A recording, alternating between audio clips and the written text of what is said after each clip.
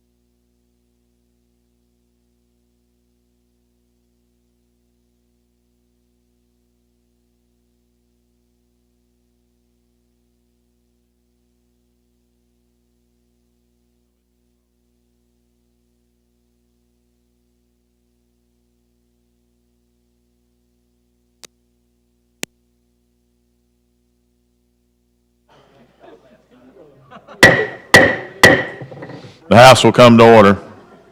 Members, today's prayer will be given by our own Representative Patrick Sellers. Let us pray.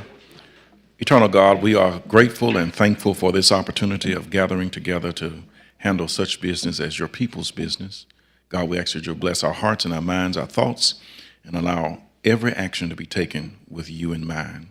We give your name praise, honor, and glory. In Jesus' name, amen. Amen. Members, today's Pledge of Allegiance will be led by our own James Lomax. I pledge allegiance to the flag of the United States of America and to the republic for which it stands, one nation, under God, indivisible, with liberty and justice for all.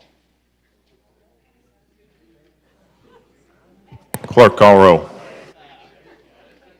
Mr. Speaker, Allman, Baker, Bedsole, Blackshear, Bolton, Boyd, Bracy, Brinyark, Brown, Butler, Carnes, Chestnut, Clark, Klaus, Collins, Colvin, Crawford, Daniels, Datcher, Drummond, Dubose, Easterbrook, Ellis, England, Ensler, Estes, Faulkner, Fiddler, Fincher, Fort, Garrett, Gidley, Gavan, Gibbons, Gray, Hall, Hammett, Harrison, Hassel, Hendricks, Hill, Hope, Jones, Hollis, Hulsey, Hurst, Ingram, Jackson, Jones, Keel, Kirkland, Lamb, Lands, Lawrence, Lee, Lipscomb, Lomax, Lovern, Marcus, McCampbell, McClammy, Mooney, Moore M, Moore P, Morris, Oliver, Paramore, Pascal, Pettis, Pringle, Rafferty, Ream, Reynolds, Rigsby, Robbins, Robertson, Ross, Sellers, Sells, Shaver, Shaw, Shiree, Simpson, Smith, Sorrells, Stodhagen, Standridge, Starnes, Stringer, Stubbs, Tillman, Travis, Treadaway, Underwood, Wadsworth, Warren, Witt, Wharton, Wilcox, Wood D, Wood R, Woods, Yarborough.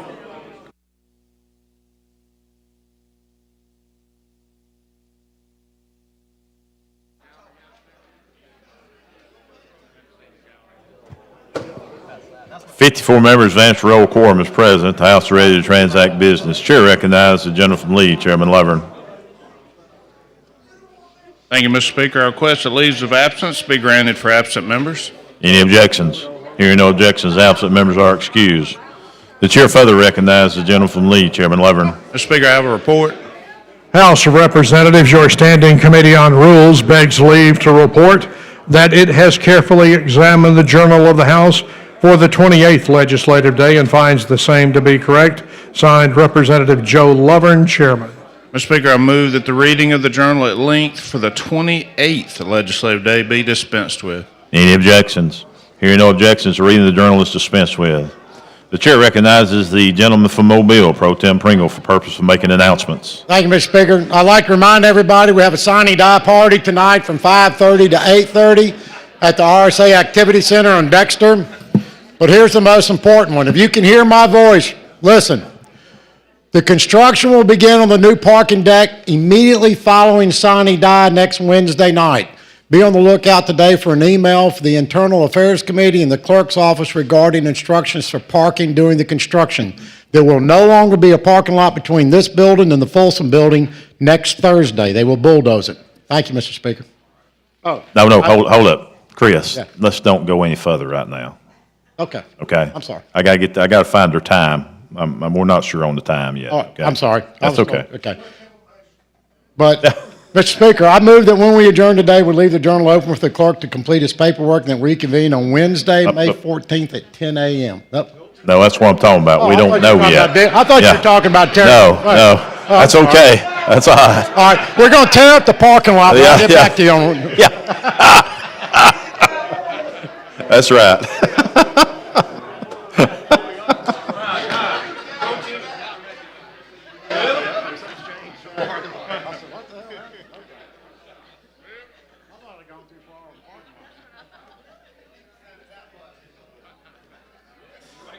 The clerk now receives reports from standing committees for those reports throughout the day. The House is ready to transact business, introduce bills and resolutions. Senate Joint Resolution Number 90 by Senator Orr, mourning the death of Judge David Joe Breland. Senate Joint Resolution Number 91 by Senator Coleman, recognizing May 6th as the birthday of Alabama's baseball giant, William Howard Mays, Jr. Move for adoption. All in favor say aye. Any opposed? It is adopted. Senate Joint Resolution Number 92 by Senator Gudger, encouraging the Alabama Growth Alliance to develop recommendations for the enhancement of rural Alabama through the Alabama Rural Roadmap. We have an amendment. Clerk, see the amendment. Amendment to Senate Joint Resolution Number 92. Representative Almond, you're recognized. I'm sure if I was supposed to bring it or you, but this just adds the Speaker of the House of Representatives on line 48 as having a place on the board. Friendly amendment. Okay, we heard the explanation of the amendment. It's a friendly amendment. Clerk will unlock the machine. No, all in favor say aye. Any opposed? It is adopted. Move for adoption as amended. Question for the body is moved for the adoption as amended. All in favor say aye. Any opposed? It is adopted.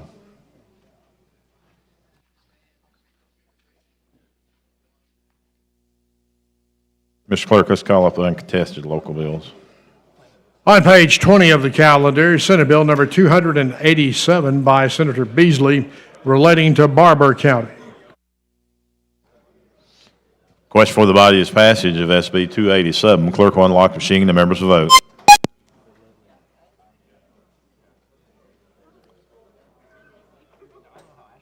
Clerk will lock the machine. Record the vote. 30 ayes, 0 nays. 287 has passed. Clerk, call next bill. On page 14 of the calendar, Senate Bill Number 308 by Senator Price, relating to Lee County. Question for the body is passage of 308. Clerk will unlock the machine. The members will vote.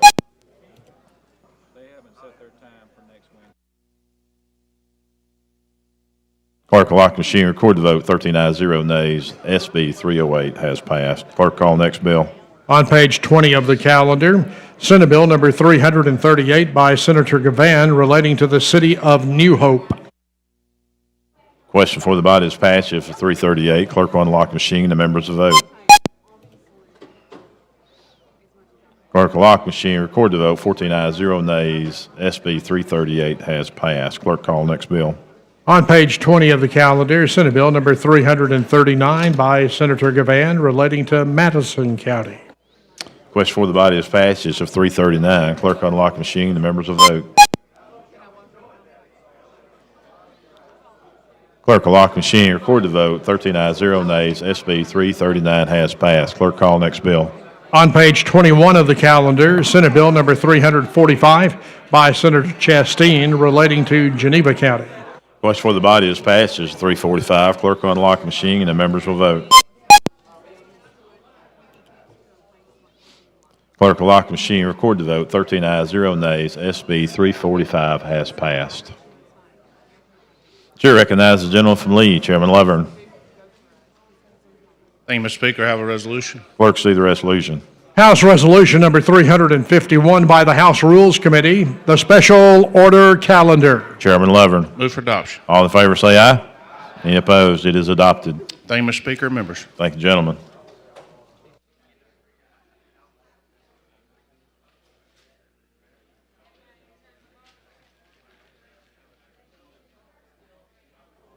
Ms. Clerk, call the first bill on special order calendar, please.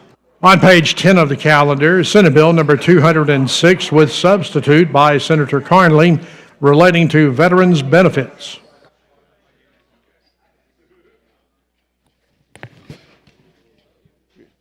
President Pascal, you're recognized. Mr. Speaker, thank you. Members, Senate Bill 206, this bill will address the gap in the enforcement of existing federal law when it comes to veterans filing VA claims with private entities. At the appropriate time, Mr. Speaker, I do have a committee sub. Okay, that would be the time. If you want to explain your committee sub to us, Representative, that'd be great. Okay. Members, our committee subs, we added language to specify anyone that assists veterans with the VA benefits, they must be accredited with the United States Department of Veterans Affairs. And with that, Mr. Speaker, I will ask for final passes. Okay, we got to get the amendment first, but let's let Ms. Hall, she wants to ask you a few questions, okay? Chair recognizes the lady from Madison, Representative Hall. This will be on the amendment. The sub, I'm sorry. Thank you, Mr. Speaker. I just wanted to make a comment relative to the process that we have in place right now. In light of the fact that the Rules Committee met, and we're just now able to know which bills are on the agenda, I am going to try to make sure I have a clear understanding, even though some of these may have come through the committee. Right. Nothing against the bill. It's not that. It's just that I need to make sure I clearly understand. Okay. So tell me about the veterans benefit, exactly about this bill. Okay. Yes, currently, if you're a veteran and if you need assistance to file a claim as far as the claim certain service-connected benefits, you have two options now in our state. We currently have, I think it's 62, we call VSOs, Veteran Service Offices throughout our state. So that's one option. We allocate funds in our budget each year where veterans can get assistance to file their claims. However, there's also private entities, private companies out there that offer the same service. The feedback we have received over the several years, some of those companies is taking advantage of our veterans. They charge a really high fee. And so this bill is going to make sure that we close that gap. These private entities, they can still assist veterans with their VA claims, but we're just making sure that they do not have excessive fees. And this is just creating guidelines to protect our veterans and still allow them to have two options, which is through our VSOs in our state and also any private companies that assist them. Just want to make sure our veterans not being taken advantage of. And I understand that, and I had a short presentation. I've not looked at this bill. Right. Because I didn't know what this bill or any of the bills that's on the calendar that we are facing today. So what I do understand is it sounds like this private entity is probably pretty much like the attorneys and groups that when you're trying to get Social Security, we find many people end up using those services, and then after using those services, if they have the opportunity or they receive the benefits that they're working on, that at least 50% of those dollars that they receive goes to the attorney. We have seen that in a situation with our veterans also. That's my point. And so if the company or the enterprise that you're talking about, are there others? I know I had a short presentation was brought to our caucus I raised the question then, but do we have other groups, or this is just one group that will benefit from working with our veterans? Well, no, there's multiple entities out there. We actually had two organizations that came to the State House that was out of state. Okay. There was. Do you have any evidence? Do you have a list of those different? Because I think it is important for those of us that are advocating for these entities and also having a clear understanding of their fees. You have any idea what their fee looks like for someone that's working for a veteran to receive benefits? I'm assuming that's what you're talking about, right? Well, yes. Okay. Or would that also translate to their family member as well? If it's a widow of a veteran or children of a veteran, would that be a part of that process as well? Yes. This is going to protect with veterans and their family members if they seek to go to the private sector. But the key thing also is to really let all our veterans know that these services is offered free at no cost to our veterans. But at the same Well, time, I don't think we've done a good job of that. yes. Seriously, if you really want me to be candid about it, is that that would be the first order of the day, is that we make, if we're going to be a veteran-friendly state, that first we make sure that our veterans are aware of the services that they can receive through these, what do you call them? The BSO, Veteran the Service BSO. Organization. So the state also, are those in addition to the Veterans Affairs, and those are in addition to the Veterans Affairs Office that also provides services, right? Right, that is correct. Our State Department of Veterans Affairs, they're the one that make sure they have trained people in every county. I think we have members we have VSOs in 62 counties that offer free services. But as you mentioned, we also have veteran service organizations that actually can do the same thing. Okay, let me make sure I'm clear what you're saying. The Veteran Service Organizations comes under the state's Alabama Veterans Affairs Department. The VSOs come under that department? But no, as far as our benefits we talk about, we have what we call veteran service officers. They have offices in 62 of our 67 counties. But okay, let me go back to this. Okay. In the city of Huntsville, I think it's on Washington Street, there is a Veterans Affairs office. There used to be 3, maybe 2, I don't know, maybe 1. I don't know how many people are there now. Their role, from my understanding and from the services, is that they assisted veterans in determining whether or not they qualified or assisted them with benefits. Are those the 62 VSOs that you're referring to? Yes, for offices, right. Okay, with the office. And then there are other organizations like Still Serving Veterans. There are other, local organizations that are also doing the work as well. Yes. Have we looked at how effective those organizations are? Are you saying, looked at how many veterans there are in the state that needs assistance? Did we do all of that work, creating the data that brought us to where we are today? Yes, our State Department of Veterans Affairs, they actually they delivered us out their annual report yesterday. I don't have the pamphlet on my desk, but I'd like to have a copy of that. Yes, we get you a copy. So the State Department of Veteran Affairs has given us a report on yesterday that indicated how many veterans have been served through their office. That's correct. So how do we make a decision on using these organizations or these benefit companies that you're promoting today?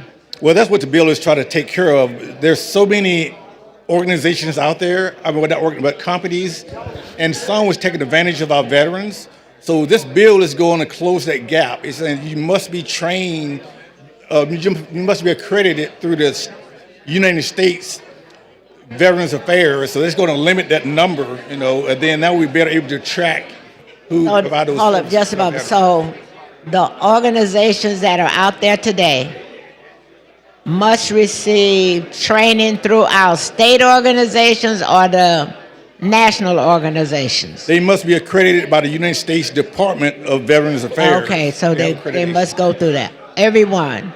All right.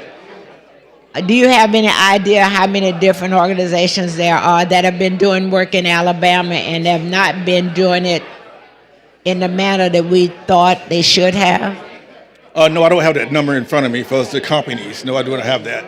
No, I do not have the number or the companies, but this will help us better track because they must be accredited through the United States Department of Veterans Affairs. So this is going to allow us to be able to monitor how many organizations is doing that, and also hold them accountable, make sure they're not violated even the federal laws for us. So there was, and my time is almost, there was a company that came to my group caucus and made a presentation. Yes. Is that a company that is stamped or approved by the Department of Veterans Affairs? Yes, and they helped draft this amendment. The substitute we have there. So there was a good organization that came and spoke to That you was a guys. good organization. Yes.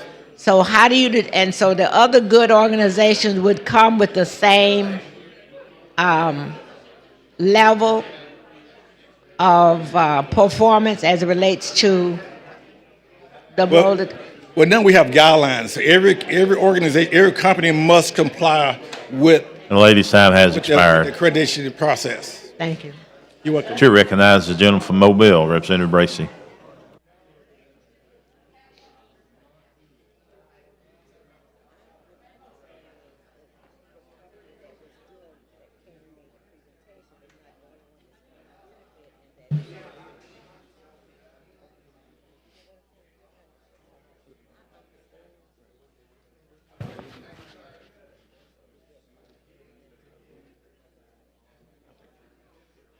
Thank you, Mr. Speaker. With the gentleman here, Yes. y'all can finish a little bit if you need to. Y'all need to talk a little bit more. Good. Okay. I guess I'm just trying to get some clarity on what we're doing. I know we had an opportunity to meet with a nonprofit organization a couple of weeks ago that was helping veterans receive their benefits. Yes. And I just want to see just kind of where they fit within this whole thing. I'm like a type of person, like I like to be prepared every day, and to not have an opportunity to have my bills in front of me and be able to kind of go through them, it kind of threw me off a little bit. Right. So I guess the only way to get some clarity on them is to have some conversation about it. So I hope you don't mind us having, some conversation today just so I can get some clarity. I saw it pass 27-0 in the Senate. So on the surface, it's probably a good bill. I just want to make sure that I know exactly where we are and what I'm voting on before I vote. So if you will, just kind of help walk me through that. Did that group have an opportunity to meet with you? Yes, they came to my office twice. Okay. And we had a scheduled public hearing because they want to address some initial concerns. They felt that the initial version of the bill would not allow them to continue their service for helping veterans. And we sat down and made sure we had the same goal, which is taking care of veterans. And that group, they did. They had a good group. I wish we had more like that. Okay. And so we sat down and was able to compromise to a substitute language, which just made sure address their concerns, and also still addressing concerns that our veterans organization in our state, such as the VFW, DAV, American Legion, they're the one that brought this bill to us. Said, listen, we have free services for our veterans here in our state, but we feel some organization is taking advantage of our veterans. So we had both groups came to the State House.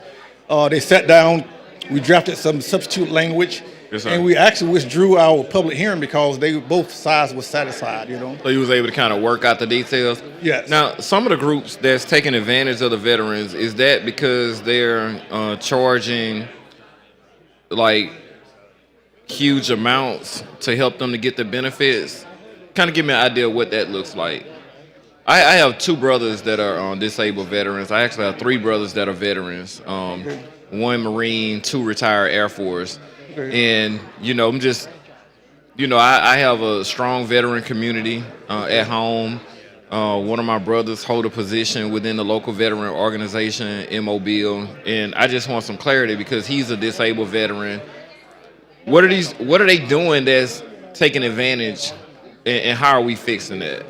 Okay. Well, some is charging excessive fees, for example. Was it like one-time fees or monthly fees, or how are they doing it? Well, I've been hearing different things. It's a variety. I'll give you one example is if a veteran seek a private company now, even though there's a federal law that states this is your maximum cap you could charge a veteran.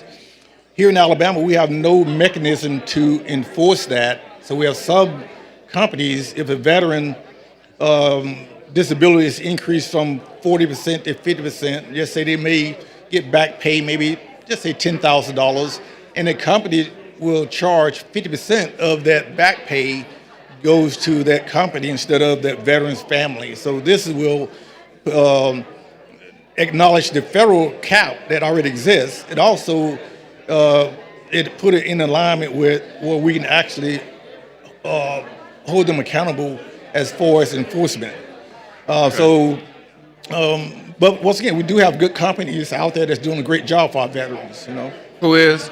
We do have good businesses that's doing great things for our veterans. Yes, sir. As mentioned, I think a couple came and spoke to y'all. I can't think of the name of the company, but Yeah. I'm sure it's the same. Yeah, and they doing good work. Yes, sir. It's the problem that those other companies, for example, they charging our veterans 50% of their disability when they file a claim. But also, we want to just highlight this service is already offered free to every veteran in our state. Okay. And these are non-profits or for-profit companies? Are I've, there non-profits acting as for-profits? Like what are they? well, I've seen. Or reverse, or for-profit acting as if they're non-profit? Well, the ones I spoke to is for profit. Okay. But we do have our own veterans organization in our state. We actually have 9 in our state that's recognized by Congress, such as the VFW, DAV, American Legion. They have people that's trained also to assist veterans. Okay. But we have a state in our budget we just passed last week. We have a line item number that provide money to our state Department of Veterans Affairs to make sure we have veterans. We have veteran service officers in each county. I think we have 62 of the 67 counties, so we're still working on fill that gap for the 5 counties, but that service is offered free to every veteran and their families already in our state. That's impressive. Where are they housed? Is it like at the county seat, or like where are they housed in the counties? Well, by statutory law, each county, the commissioner is tasked to provide a building facility where the VSOs can reside at, like in Shelby County where I live at. And our county seat there, we have a office that our commissioners allocate for our 3 VSOs to be there, Okay. In fact, I'm trying to find another place right now because Shelby County, we have about 240,000. It's growing. You need additional resources. Yes. Okay, and I know some counties may not need as many resources, so I understand exactly where you coming from. So is this like a situation where I'm always concerned about people taking advantage of vulnerable population, and I know sometimes if you're a person that's going out for your benefits and you hadn't had a chance to cross that hurdle to get your benefits, sometimes it's difficult. Sometimes people get 80%, 60%, different things. And now you're going to you're to the point of just about getting your back pay, and you contact one of these organizations. I can see where a veteran could be feeling desperate and say, you know what, man, I've been without for so long, and then they go to these groups. So they don't have to pay anything up front. They just have to sign something to say, if we receive these benefits, then you will be pretty much on the hook for this 40% or 50% or whatever of the funding that we recoup. Is that how these, I guess, not fraudulent organizations, because I guess they are legitimate because they operate now, and we're trying to streamline that. But is that how that works? Almost like how, like a lawyer, you say injury, we'll take your claim, and if we receive money, then, we'll all divide it up. Is that how these organizations work with the veterans? Well, some work that way, but this bill is going to even further streamline that. Is going to tell you what you can and can't do. You must disclose up front that you cannot make a promise that you're going to get a veteran a certain percentage. So this bill is making sure that our veterans is not taken advantage of, or they not promised something that business cannot provide. So it gives them a checks and balance, and making sure that everything that's disclosed, as stated, is actually part of the contract.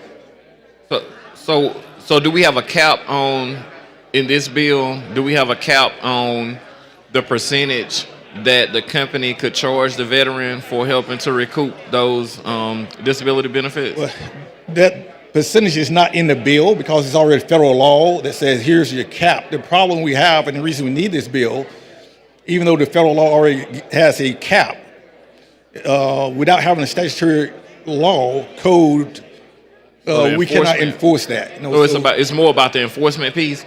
So what's the federal cap? Okay. It is okay if you don't know. I know. Well, I don't know exactly, but it's in the code. Actually, I was on the phone a few minutes ago with the VFW guy who actually helped draft the legislation there, and we had that code in the bill, but we removed the code.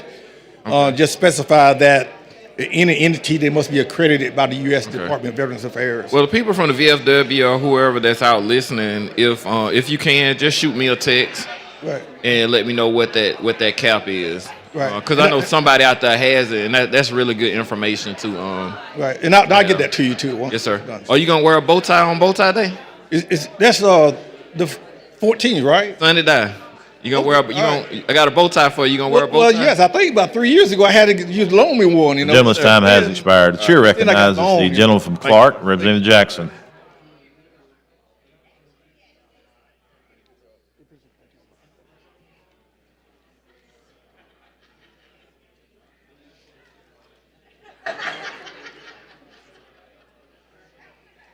Thank you, Mr. Speaker. Thank you for the recognition.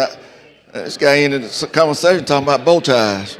Let me ask, what are the new parameters that this bill will set for veterans?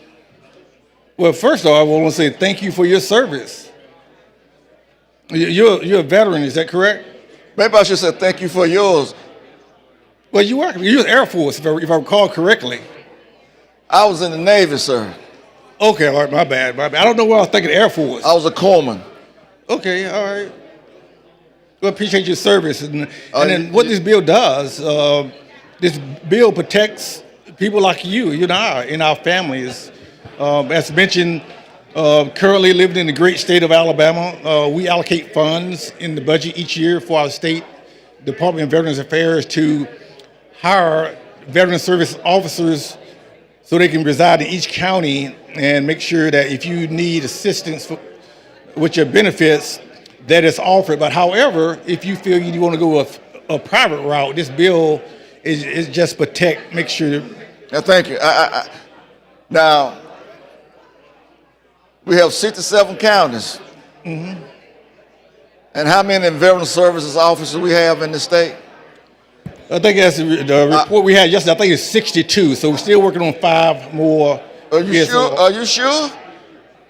Are you sure it's 62? Okay, 61 plus or minus 1.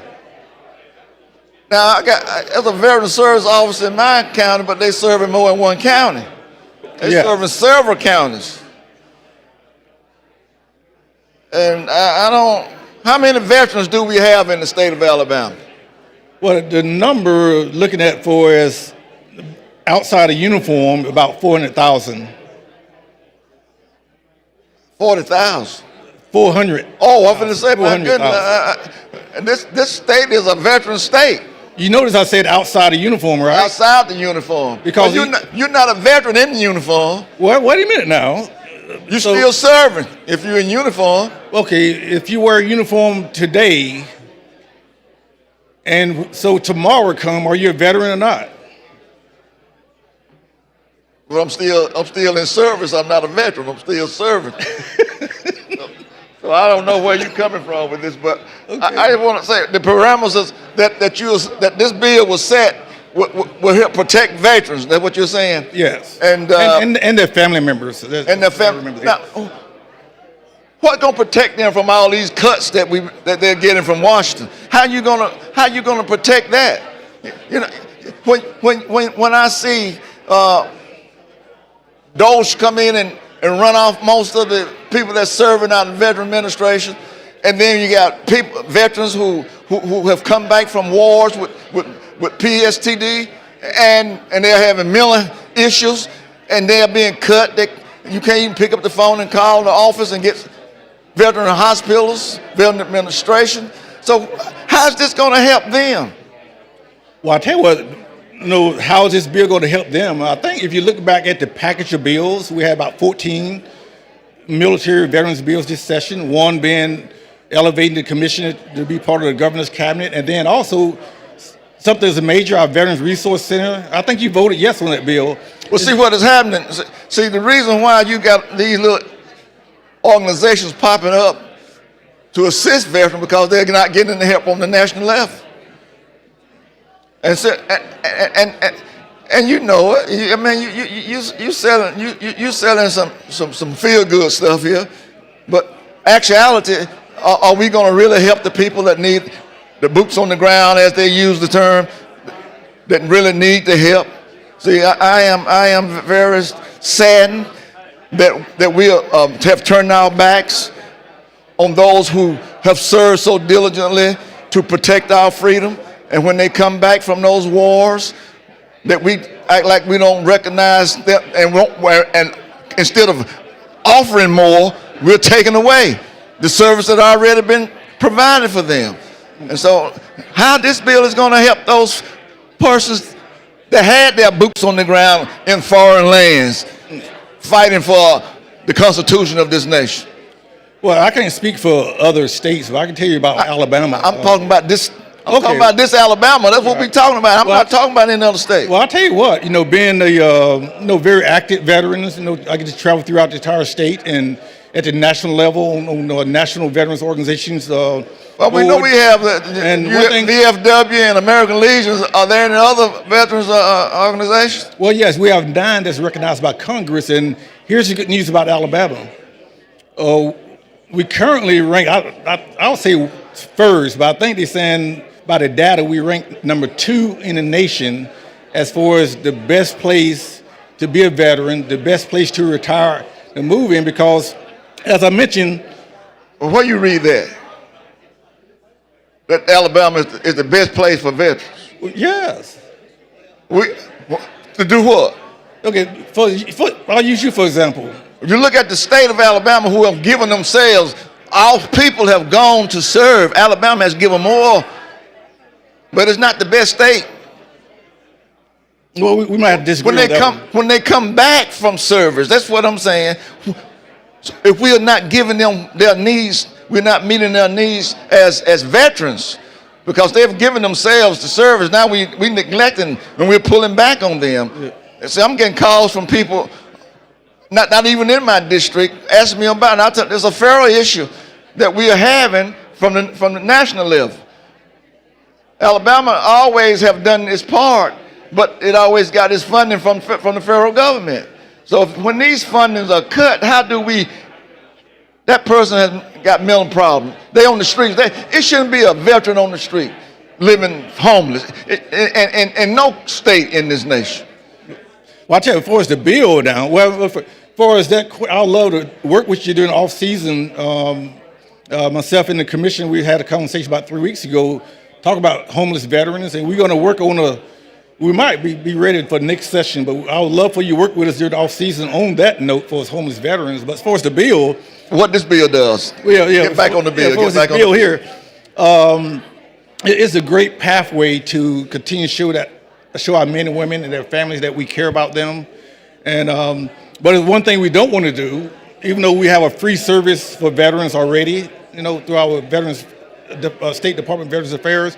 We want to make sure that veterans still have other avenues, but when you go to take that other avenue in the private sector, we want to make sure we protect them, make sure that private entity is not going to take advantage of them, because we do appreciate their service and their sacrifices. Well, I sure hope that we can do that, because it makes my day when I can do something to help a fellow brother or sister who have given themselves in service for for this nation as well as our state. Right. And then we don't show no compassion toward them when they in need. And hopefully this will drive a point home that we can show our compassion and empathy toward them. Thank you so much, Mr. Speaker. Yeah, thank you. Chair thanks the gentleman. Chair recognizes the gentleman from Tallapoosa, Chairman Oliver. Yeah, like you called me?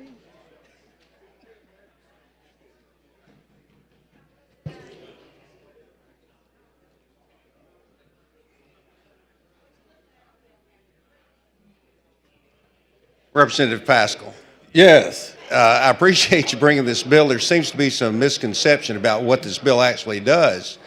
When it came through our committee, as I understood, it was simply to give veterans another option with some regulations and guidelines to make sure that the third parties did not take advantage of veterans in seeking their services. That is correct. Is there anything else that I'm missing here? Well, no, a pretty simple process. It's just another way to just continue to let our men and women know and their families know that we care about them. You know. And as I understood it, we adopted the federal guidelines for the third parties. Yes. Is there anything that would make veterans any less protected than they are now, or give them any fewer options? Well, no, it's going to protect those options. Just make sure that no entity is going to take advantage of them. So, a general way to sort of calm down the debate on this issue, you'd say that this has been a well-vetted bill. It's been agreed to by all the parties that are involved, including the veterans. So we should probably pass it, shouldn't we? I agree with you 100%. Thank you. Thank you for your comments. Chair thanks the gentleman. Chair recognizes the lady from Jefferson, Representative Moore.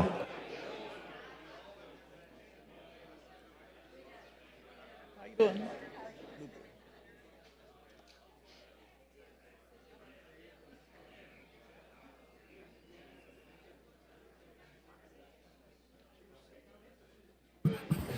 Thank you, Mr. Speaker.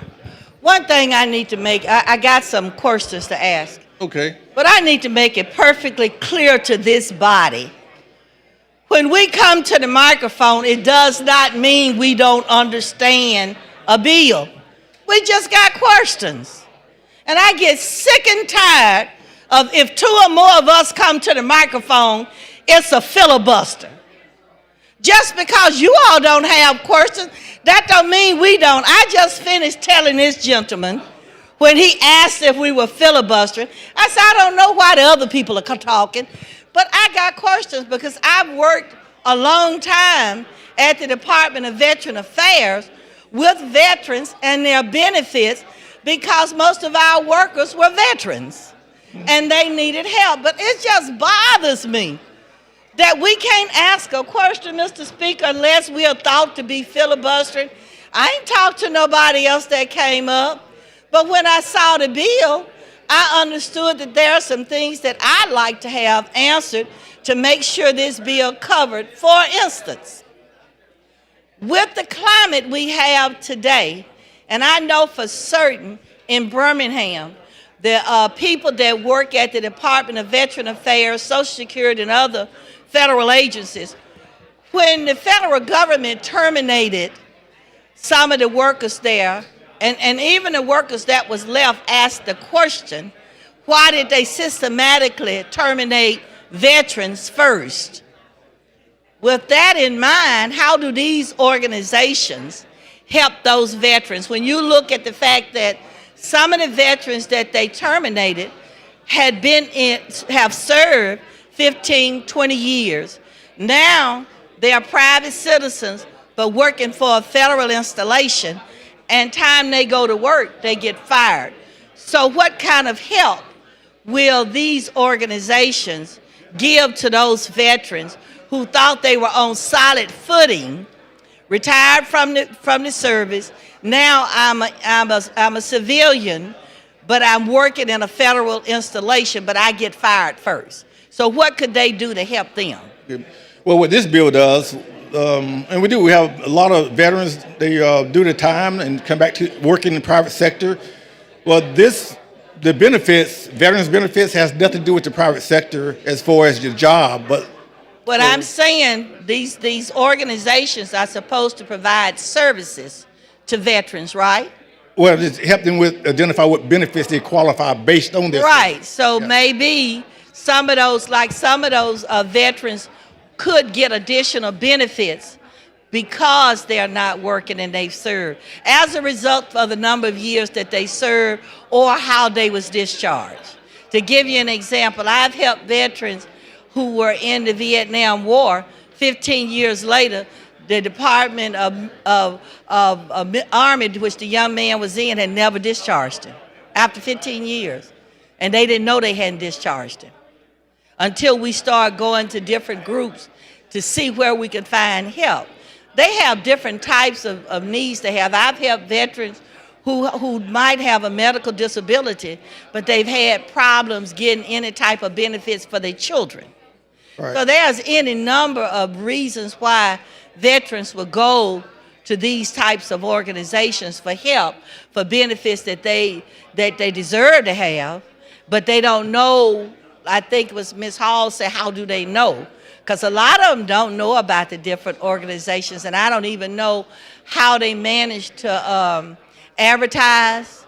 I know in our case, our union office was across the hall from the Veteran Service Office, and most times when those veterans went there, they couldn't help them. But because 90% of our union members were veterans, they would come to the union office and ask us if we could find out what their benefits were. And that's how I got associated with working with them. So that's what I ask of the many services they have. And now it seems as though a lot of veterans, when they were discharged, might not have applied for their benefits because they thought they were well enough to go to work. But then when they went to work, they were terminated. And after they were terminated, now they might need to look to see, in order to be able to hang on and be able to take care of themselves, they might need to look at these different organizations to find out what benefits they have that might help them. Right. And that's the question I was asking. Would that be something that they could go to these organizations now that they're no longer working to see what benefits they might qualify for since they've been terminated? Right. Well, I recommend to, in order to answer your question, what I recommend to you and anyone in this body, if you have a constituent that have a question about their benefits, actually I received a phone call Monday. You don't have to recommend to me. Okay. Like I told the gentleman, I worked at the VA with veteran and veteran benefits for over 30 years. I'm just saying, I know one of the organizations came to us, and they were one of the better organizations.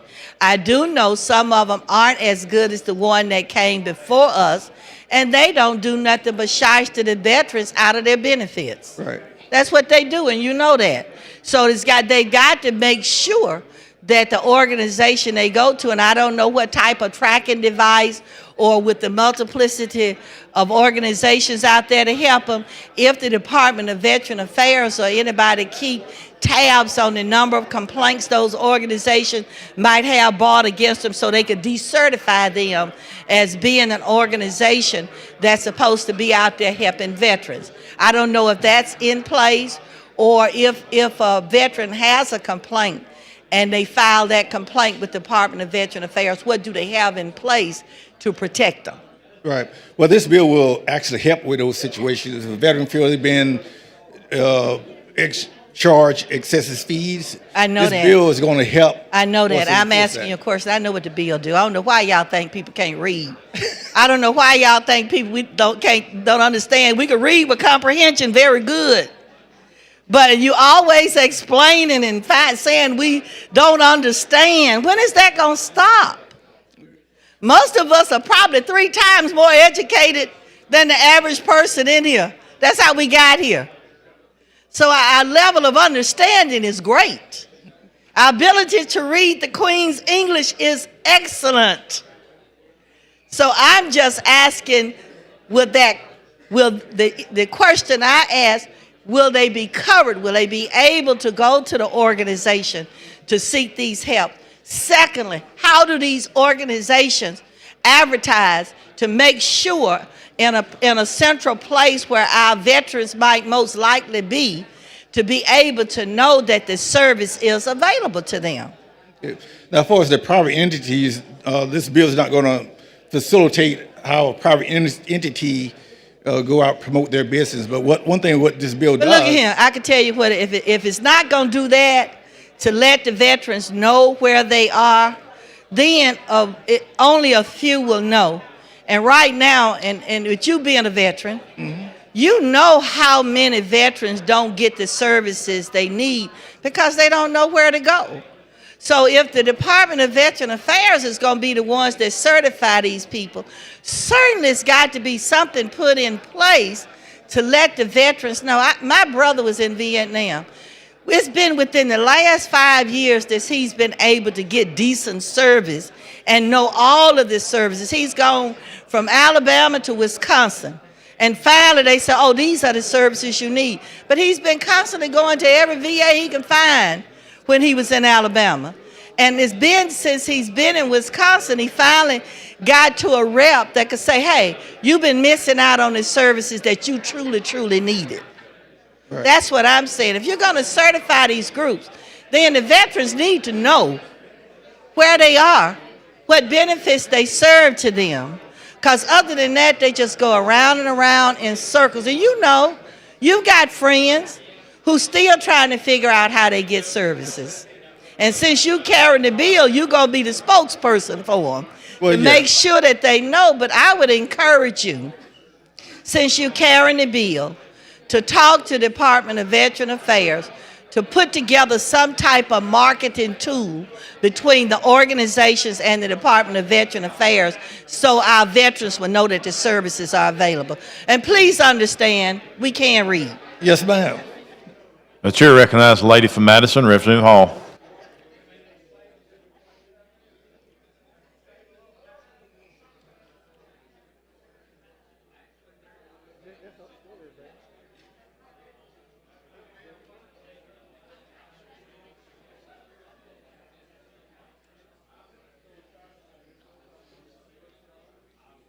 Ms. Hall, before you get started, I got a group in the gallery. Let me recognize the Pike Liberal Arts School from Troy, Alabama, the national and state championship cheerleaders.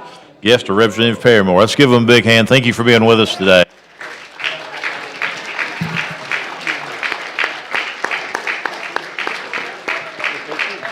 Congratulations. Ms. Hall. Thank you, Mr. Speaker.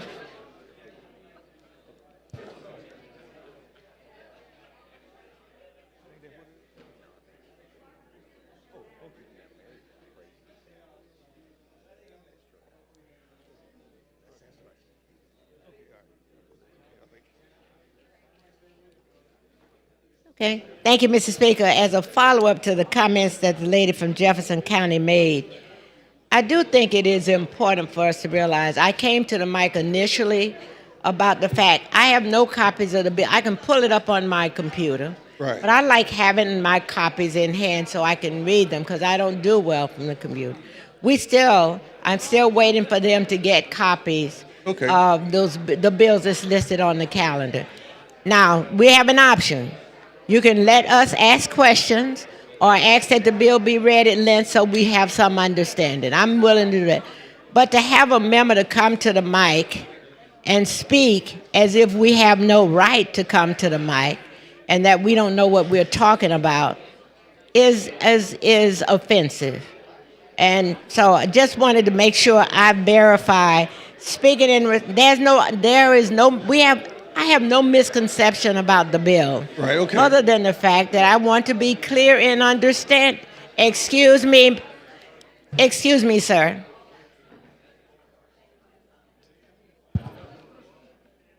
Now, I'm not, the one thing that I am very calm about is generally, I've not found members to be disrespectful. And I receive the respect as it's presented. Yeah. And the challenge for me standing here when someone decides, while I'm talking, in terms of the fact that I'm speaking about what their actions would, be disrespectful. And so I think the point is each one of us had people that sent us to Montgomery. Many of us choose to accept that responsibility based on our knowledge or lack of knowledge as it relates to the information that's provided. There is nothing, I have not heard one thing that anyone has said that has indicated that they were opposed to this bill. My comment when I came up here was until I get to see and work through that, I wanted to ask questions to make sure I'm clear. Is that a bad thing? Do you see that as an offensive thing? That I would want to have this information? Well, no, I enjoy the dialogue, particularly if we're talking about veterans. I could stay here and talk all day about our great veterans and their families. I would think you would, in light of the fact that you're the chosen one that would be willing to, and willing to carry this bill. I don't think even the company that we were talking about or that I mentioned anything about should find this offensive, other than the fact that they want to make sure, you want to make sure that this bill is passed, making sure, from my understanding, you want to also make sure that the veterans that are utilizing this service would benefit in a positive way, not a negative way. Correct. They would benefit from not having to pay an overrated price, even though I am a strong believer they should not pay any fee for the services that they've gone and given to this country. I strongly believe that. And that would be my last resort. But remember, that's my personal opinion. Right. But my personal opinion has nothing to do with what your bill is doing. And your bill is to make sure that when the individuals do go to a company outside of Veterans Affairs, they're going to that company with the understanding that they are not going to be charged a ridiculous fee, such as many people are sometimes charged when they're trying to get other services through the use of an attorney or something. That, we're straight on that, right? Yes, ma'am. We're clear on that. And so here we are waiting to make sure that we have no misconception. And the other thing I understood from you is that you've included or made sure that this bill is based on the federal guidelines for providing services to the veterans. That's correct. And the reason that we are doing this in providing this bill utilizing the federal guideline is to make sure that our veterans have not been taken advantage of. That's correct. Now, do you have any incidents, and I'm sure you do, as a veteran that's being actively engaged, of situation where someone has used another service, such as this, and felt that they were taken advantage of? No, yes, and that's why the bill exists. I said today. you do have examples of that. Can Yes. you give me an example of what were the individuals seeking and what happened? Well, one example I shared earlier was sometimes veterans, they have a 30 or 40% already existing rating, and they may feel their ailments have progressed where the disability should be increased, and they seeking multiple options for the pathway to determine that. The first pathway I try to encourage people to do is seek the no-cost route. Our State Department of Veterans Affairs, we have trained VSOs in majority of the counties in our state, but sometimes veterans may go that route and still may not feel pleased with the outcome. They seek another avenue for a private company. And so the example I used earlier with the private companies, they will assist that veteran and they might actually get an increase in their disability rating, but then they would charge 50% of that back pay that veteran received. And that's wrong on two levels. First of all, just wrong, treat our veterans that way. Then also, it violates the federal law for us. So this bill is going to just clarify that you can no longer do that. And also, it's address other things like disclosure. We want to make sure those organizations disclose up front with the veterans what to expect and what to not to expect, But we do have good companies out there, the one that was here in this building a few weeks ago. But we do have some that's taking advantage of our veterans also. Yeah, I'm sorry, I didn't hear the last part. I said we have good companies that's doing a good job for veterans, but we also have companies that taking advantage of veterans. So this bill is creating a balance. The companies that's doing well, we want to continue helping our veterans out. But those that's violating or taking advantage of our veterans, this bill is going to allow where we can, as a state, hold them accountable about make sure they comply within the existing law, federal law. And so will the Veterans Affairs, our state Veterans Affairs, will they provide a list of these companies that are considered working in favor, or would they provide the information to the veteran to help them to decide? Make sure that you see these traits or these activities that are being provided by this particular company. How are we going to make sure veterans are aware? Well, with the substitute language we put in the bill, we're in a better position to track that because... Tell me what that language is, please. The language in the sub that we put in the bill is all the companies, they must be accredited by the United States Department of Veterans Affairs. Okay. The benefit of that is now we do have a database of all the companies that have completed the training and accredited. They know the federal law. They know the maximum fee they can charge our veterans. So now, by making this a requirement, we can now look into that database and be able to say, okay, here's 20 companies out there. I have not had a conversation with our State Department of Veterans Affairs saying, should we advertise it on their website? I think what they should advertise on the website, what they're doing now is our current free services to our veterans. That's the priority number one. And that might have been something that you should have had in your amendment, but that makes sense. And I appreciate the fact that you're willing to stand here, but help your colleagues to understand. It's okay for us to ask questions. Yes, ma'am. I always appreciate your questions. And it is not that we are not aware of what we're doing. We understand quite well. I appreciate it. Thank you. Thank you. Chair thanks the lady. Question for the body is adoption of the sub. Clerk will unlock the machine and the members will vote.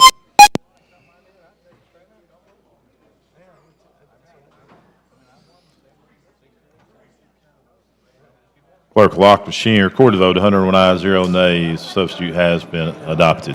What? Representative Pascal. Okay. Request for final passes, Mr. That is Speaker. question. Final passage, SB 206. Clerk will unlock the machine and the members will vote. Please vote me yes on that. Thank you. Clerk will lock the machine. Record the vote. 103 ayes, 0 nays. SB 206 has passed. Good job. Thank you, Mr. Speaker. Thank you, Thank members. Thank you. We got some special guests in the gallery we'd like to recognize. Henry County Sheriff Eric Blankenship, the guest of Representative Rick Ream. Thank you for being with us today, Sheriff. Also in the gallery, we have the American chapter of the College of Cardiology, guest of the House. Thank you for being with us today. Clerk, call next bill. On page 13 of the calendar, Senate Bill number 43 with substitute by Senator Melson relating to health care providers. Chairman Lee, you're recognized. Thank you, Mr. Speaker. This bill has a committee sub. I would like to move forward with that and then explain what's on the sub. Okay, that will be the question, is the sub. You care to give us an explanation of what is in the sub? The sub will basically guarantees the right for the physician to have discussion with the patient. It removes gag orders regardless of the contractual agreement that maybe the hospital has. It gives them the opportunity to talk about other options, maybe less expensive, and whatever a little bit more financial information that can help guide someone in a time of need to help make them make the right decision. Chair recognizes the lady from Jefferson, Representative Gavan.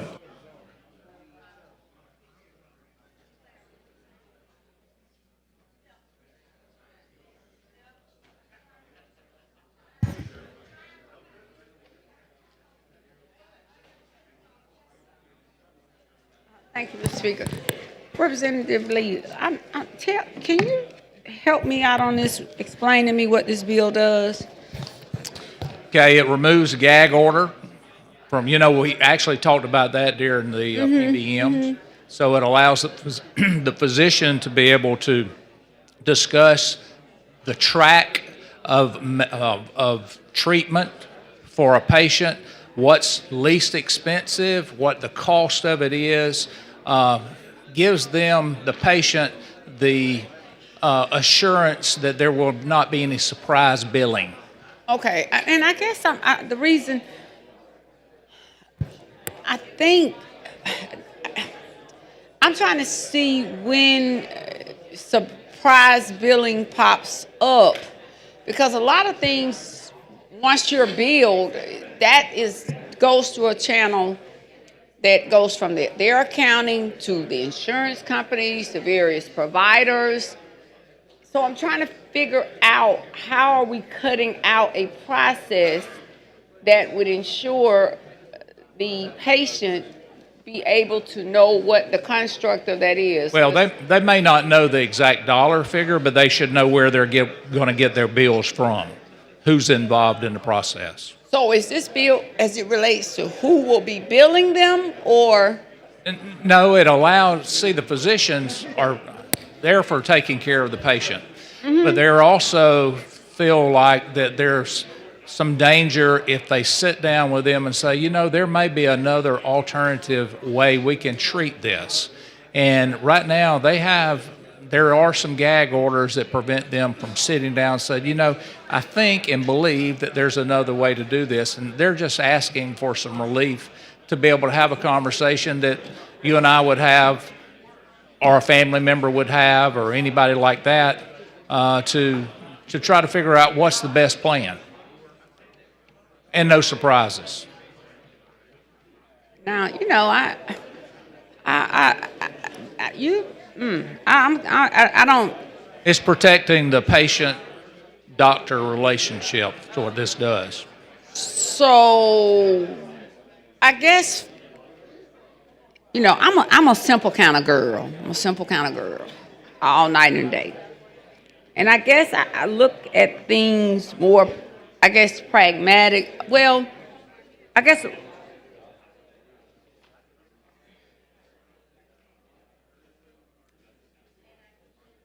when I hear gag, number one, and then if I had a understanding as to, for instance, when I go in with my doctors and I sit down, and I have to have a certain procedure. Even if at this time I'm having that procedure, I'm not sure how my physician will be able to give me any further clarity on costs other than a range with regards to that level of expectation of that service. And they may not be able to give you a cost, but they can give you an idea of what this step, and this step is. But they can do that anyway. Yeah, but who's gagging them is what I'm trying to get to. I'm not sure, other than maybe the hospitals or maybe the insurance companies. This gives them the ability to not have to worry about it when they walk out of the room from the patient.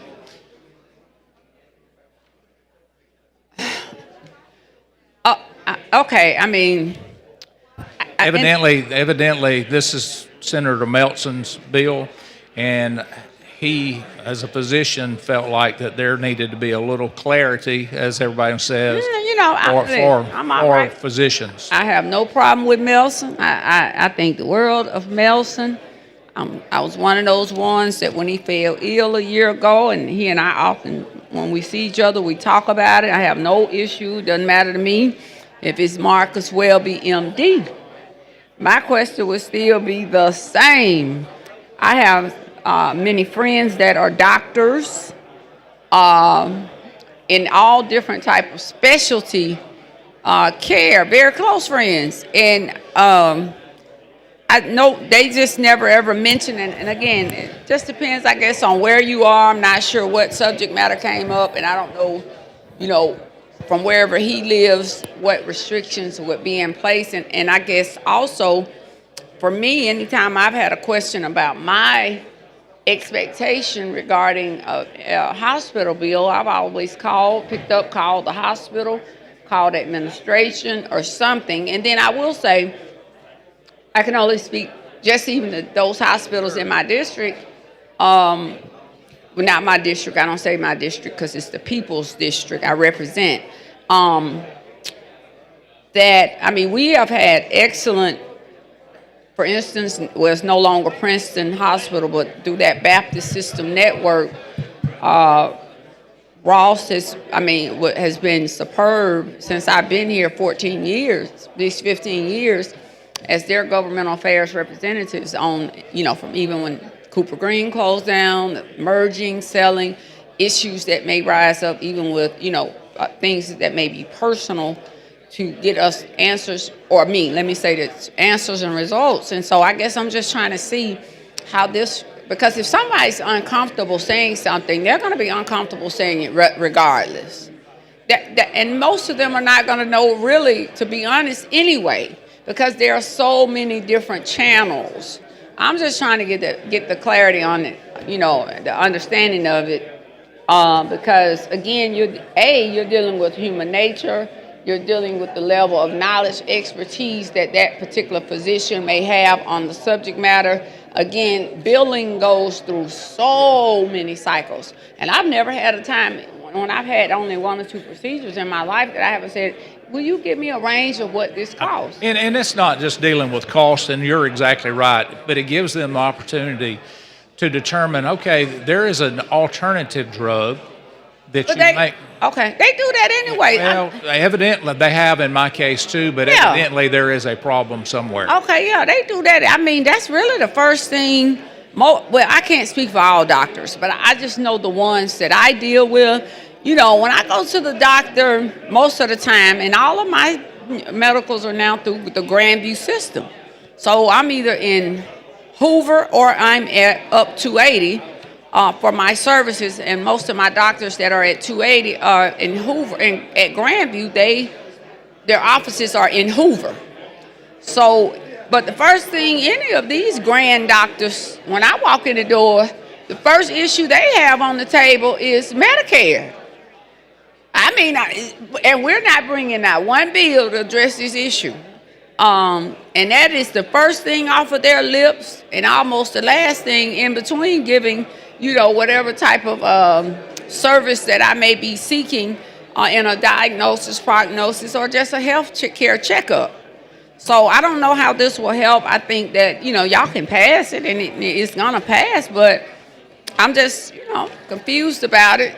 And what I would have liked to have known what issue may have come up, and usually Nico talked to us about some of these good medical bills that's coming up, but I don't even think I've talked to him one time this year. I glanced him in the hallway, and he just did this and so I just said, you can give her a thumbs up. But no, Nico he's fabulous. Let me say, I said something about Ross, but Nico is absolutely fabulous and has always been fabulous to work with us as legislators. He thinks he's a fly guy. We've been around long enough now, Lee. We came in the same class together, and so as we've come in and been here almost 15 years and watched all these folks as they have matured also, it's just interesting to see. But anyway, I just wanted to get the clarity on it. I don't have a problem, but I'm just trying to understand how it works. I appreciate it. Thank you. Thank you. Sure, thanks, ladies. You're recognized, the gentleman from Mobile, Representative Bracy.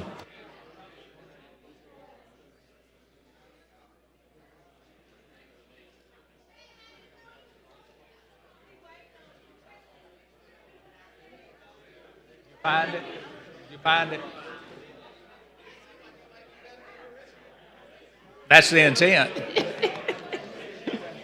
Thank you, Mr. Speaker. With the gentleman yield? Yes. I was saying I finally found the sub, and it looked like it may actually be better than the original. That don't happen too often. I think that was the intent. It's always the intent, but then when we get in here, it's like so often it seems like the substitute or the amendments mess up the original intent of the bill, and it just seemed like it may have made it better. I like this, and I guess my daughter's a pharmacist. Actually, today make her second year from graduating from Auburn Pharmacy School. Her second year, anniversary from graduating from Auburn. So it's something that I'm excited about because one of the things that she liked to do is educate, the patients that come in, and I think this allows them to have that opportunity. And I think it's a two-way street because I think you want to educate people on how much the medication costs as well as how little the medication costs. Because I think as a private person, when we pay for insurance, we know what we're paying. We know what our premiums are. We know what our copays are. We know what's expected of us. If we work, we know what our employer contribution is to our insurance. We know all of these things, but yet on the flip side of it, we don't know what's on the other side. We don't know even the cost that's being negotiated. Sometimes we may know, like when we have our doctor visits, we may know, all right, the bill was $100, we gonna pay you $60 or whatever. Sometimes we'll get an idea, but the transparency of this, I just feel like it's a great thing. I think it helps our pharmacists. I think it helps our healthcare providers. And I'm surprised you didn't bring this bill. This seemed like more like something that you would bring. Talk to him about that. He beat me to it. Okay. Because it definitely seemed like, I don't get excited about a lot of bills, but this is one, I work in healthcare too, and this is one that I feel good about. I feel good that we're able to have these conversations. Why would it even be a point? Why would it have even been a point in time that someone wouldn't want these people to have this conversation? That's pretty amazing to me. That's right. Like, how did we get down that road? I don't know. For it to even be, like I hear the word gag. How do we get to the point to say, I'm going to come at you for having these conversations with your customers? Like, these people, their patients on one end and their customers on the other end. But if you have a conversation with them about what's really going on, we got a problem. I didn't know that the pharmacists had a gag order till 2 years ago. Right. And I didn't learned know that. until today, but now I understand based off of some of the conversations I have with my daughter. It all makes sense. I can't wait to send her a copy of this substitute. I hate them just getting to read the substitute, but I can't wait to send her a copy of this substitute to just kind of let her know what's to come. I mean, because to me, this kind of changes the game as far as the relationships that people have, because if nothing else, a person want to be able to trust the person that's providing their health care. And to have these options and to be able to say, well, this medication would cost this, the generic would cost this, or, another medication with the similar ingredients would cost this. And just to be able to have open and honest conversation, it's a big deal to me. It's a big deal to me. So, I mean, I'm not going to take any more time. I support it. I like it. Thank you. Was this a commit? Yeah, so this is going to have to run back up the ladder. But I'm not sure. If we're voting on the sub, it does. Yep. That's right. So it'd have to run back up the ladder, but it should. It'd be fine. Yeah, should be fine because we definitely need this bill to pass. So thank you for your work on this. And thank you. One last thing, as far as the PBMs, how does all of this kind of merge together? Well, we took the gag order out in the PBMs. Right. So that bill took care of that. Okay. So it really, I'm not sure. Okay. I'm not sure it will affect it at all. All right. Well, thank you, man. Good Yes, sir. work on this. Thank you. And you Sure, my thank you, classmate gentlemen. too. Sure recognize the gentleman from Yes, Mobile, right. Representative Shary. That's a long time ago. Had a lot of water going under the bridge since then.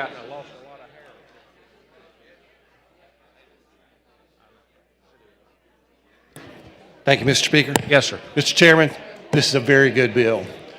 As a provider, we often get these provider agreements, 50, 60 pages. Sometimes these providers can be 40, 50% of your practice, and you have no choice but to sign these agreements. If that agreement says I can't talk about a certain treatment, a certain product, or something like that, I really can't fulfill my role as a physician to my patients. I think this will go a long way to letting doctors be doctors, and I really appreciate you bringing this bill. That's right. Thank you. Chair thanks the gentleman. Chair recognizes the lady from Madison, Representative Hall.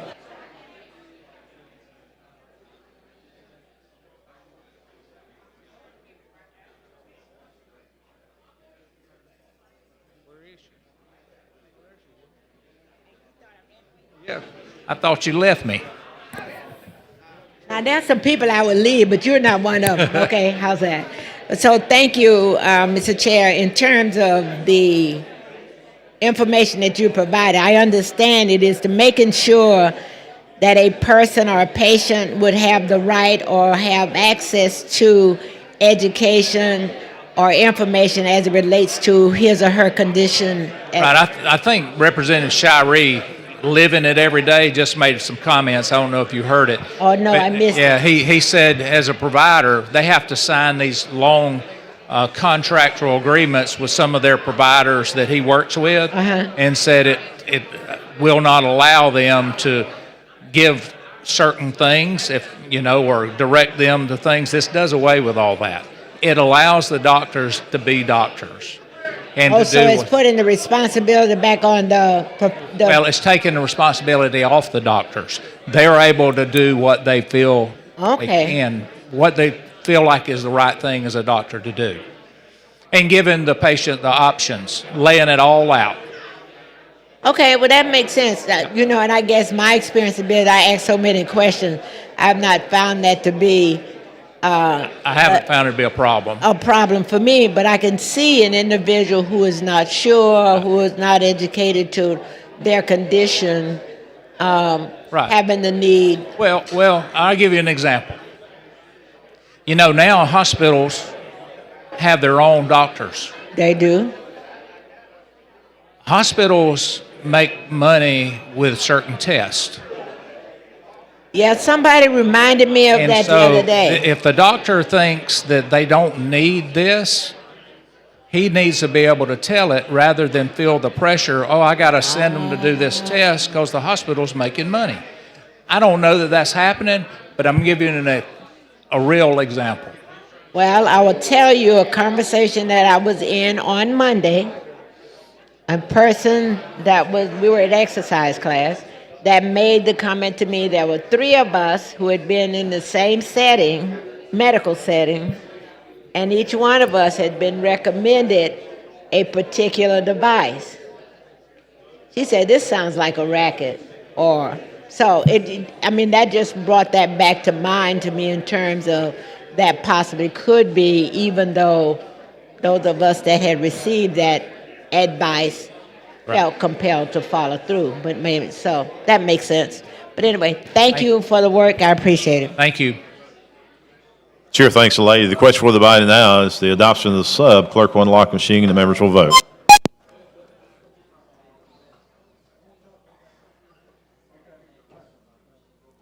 Clerk will lock machine, record the vote. 102 ayes, 0 nays. Substitute has been adopted. Mr. Chairman. I move for final passage as substituted. That is the question. Final passage as substituted. Clerk will unlock machine. The members will vote.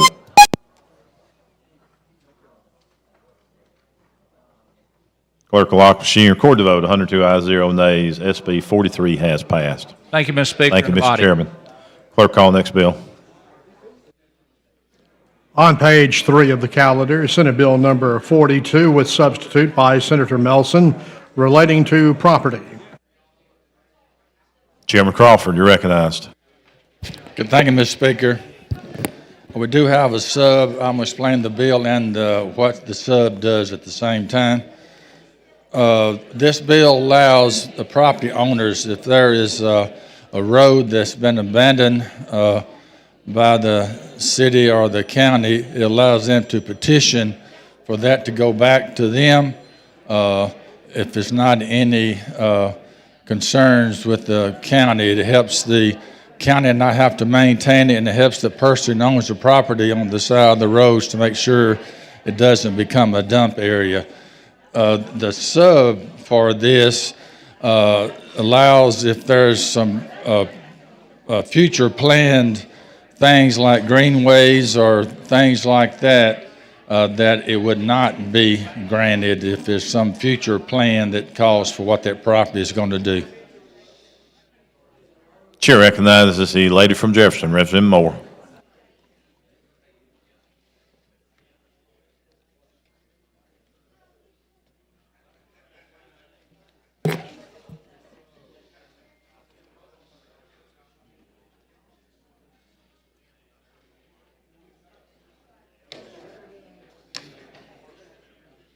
Thank you, Mr. Speaker. Representative, Yes, ma'am. the first question that came to my mind when it said reverse back to the original landowner, what happens if that's an absentee landowner? And say I live adjacent to this road that has been deeded back, and I might have to use that road. What happens if that original landowner come and put some restrictions on it once the county or the city deeds it back to the original landowner? Well, it's the current landowner, and he has to petition for it. But if there's anything that was carried over in the deed that the new landowner bought, then I'm sure they would have to honor that. But see, if it was a public road, it's public property that the government deeds back to the original landowner.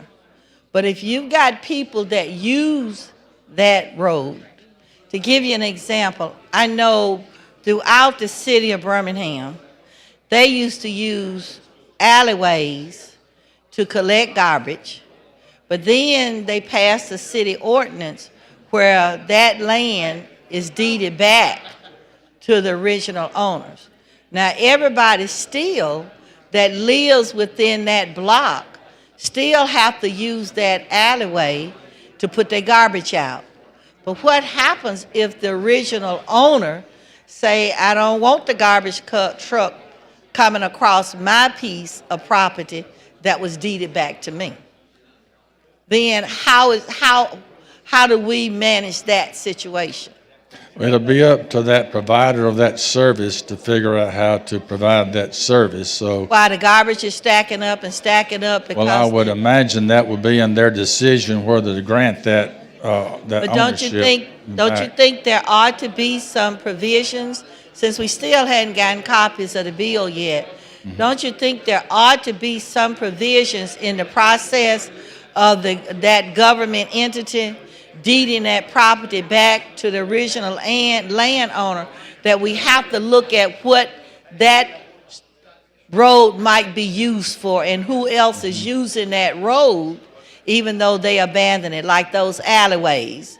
Yeah. Because they still have to come in there, but if there's no provisions, that could be a long process for the city garbage truck to still ride up and down that alley collecting garbage, because when they deeded the property back, they didn't come up with saying, well, now you put your garbage out front rather than in the back, because I might decide to close my part of the alley off since it's been deeded back to me and I'm a current owner. But I still have concern is that suppose the person is leasing the property and the owner is an absentee landlord anyway, that it was deeded back to, what provisions will be made to take care of that? And I think that whatever government entity ought to at least have that thought process in mind before they deed it back. What is the usage of this road? Yes, I Who else is understand. using it? Yes, and hopefully that they'll work out that agreement But we before shouldn't they be deed it passing back. bills that's hopeful, because like I said, in that situation, if that truck still needs to come and collect the garbage, well, I might live right in the middle of that block and the city deeds that my portion of the alleyway back to me, I might close it off. And there's been no provisions made that whatever services that came up and down that road can no longer come because I done blocked it off. So it can't get to the other houses, period. Nor did they come back and say, now, if you're going to do your garbage, set it on front because we've deeded this alleyway back to its original owner. I think, though, we shouldn't pass bills, then leave our citizens up to solve whatever problem might occur from the process we put in place. You see what I'm saying?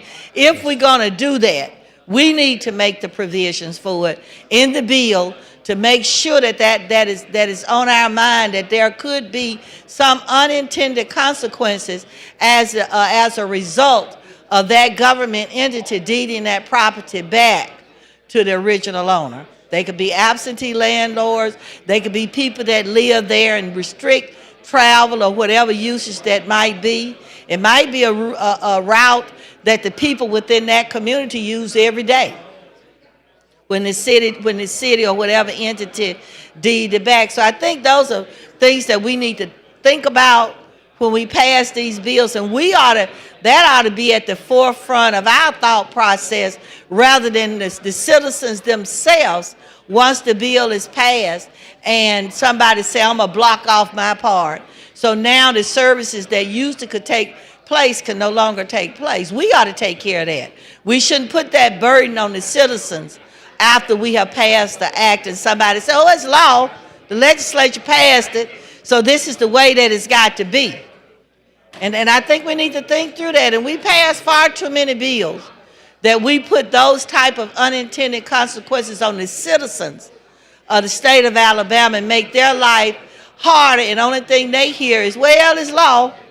And that's all people are going to tell you, it's law.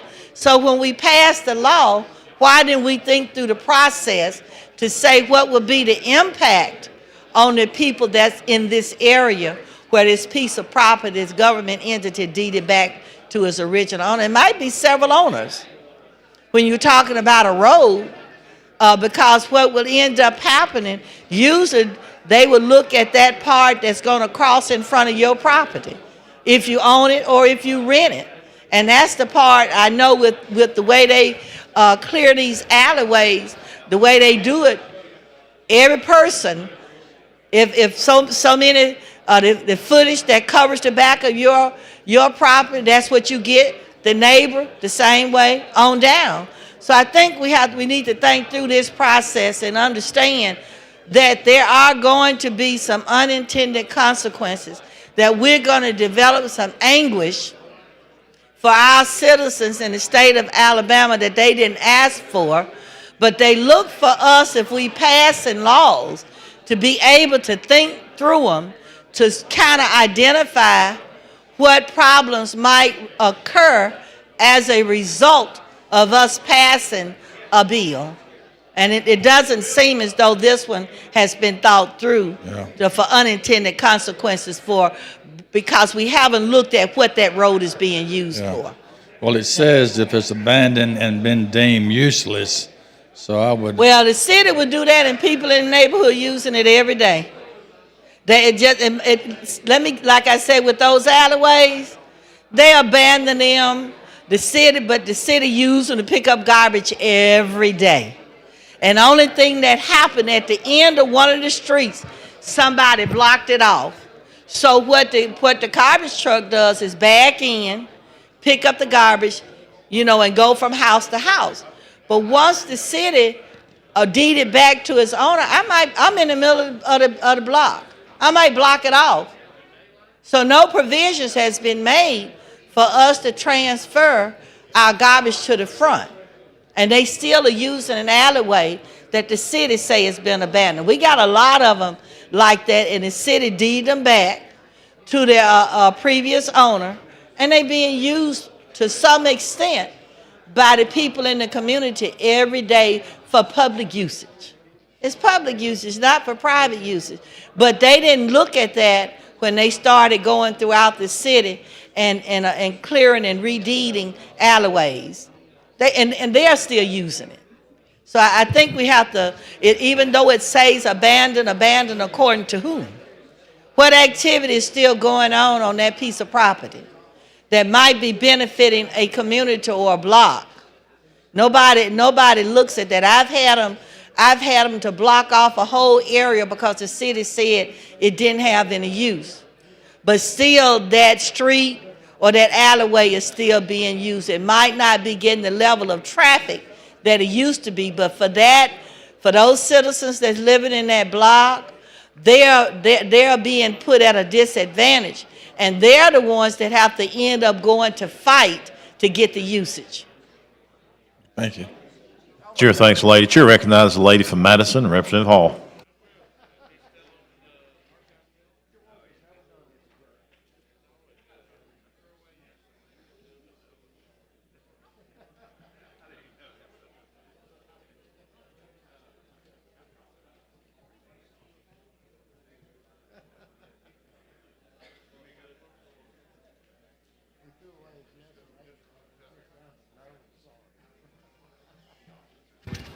Thank you, Mr. Speaker. Will the gentleman yield? Yes, ma'am. This particular bill is addressing abandoned property. Is that basically what we're talking about? The roadways. On roadways. And we have a lot of that? Do we have a lot of that happening? We have some enough to generate this bill. You have an example of one in your area? Is in your area? Well, I have a farm that used to be a roadway, and they quit using it and abandoned it, and then became a dump. And it took us a long time to petition to get ownership of it, where we could clean up all the garbage that were thrown into it. So the transportation department, or the city, or the county decided that they no longer needed the use of that particular road. Well, there was a bridge that went out, and they didn't want to fix it, so they abandoned it. So when that happened, then it became a dump that was not supposed to be a dump, but became a dump because it was convenient for people to drop things or add things. That's right. To that.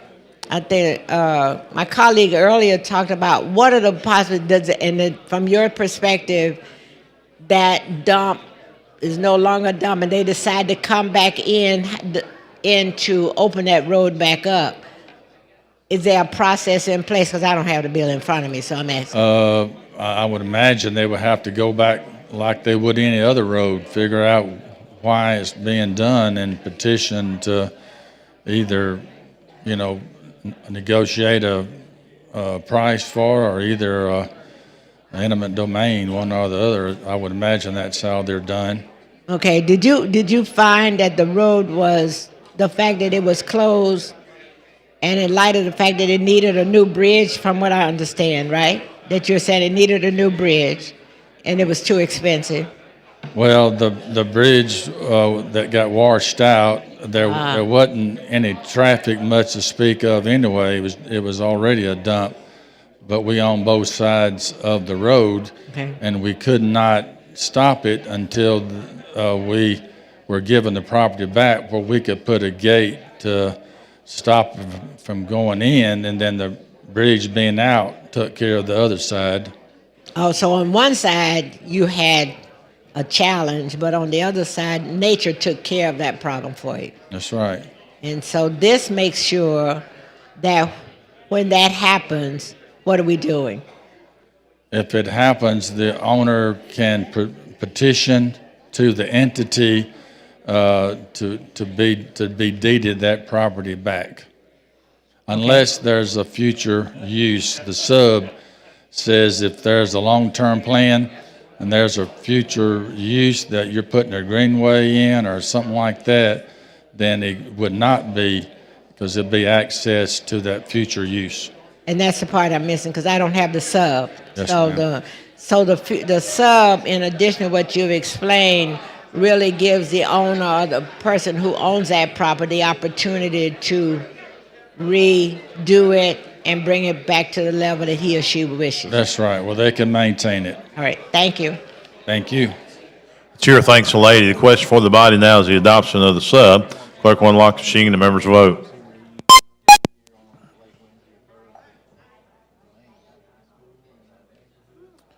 Clerk will lock the machine, record the votes. 97 ayes, 2 nays, 1 abstention. The substitute has been adopted. Mr. Speaker, I have an amendment to the sub. Clerk, see the amendment. Amendment to Senate Bill number 42 by Representative Crawford. Chairman Crawford, you care to explain your amendment, please? This amendment says that it does not apply to the state of Alabama or the State Department of Transportation. Okay, you've heard the gentleman's explanation of his floor amendment. Clerk will unlock the machine and the members will vote.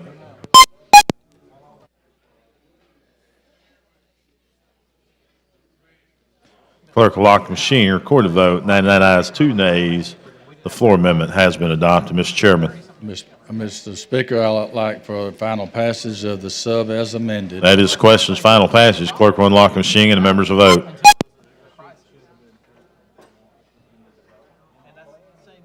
Clerk will lock the machine, record the votes. 94 ayes, 3 nays. SB 42 has passed as substituted and amended. Thank you, Mr. Speaker. Thank you, gentlemen. Clerk, call the next bill. On page 10 of the calendar, Senate Bill number 244 by Senator Melson, relating to crimes and offenses. Chair recognizes Chairman Pettis. Thank you, Mr. Speaker. What this bill does, it makes it a crime if a participant in a retirement system does not put your money in the retirement system. That's basically what it does. With that, I ask for final passage. The chair recognizes the gentleman from Mobile, Representative Bracy.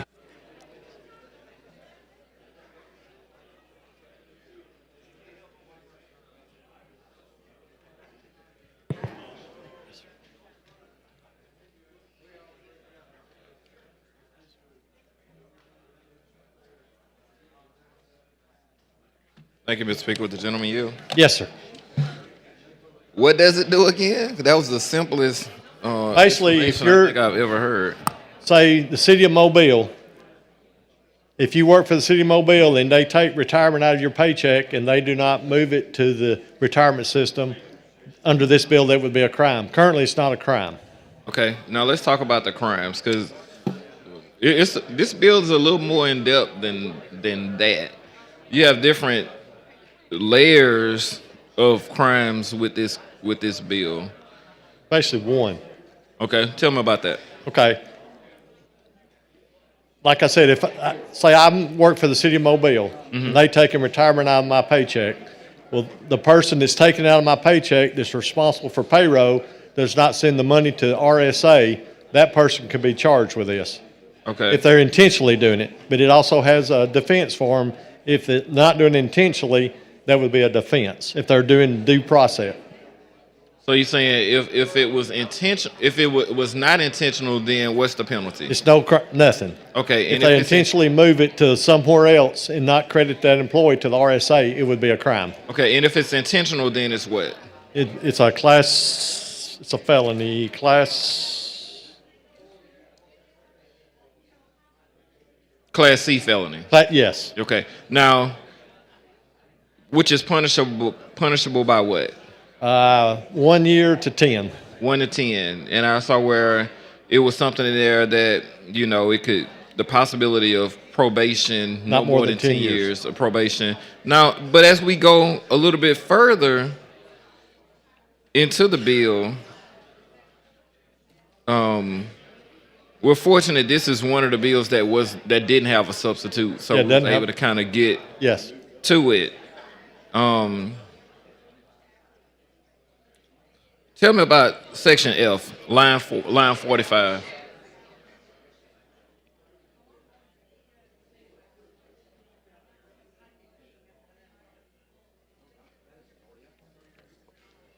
But it says a conviction of aggressive theft of employees' retirement benefits. Aggravated.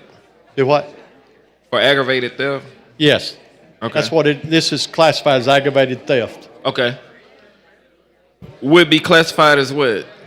Aggravated theft, which is a Class C felony. No, it says a conviction for aggravated theft of employee retirement benefits shall be treated as a Class A a Class B felony? For purpose, yes. Let's say, So are we doing Class C felonies, Class A felonies, or Class B felonies for this? well, I guess it's according to which part, how much, under Class A, B, and C, under theft, there's how much money is taking place. Okay. Class C is, and I don't know exactly what the money is, but there's a money value under Class A, Class B, and Class C. Okay, so we're listing this along the same lines that we're listing like capital murder, rape, robbery, those violent crimes. We're listing this is going to be listed the same as like the violent crimes? Well, that's already listed under that. They're just saying if you, under theft of the aggressive theft, it's already in Title 13. What this says, based on the amount of how much money they steal, is already in there. And this just says they're putting it under that section. Where do we find the section about the money, about the amount? Under what? The amounts that's determining, because this is new law, right? Yes. This is new law. This hadn't been done before. This is new law, and you're saying based off of what happens. How much money is involved is what class it falls Because when under. we initially started talking, we were thinking that this was just a Class C. Yes. But as we dig deeper into it, this could be a Class A or a Class B felony. If there's more money involved, yes. Okay, so what's the thresholds? Because we're talking about 10 years, then we're talking about 20 years, we're talking about up to 99 years in prison for that. That's the kind of stuff that we're talking about, that we're getting ready to vote on. Yes. I'm waiting on them to send me the thing. Okay, I got you. This is for RSA bill. And I'm cool with Yeah, that. I I'm cool with understand. that, but the penalties just seem to be very, very harsh. And I'm just trying to understand, when we reach to the point of charging A-class felonies, I just want to know why. Like, what is it? What's that amount for us to get to the point of charging a A-class felony for this new crime? This is a new crime that we're talking about here. Yeah. And this is only for, like, if a person, is this like, what happened to make us bring this on? Is this something that happened like with city clerks' offices or something like that, where somebody was supposed to be, sending money to RSA and they embezzled money? Yes, RSA has had local employers that have diverted members' contributions. Instead of submitting the money to RSA, they used it to pay other things, and there was no recourse for that. This would Other make things them, like what, for personal or other things with the city or the agency where they work or what? it could be, it's both. They've had it, some's used it for the city, they've used it for other stuff and sending the money into RSA. So the person's not getting credit for the retirement. Right, so I would think that those would be two different types of crimes. Like if a person shifted money to meet payroll for the police department, I don't think that's the same as them shifting money to their own personal bank account. Like I think those would be two different types of crimes. Now they both are wrong. Don't get me wrong. They both are wrong, but I don't think that those should be looked at as the same thing. Now, it's an affirmative defense to the prosecution under this section for an individual in the course of his or her employment acts in good faith, reliance upon the direction or supervision of another. So if their supervisor tells them to do it, it would go back to the supervisor, not them. So like if the mayor directs the city clerk to, Yes. then the mayor would be accountable? Mayor's, well, not the clerk. Where is that in here? That's in section B. Okay. Where it says, under good faith upon the direction or supervision of another under color of law or in the position of authority. Okay, now let's get back to the difference in the amounts with the types of felonies, because to me, A class is. Well, I mean, you're an officer, a former trooper, so you know the difference in the types of crimes that would be considered, something punishable by up to 99 years. What level of this crime would be punishable by up to 99 years? They're still looking. Waiting on the dollar. It's a dollar. Each crime under theft is a dollar amount. Okay. I'm still waiting on them to send me the dollar amount. They're probably looking too. Okay. Because it should be a lot, I would think. Yeah, I think it's to be a Class A, it'd have to be a lot. Okay. You want us to just wait on that? I just hope that they're going to do it. And I see it passed 30-0. So Yeah. it's adding all these felonies just kind of concerns me. Yeah. And it's like we do it more and more. I spent, a large portion of my adult life working in workforce development, helping with recidivism and trying to get people their rights back and get them back employed, get them back able to work. And these felonies are one of the things, like we try to ban the box. Nobody want to ban the box. People, they pay their debt to society and they can't get jobs when they get out. Like I'm not saying this is a mistake, but once a person commits these crimes, they pay the debt to society. It just seems like they ought to have an opportunity to get good gainful employment, and we're creating more felonies. So I'm just trying to get a clarity on it. And if my time ran out, if you will, just share the information with me once you get it, and hopefully it'll be before we vote.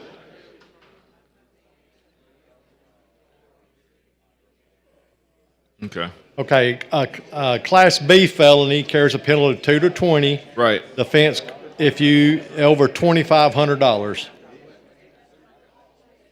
Let's see if I can get the first degree. So you can get 20 years for $2,500. Yes. Okay. 2 to 20. I'm saying up to. You can get up to 20 years. What's the A? Come on, I got 8 seconds left. Okay.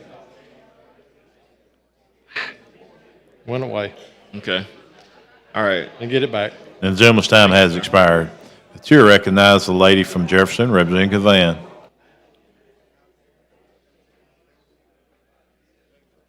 Oh, okay, I'll get it in just a second. Okay.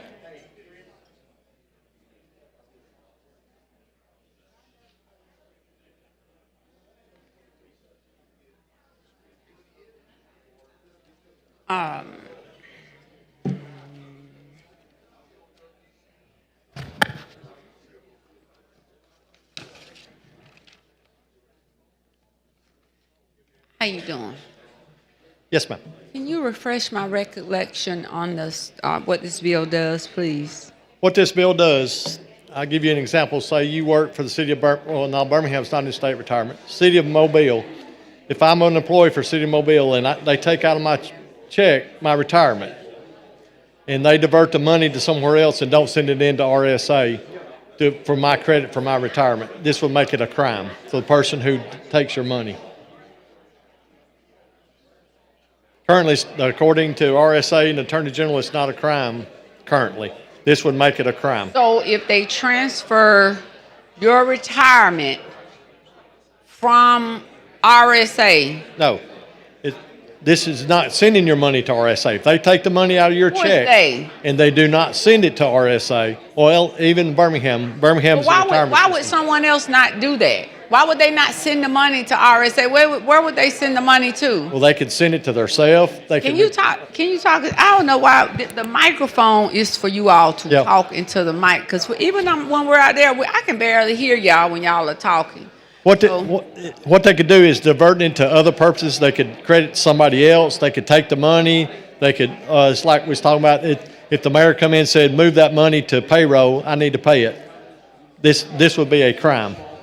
So you're saying if someone wants to move you're retired from City A, and City A, instead of sending your retirement funds to the proper reporting authority or wherever it should go, they decide to utilize your funds within the budgetary process or whatever and divert those funds somewhere else. It would make it a crime, yes. Okay, so my question is, how will you know that, because if it's still showing in that appointing authority system as if though the funds are there, how will you know that your funds have not been sent to where they are supposed to be? Well, if you go to retire and you say you don't have any retirement, that's when you can do it. And that's what this says in there. It's not when the crime occurred, it's when you find out. They have 6 years to prosecute. So, do we have instances where someone has worked on a job, Yes. retired, and their funds never made it to the retirement system of Alabama? According to the retirement system, they have had several local employers that have deferred members' contributions. Instead of spending the money to RSA, they have used it to pay other things. Okay, right there. How does RSA know that they use the money to pay other things? Did that reporting authority say that they use that line item, put it somewhere else with the intent of eventually sending it? I'm just trying to get down to how did that come about? It's like me. Okay, I'm fixing to retire. And I go and I say, I've been working 20 years and I should get this much retirement. RSA says, well, we haven't received your money. That's when they start going looking, where does your money go? Okay, so you're saying if I'm still working, the retirement that they should be cutting out or whatever. They're taking it out of your check. Taking out of the check. That the city still has or should have in its, whatever the agency is, still they should have it in their coffers. It should be sent, they have to send it, So now periodic way this to is the only thing RSA. I'm trying to get to. Okay. Are they sending that money, those dollars? Is there a requirement to send those dollars immediately? Or is there a requirement after the person or employee retires, then they send it?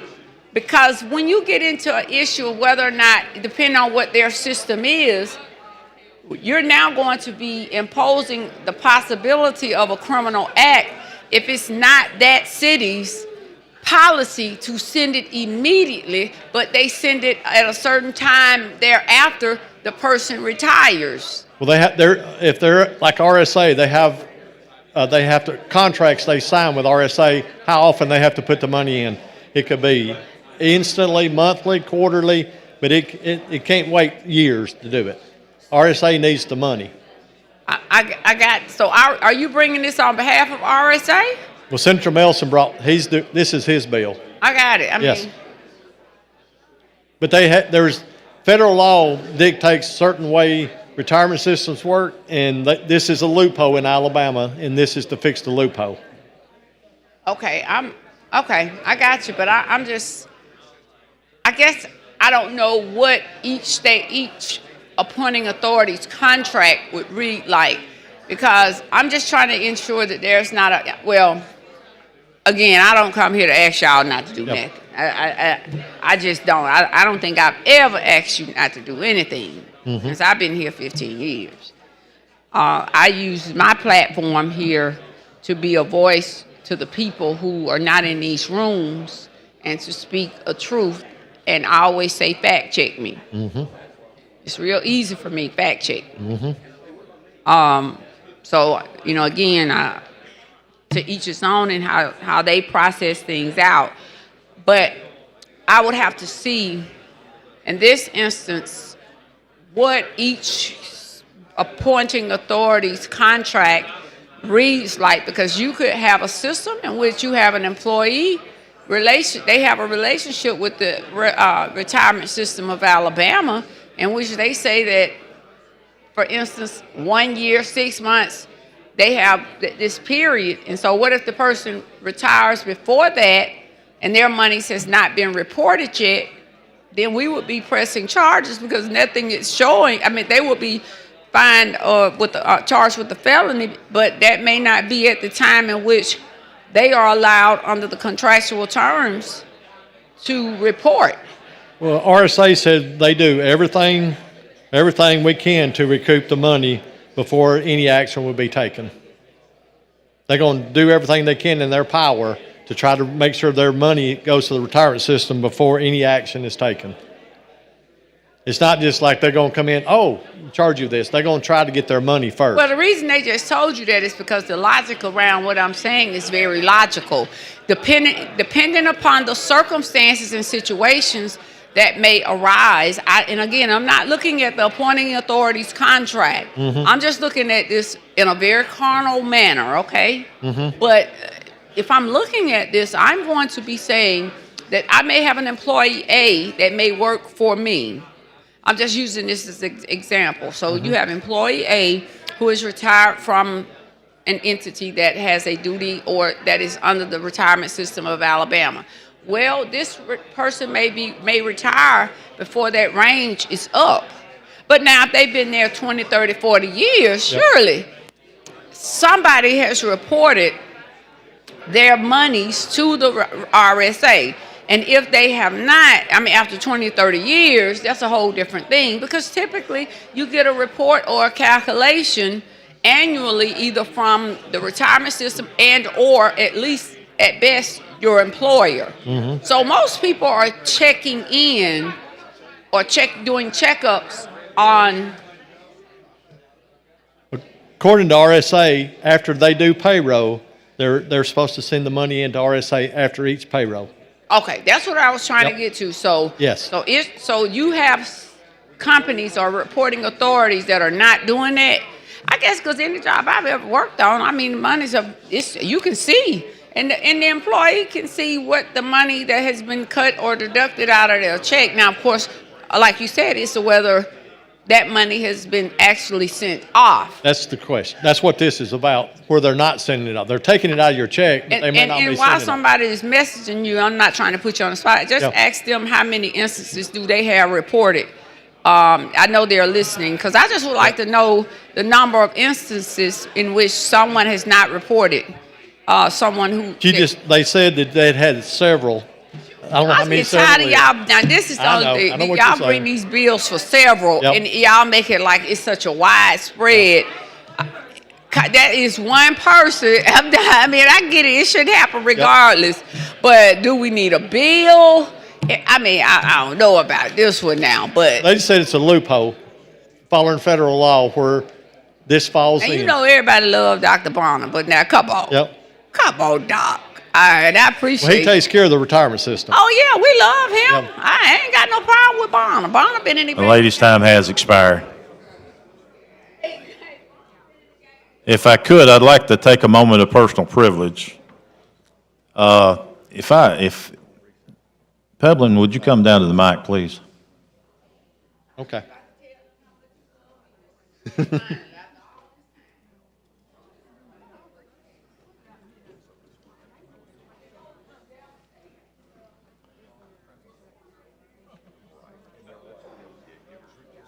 I'd like to recognize Representative Peblin Warren, as she will be bestowed with the honor this Saturday at Tuskegee University with an extraordinary achievement of getting her doctoral degree from the university.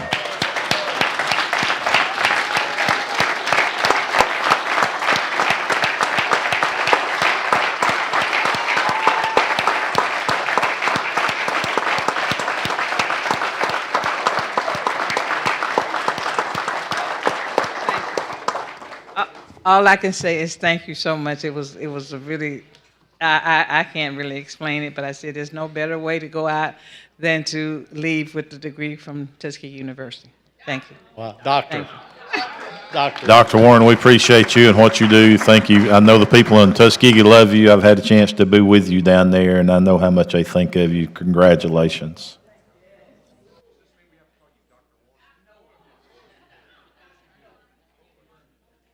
Chair recognizes the gentleman from Lee, Chairman Lovern. Hey, Mr. Speaker, I move that the House stand in recess to the call of the chair. All in favor say aye. Aye. Any opposed? We are in recess.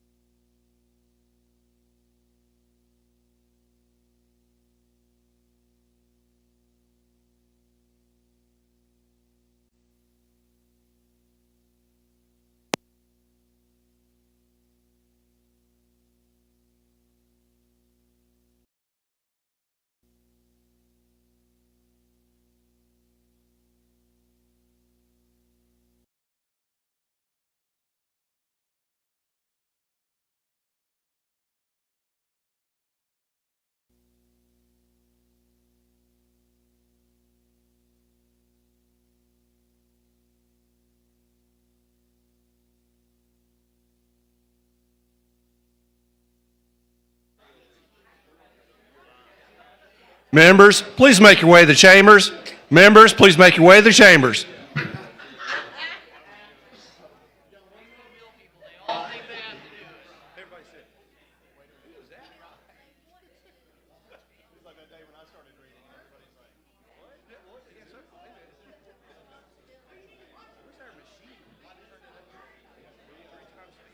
Got it. We're ready to go now.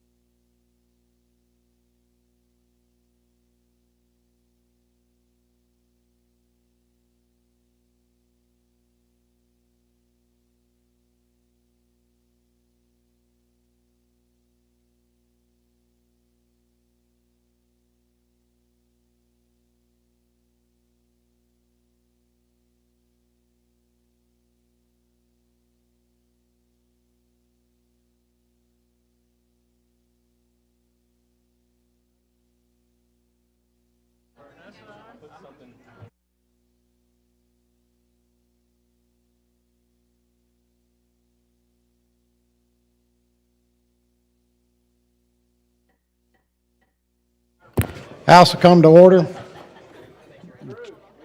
I have a note here. The chair would like to recognize Representative Hall of Madison. Well, put the bill back on the count up, please.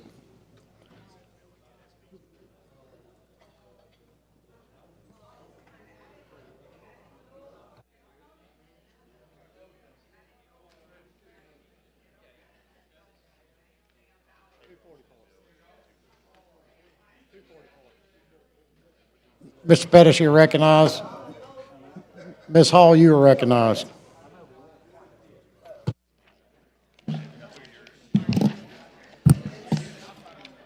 Thank you, Mr. Speaker.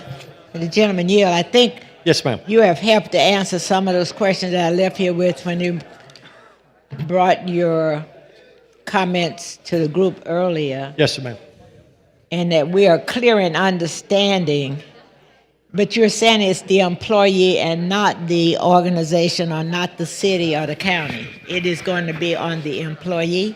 No, the employer is who this is on, not the employee. The employee is the one who contributed their money, and the employer did not send their money into the state. But the way that read, a person commits a crime, theft of the employee, if the person embezzles. Yeah, for the city or the whoever agency. Right. Not the employee, not the one that's taken out of me. It's the one who works for the city that's in charge of the money. So why wouldn't it be the city, the entity? Well, it's ever who works. If the person, they may be doing it on their own, not if the city's doing it. They would be the one charged with it. So if a person is doing it on their own, the individual is charged. But the way Yes. this read, that was to be the employee and not the employer. Yes, the employee would be who would be charged, not the one that works for the city, the one that's in charge of the money, the retirement money. They take it out of your paycheck. But my point is, wouldn't that be the agency, whether it's a city or a county or an organization, would be charged Well, in addition to the employee? Well, they could go after them civilly. The agency cannot be charged criminally. It has to be a person to be charged criminally. Oh, so you're going to charge the agency? Well, it'll be the person that works for the agency criminally. This bill right, would be, right. yes. And my point is, wouldn't that apply to the agency that's hiring that employee? Yeah, the agency would have to be held civilly, not criminally. You can't charge an agency criminally. You have to charge a person. I hear you. Yeah. I said, but some way, if we're making this, we make up these laws as I we know. go. Why wouldn't we be doing that for the agency as well as the Well, the agency would. individuals? Yeah, this is only criminal. This nothing to do with civil. On the civil side, they can go after the city or whoever to make it right. But under this, it's just the person that actually did the money. I think I'm clear. All Thank right, you. Thank you. Question for the body's final passage of SB 244. The clerk will unlock the machine. The members will vote.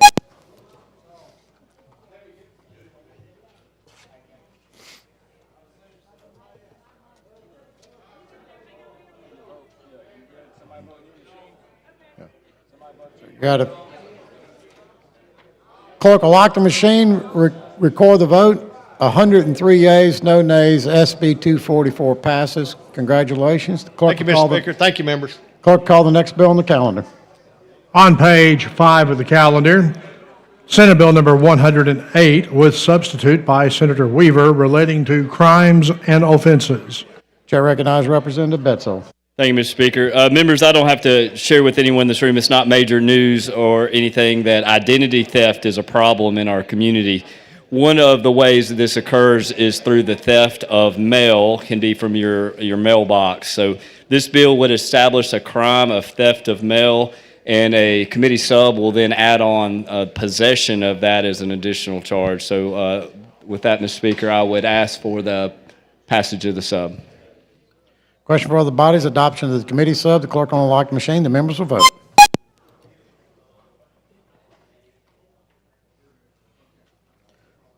All the members voted. Clerk will lock the machine, record the vote. 102 yeas, no nays. The substitute is adopted. Final passage. Chair Chair recognizes the gentlewoman from Madison, Representative Hall.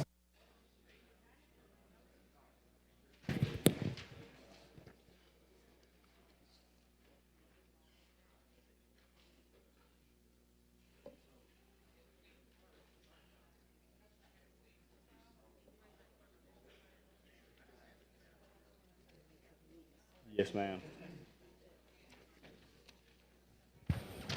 Thank you, Mr. Speaker. I'm trying to make sure I'm reading the sub. The number that I have is RCAKYNY-1.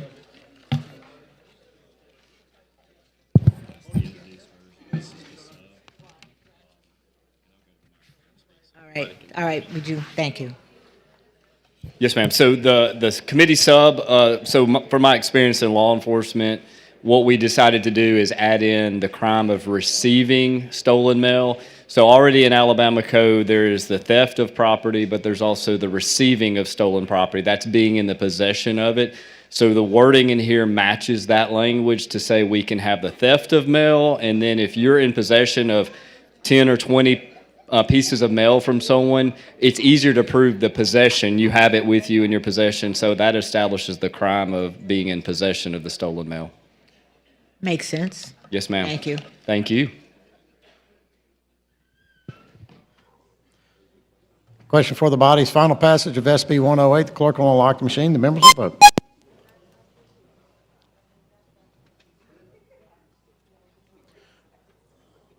Clerk will lock the machine. Record a vote. 103 yeas, no nays. SB 108 passes. Thank you, Mr. Speaker and members.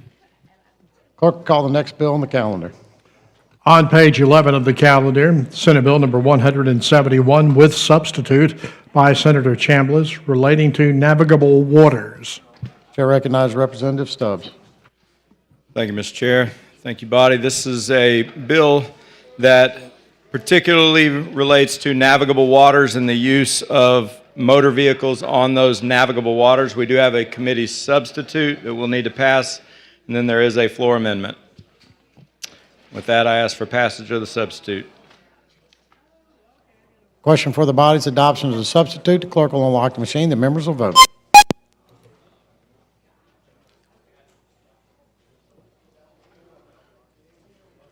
Clerk will lock the machine, record the vote. 103 yeas, no nays, and the substitute is adopted.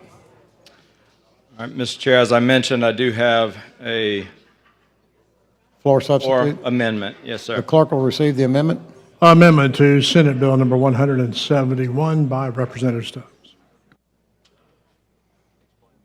Please explain the amendment. The amendment just simply changes lines 46 and 47 to allow for the operation of these motor vehicles on submerged, navigable, and non-navigable waters on private land. So there are no restrictions on the use of these vehicles on private land. And with that, I ask for adoption of the amendment. Question for the body's adoption of the floor amendment. The clerk will unlock the machine. The members will vote.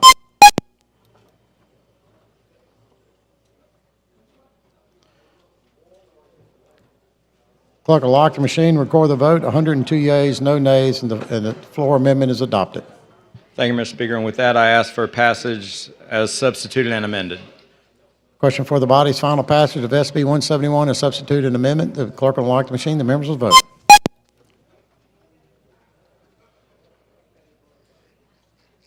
Clerk will lock the machine, record the vote. 103 yeas, no nays. SB 171 passes. Thank you, Mr. Speaker. Clerk, call the next bill on the special order calendar. On page 6 of the calendar, Senate Bill number 57 by Senator Gavan relating to property. Thank you, Mr. Speaker. This bill, we passed a bill a session or two ago that allowed a credit union and bank to notarize documents in-house as long as you didn't own more than 1% of that business. And we've just added LLCs to that as someone that could notarize, even if they have a small interest, as long as it's not more than 1%, they can notarize documents in-house. So with that, I move for final passage. You've heard the explanation. The question for the body is passage of SB 57. Clerk will unlock the machine. The members will vote.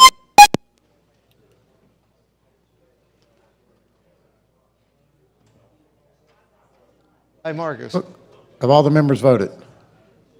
Clerk will lock the machine, record the vote. 100 yeas, no nays, and SB 57 passes. Thank you, Speaker. Thank you, body. Clerk, call the next bill. On page 5 of the calendar, Senate Bill 76 with substitute by Senator Weaver relating to jury duty. Chair recognizes Representative Bose of Shelby. Thank you, Mr. Speaker. Thank you, body. I'm here to present SB 76 as substituted. We've already passed the House version of this bill. This bill, known as Parker's Law, exempts nursing mothers from jury duty for up to 24 months. And with that, I move for passage of the substitute. Question for the body's adoption of the substitute. The clerk will unlock the machine. The members will vote.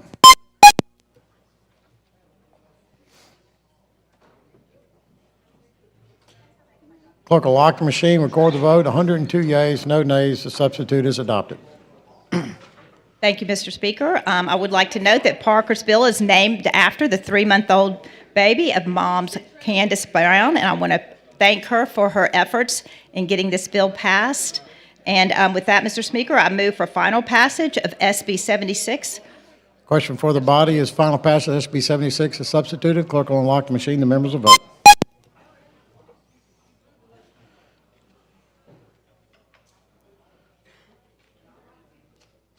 Clerk will lock the machine. Lock the machine and record the vote. 101 yeas, no nays. Is it too late? Clerk will lock the machine, record the vote. 101 yeas, no nays. SB 76 passes. Thank you, body. Clerk, call the next bill on the calendar. On page 18 of the calendar, Senate Bill number 142 by Senator Kitchen relating to voting. Chair recognizes Representative Brinier of Jefferson.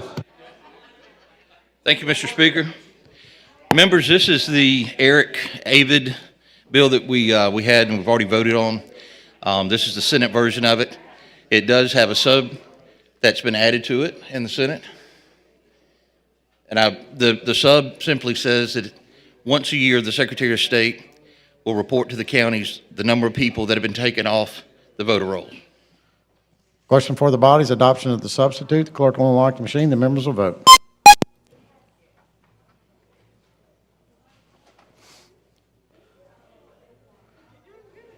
Clerk will lock the machine, record the vote. 99 yeas, no nays. The substitute has been adopted.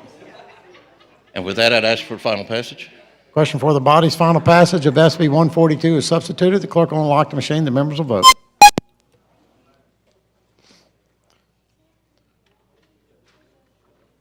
Clerk, have all the members voted? Clerk will lock the machine, record the vote. 86 yeas, 10 nays. SB 142 passes. Thank you, members. Thank you, Mr. Speaker. Clerk, call the next bill on the special order calendar.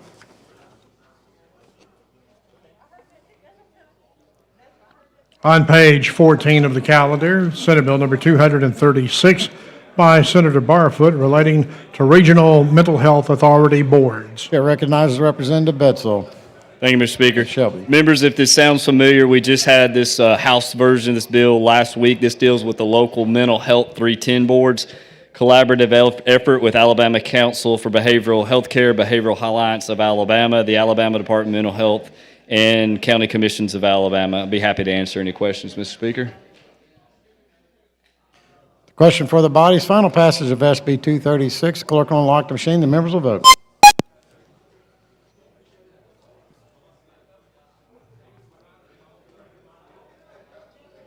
Have all the members voted? Clerk will lock the machine, record the vote. 99 yeas, no nays. SB 236 passes. Thank you, Mr. Speaker. Members. Clerk, call the next bill on the special order calendar. On page 6 of the calendar, Senate Bill number 88 by Senator Orr relating to expungement. Chair recognizes Representative Hill. Thank you, sir. Appreciate it very, very much.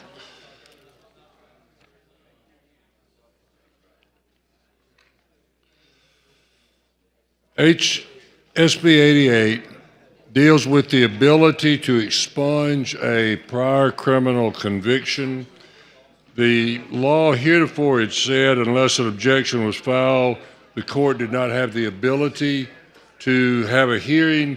What this bill does is amends that to basically say that if no objection to the petition is filed, the court may set the matter for a hearing. And I have an amendment. May I talk? Should yeah, okay. Clerk, receive the amendment. Amendment to Senate Bill number 88 by Representative Hill. The amendment, ladies and gentlemen, if you'll, in the bill, on line 19, it talks about 14 days for notice. This is 30. It just gives a longer notice period of time for people to object. That's all. Chair recognizes Representative Hall of Madison. Yeah, and notice to the victim. You're right.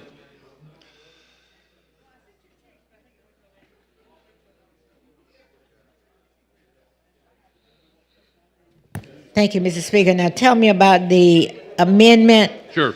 Ms. Hall, if you'll look on the bill that we've done, on line number 19, it talks about the prosecuting attorney or victim files an objection to the granting of the petition, which would be the granting of the expungement, no sooner than 14 days. And this says this would change from 14 to 30, just give the court some additional time to have the hearing. And it also requires that not only the prosecuting attorney get notified, but also the victim. All right. And then once you get to that, ma'am, the body of the bill simply says the judge may set a hearing if he chooses to do so. If there's no objection filed and the time period is lapsed and neither the victim nor the prosecuting attorney has objected, the court can still set a hearing if it chooses to do so, but it's not required to do so. So in the fact that it's not required, then the process continues to move forward for that individual? If there was no objection filed, it would be granted. Okay.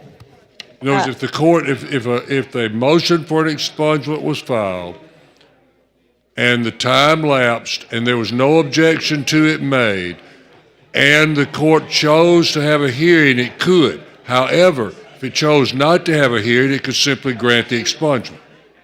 The process that we have right without these changes, Ma'am. the process as we have it now, Yes, ma'am. what does that look like? And if there's no objection filed, it's a shall grant. Now it just says the court may grant. Okay, so that's what I was thinking. The other part of that, has anyone, and when you talk about expungement, the cost that we have associated with expungement, Whatever is it they across are. the state? Is it across the state? Is it the same? Because I Yes, keep ma'am. hearing it's like maybe $600. It certainly is a cost that is incurred with an expungement petition. Yes, I really do not know exactly what it is. It seems like you're right, but I'm not sure. It doesn't deal with the cost. I understand it doesn't, but since I'm at the mic, I thought I'd just throw that out there, something you to think about as we come back, because I'd like to, I mean, that amount of being $600 in some cases seems to be a lot, but I don't know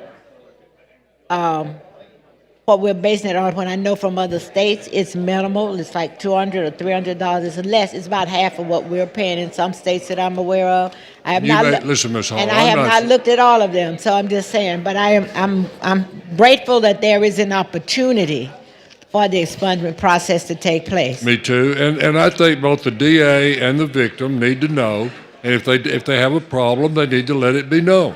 If they don't have a problem, then it's going to end up getting granted. If they don't have a problem, it's going to get what? Granted, the expungement. You know, if there's an issue, then we ought to hear that. If there's no issue, then it's going to get granted. If they don't file an objection, they got a period of time within which to do it, and then look, Ms. Hall, I can't tell you how everybody's going to do. I'll tell you this: if nobody objected to something that was brought before me and nobody cared, I would certainly grant it, because who cares? Of course. If everybody else is happy with it, why shouldn't I be, right? Right. And so the length of time, Ma'am? the length of time once a person make the application could take, what, a couple of months, 6 Yes, ma'am. months? Yes, ma'am. Something. If there's no objection generally. If there's no objection. All right. Thank you. Yes, ma'am. But one thing I did notice on page 3, Page what, ma'am? Page 3, line 69 through 75. I think that's what you were speaking to. On the, you see where I'm, that you took that out, and then we have this amendment.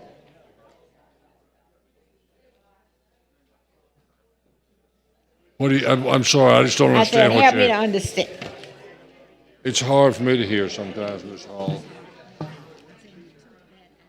Yes, ma'am. And that would go.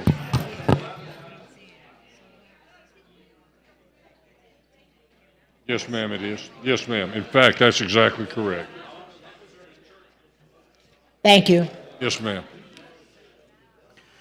Chair recognizes Representative Bracy of Mobile.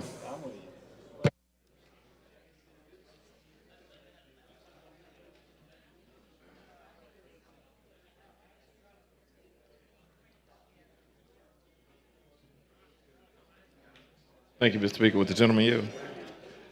Sure, Mr. Bracy. Hey, we forgot to take our picture, I think, with the blue coats on. I'm so, yeah, we did, let's, We were I'm all going to dressed blame so that nice. on the speaker, Mr. Bracy. We were all dressed so nice with our blue coats on. We did, but And yours was sharp, too. When are we going to do the bow ties?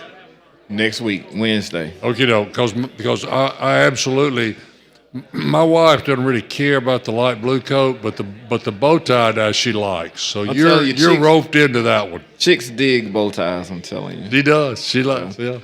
Pat, I got you. P. Moore back there know a little something about that. Chicks dig bow ties.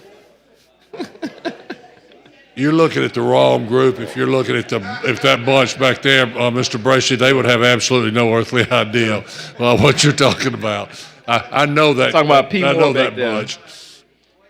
All right, so surprisingly, I didn't realize we had expungement. Yes, sir. School me on it a little bit. How do you? If an individual, there are certain requirements, and I can't tell you exactly what they all are, but let me give you the easiest one. Let's say someone has a case and that case gets null-pros, just completely dismissed. Right. Not a not guilty, but just a dismissal. Then they could come back at some point and ask that the case be expunged. Expunged means to remove, to remove it as if it had never. So it's only dealing with no process cases. We do it with those, and there's if you're found not guilty, there's a waiting period, Mr. Bracy. I don't remember what it is, but you can come. You know, some people, if they get found not guilty, they don't care. I mean, they're not guilty. They're going about their business. They're okay. But there are those individuals that want it expunged, removed. So, because if you were to get arrested and you get found not guilty, that's still on your record, right? I mean, the arrest is on your record, the not guilty is on your record, but an expungement would remove that from your record as if it never took place. Okay, let me ask you a scenario. You help me with this. You have a person that was arrested maybe in their teens, and they were found not guilty, but they are professional and they have to qualify for these professional licenses, like with these professional licensing boards. Yes. And they all do background checks. Now, I'm not talking about, you have some professional boards that no real concern, like you may have the board that's dealing with landscaping and things like that. That's a little bit different. But some of the more professional boards that we require, like, let's say the Board of Nursing, the Board of Social Work, some of these other boards where they go in and do these background checks. And once they do these background checks, that arrest from when a person was a teenager could come up, and let's say they may be 30 years old at this point, but they were found not guilty. What would be the process for that person to get that removed from them? Because the horrible thing about it, a person can lie on you and file a warrant for your arrest, and you can get arrested and not even be done anything, right? Yes, sir. And you can get arrested. That can happen to any of us. That's And it should be a process in place of helping to remove that. So what would a person with that situation do? And they would go back, they would petition the court that handled the criminal charges in the first place. Okay. So if you're from Mobile, right? I'm from Pritchard, but yes, sir. But in that Mobile County? Yes, sir. Okay. So if you were arrested and it was a case that went before the Mobile Circuit. I mean, let's use somebody else as an All right, example. then let's. Yeah, I don't want to be arrested. Okay. Let's use somebody else as an example. How about Ontario Tillman? He's from No, not Ontario. No. Black men don't always have the best when they deal with police. I won't make somebody else get arrested. All right. No black men get We arrested. got John Smith who gets arrested. What color's John? And he gets and he can get arrested in St. Clair County. How about that? We'll make it easy for you. Let's make him blue because the police like blue. Let's make John Smith blue. All right. All right. But he gets arrested. The case gets null-prossed or gets dismissed. Okay. Or he gets found not guilty. Now, he can come back to that court at some point, and I just don't know exactly the time limit. It's in the statute. That's not what this is dealing with. Right. He can petition the court for an expungement, and an expungement is a removal from the official records of the state of the arrest of the individual in its entirety. Okay, and they'll petition the court. And so let's say if this happened 20, 30 years ago, would they be able to still go through the process? Yes. Okay. Would they have to get an attorney to do it? Would that be like an expensive process on the person? They would not have to. Most people who wanted to get their record expunged, just like anything else, they probably would. Okay. I mean, you can always represent yourself in court. We allow pro se Yes, sir. representation in court, and it happens, and it's getting more and more prevalent. But if I was going to deal with something this serious, in other words, if I'm an accountant and I want this totally expunged off my record, I'm going to go get a lawyer. I probably would too. I'm going to And do that's my where I best to think- make sure it gets done. And that's why I think the example of Ontario Tillman would come in. He would be like, Yes. Now that's a good place to place him. Okay. All right. And the amendment is changing shall to may. Yes, sir. And changing from 14 to 30. Yes, sir. So why are we changing shall to may? Just in case the court wants to have a hearing, we're going to give the judge the ability to do that. It's just So the the discretion. judge could decide not to have the hearing? I guess that's He the could, concern yes, with sir. the amendment. The judge could decide just not to have a hearing. In other words, there's a petition filed and there's no objection made. Okay? If there's an objection made, then you're going to have a hearing, right? Okay. The DA files an objection to the expungement, you're going to have a hearing. If there's a petition filed and neither the DA nor the victim objects, then the court may have a hearing or may not. At that point, it becomes discretionary. Okay, why was it originally shall? I don't know. You don't know? Okay, sir. all right. I Thank you, truly sir. don't know that answer. And it's probably just through the habits of creating bills. To me, I would like to see it as shall, but I totally understand the judge having the discretion.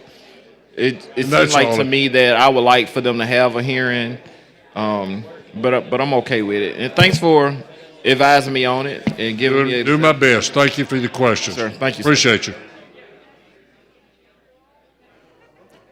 Question for the body's adoption of the amendment by Mr. Hill. The clerk will unlock the machine. The members will vote.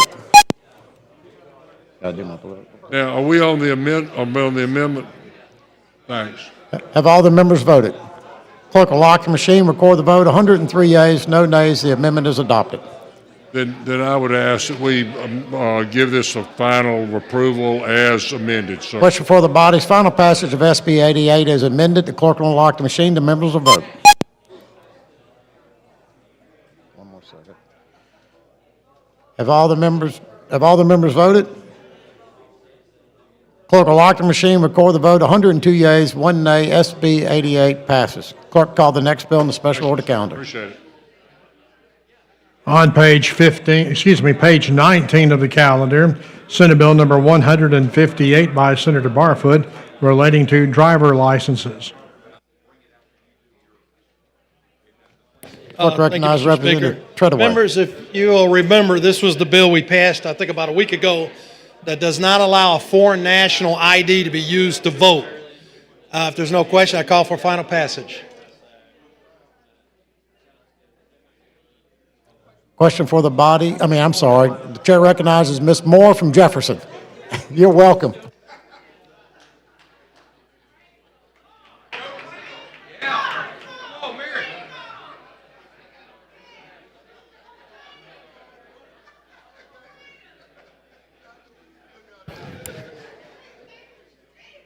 Hey.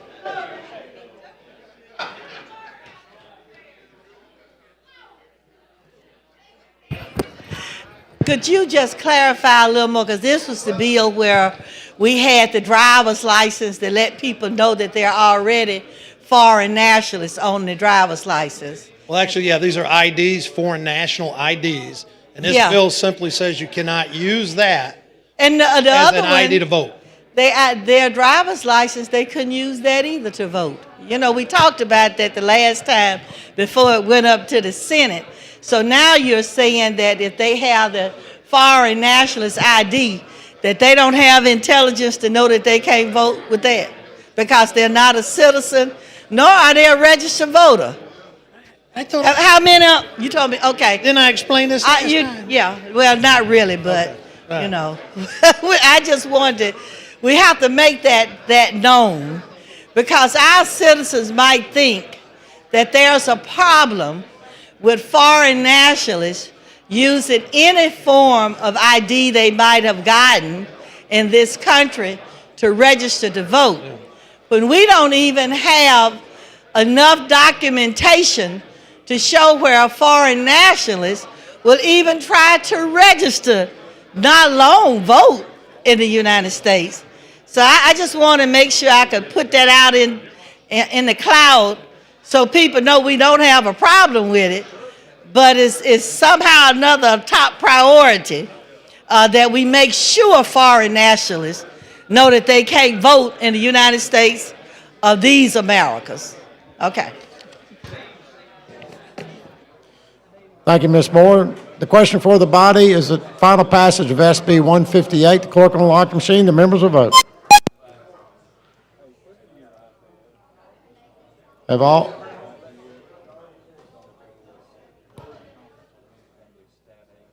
the members voted? Clerk will lock the machine, record the vote. 82 yeas, 13 nays. SB 158 passes. Thank you, members. Clerk, call the next bill on the special order calendar. On page 2 of the calendar, Senate Bill number 62 by Senator Bell relating to conservation and natural resources. Chair recognizes Representative Fiddler Baldwin. Thank you, Mr. Speaker. Members, under existing law, the Department of Conservation and Natural Resources is authorized to issue certain hunting, fishing, and related licenses. This bill says that an individual may not use any license issued by the Department of Conservation and Natural Resources as a valid or supplemental form of government-issued identification for any purpose other than participation in the license activities. And with that, I'll ask for any questions or make a motion for final passage. Question for the body's final passage of SB 62. The clerk will unlock the machine. The members will vote.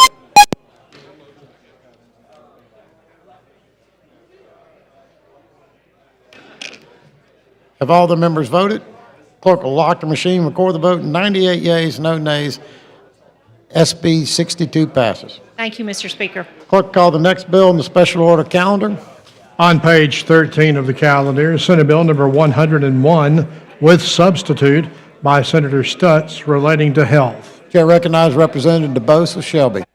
Thank you, Mr. Speaker. I'm here to present SB 101, which raises the age of medical consent in our state from 14 to 16. I do have this is a sub, and I expect a friendly amendment Just to give you a brief background, since 1972, the age of consent for all medical care in Alabama has been 14. This is mental health, general health, and dental health, and it's the lowest in the nation. Only 3 states have an age of consent for general health care below 18 years old. I move for passage of the sub. Chair recognizes Representative Gavan of Jefferson.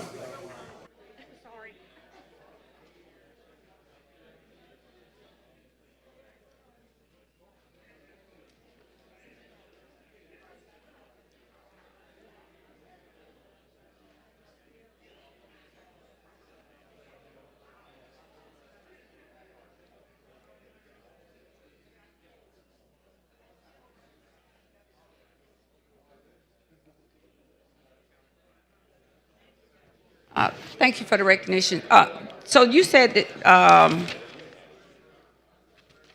tell me, this is for the consent for medical treatment, period, all medical treatments? So Yes. what's the distinction?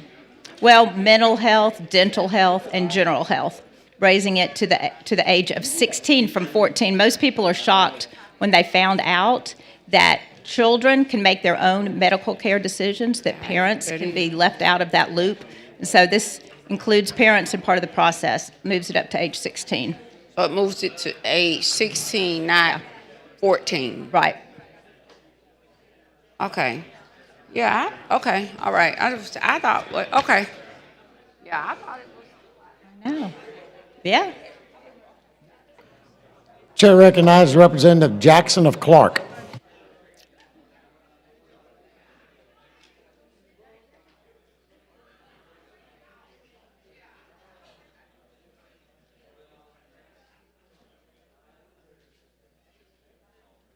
Thank you, Mr. Speaker. I just wanted to ask the question, the purposes of your raising it. 14, a person is 14 and they're having a mental problem. What is the problem here? We got to. Well, Yes, we know consent. that 14-year-olds' brains are not fully formed. We don't let 14-year-olds get a tattoo or vote or do many, many, many things. We want parents engaged in that process. Well, if they got a mental problem, shouldn't parents be engaged in the issue before 14? Sure, they should, yeah, and they are, but at age 14, it's the cutoff in our state, and all of a sudden, 14-year-olds... It's 16 making their own decisions now, right? Yeah, we're moving it up to at least 16. I mean, that's better than 14, so that a 14-year-old's not making their own medical decisions and leaving the parents out. Right now, the parents don't even have access to a 14 or 15-year-old's medical records because they're making their own decisions. That's a dangerous thing, isn't it? It's a dangerous thing. Yeah, we're trying to fix that. And that's especially under my roof, I would have my consent, and I would know all these things. I thought I would. That's right. But the law would be working against the parent. Yeah, it is right now. Could you explain why that's already on the books? I wish I knew. It happened back in 1972, and I have tried to find out why it was put down to 14 in 1972. I don't have the answer to that. In other words, we don't know because we never had that issue. Thinking that being a parent that you have that. Yeah, it's You will get alarming. the Private Information Act stopped us from getting that information from our own children. That you would not have access unless your child gave you consent. If they were 14 or 15, you would not have access to their records. You would still have to pay for their medical care, though, with your insurance. I know that's true. Yeah, go think about how crazy that is. Well, I want to commend you and thank you for bringing this. Thank you. Thank you. I appreciate that. Question for the body's adoption of the substitute. With the clerk will unlock the machine, the members will vote. And I expect a friendly amendment as well. We'll get to it. Have all the members voted? Clerk will lock the machine, record the vote. 85 yeas, no nays. The substitute is adopted. Chair now recognizes Representative Shaver of Cherokee.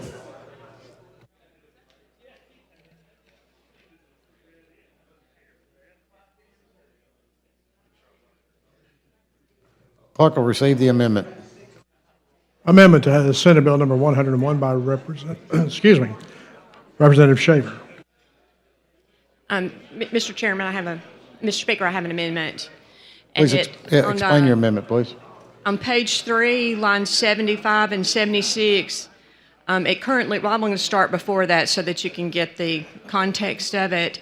Not only does this bill have to do with medical procedures in a doctor's office, but it also spills over into the area of education.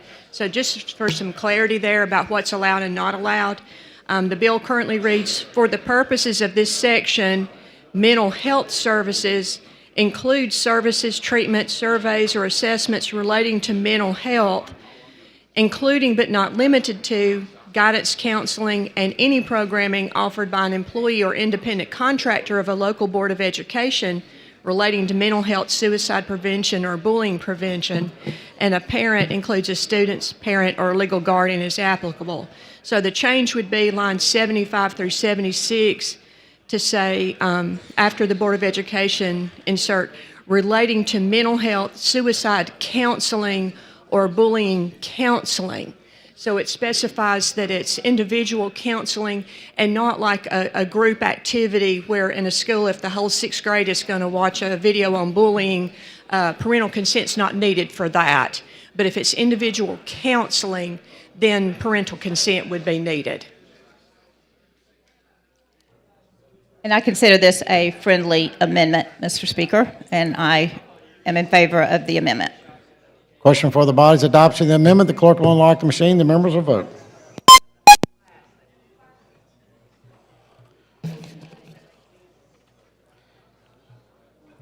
Have all the members voted? 87 yeas, no nays. The amendment is adopted.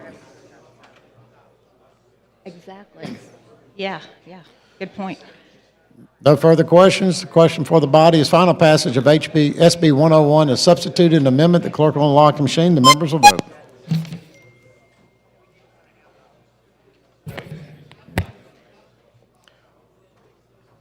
Clerk will lock the machine, record the vote. 85 yeas, no nays. SB 101 passes. Thank you, Mr. Speaker, and thank you, body. Clerk, call the next bill on the calendar. On page 8 of the calendar, Senate Bill number 82 with substitute by Senator Orr relating to criminal procedure. Chair recognizes Representative Hill of St. Clair. Thank you, sir. Appreciate it very much. This bill that came out of the Senate required that the municipal magistrates and clerks of circuit court annually audit those warrants which had not been executed within 10 years for dismissal in the event that they had not been done. So the substitute bill says this, rather than an annual audit, that audit is every 5 years. And that I would ask that we adopt the substitute. Question for the body's adoption of the sub. The clerk will unlock the machine. The members will vote.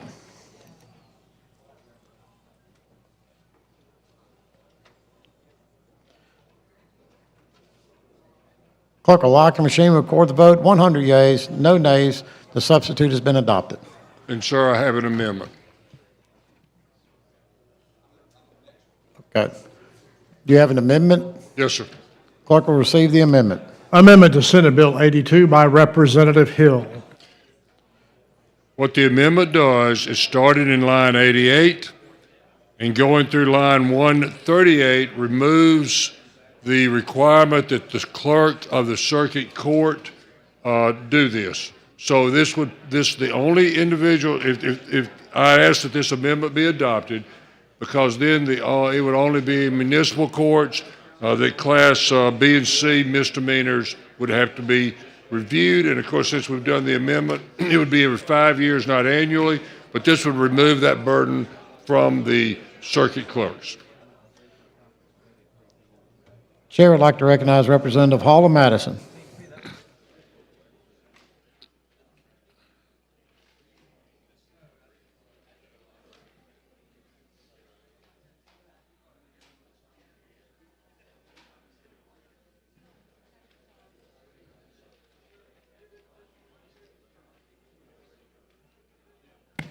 Thank you, Mr. Speaker. Would the gentleman yield? Certainly, Ms. Hall. So I wasn't clear. You're on line, page 1. 88. You say 88? Yes, ma'am, 88. Make sure I got the right bill. It's on page 4.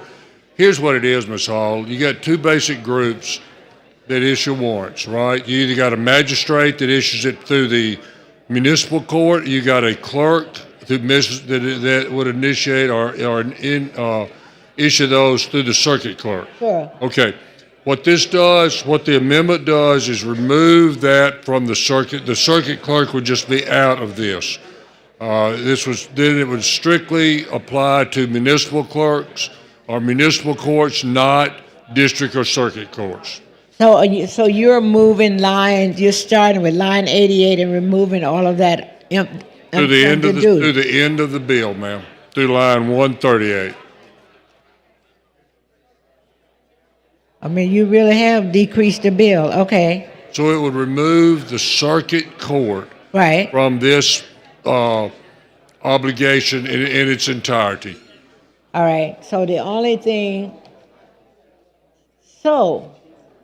one that's doing anything is who then? The magistrate?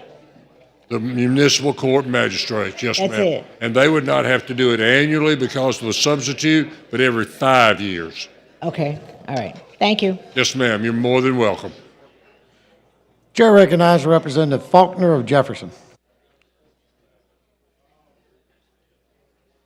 Have we adopted this amendment?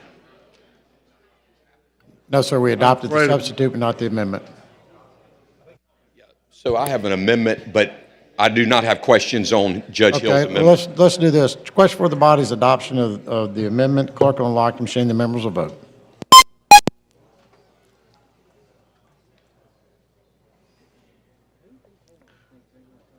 Clerk will lock the machine, record the vote.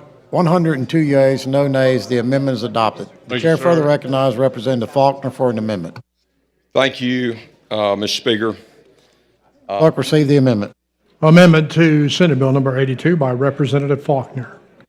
So what this does, a judge and I have talked about it. I appreciate Judge handling this bill for Scott while he's out. And Glad to do it. what this does, this amendment says the warrant shall be reviewed by the presiding judge to determine if the warrant shall be recalled.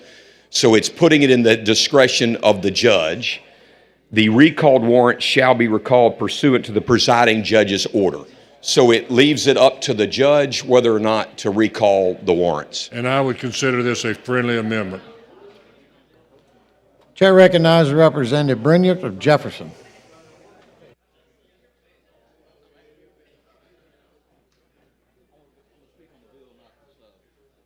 On the amendment? Oh, okay.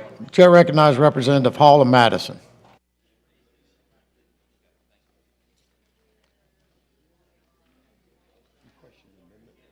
Here you go, Ms. Hall. You don't get to talk to me now. You got to talk to Faulkner. But let me tell you this: if he doesn't explain it well, I can. Thank you. All right. I appreciate it. You probably need you on the other side. You know, Help I me think be- that went across the loudspeaker, Judge. I mean, come What? on. Yeah, is your nickname Bubba? No. Oh, it's not, okay, no, all ma'am. right, thank you. Help me to understand what happened. So on page 3 of the substitute, the last sentence of on line 79. Okay. What I'm doing is we're changing that. Instead of saying the warrant shall be ordered to be recalled, we're putting it in the discretion of the judge and saying that the warrant shall be reviewed by the judge and to determine if they shall be recalled, and then the recalled warrant shall be recalled pursuant to the presiding judge's order. So basically it puts it in the hands of the judge in his discretion whether or not to recall. And presently, what is the situation? Presently, that last sentence Right. of that paragraph on line 79 says the warrant shall be ordered to be recalled by the Okay, judge. all right, So this gives the judge the discretion instead of mandating he recall it. the warrant. So if he doesn't do it, what happens? If he doesn't do it, it's his decision not to recall it. To make a recall? Yes, Thank ma'am. you. Chair now recognizes Representative Bracy of Mobile.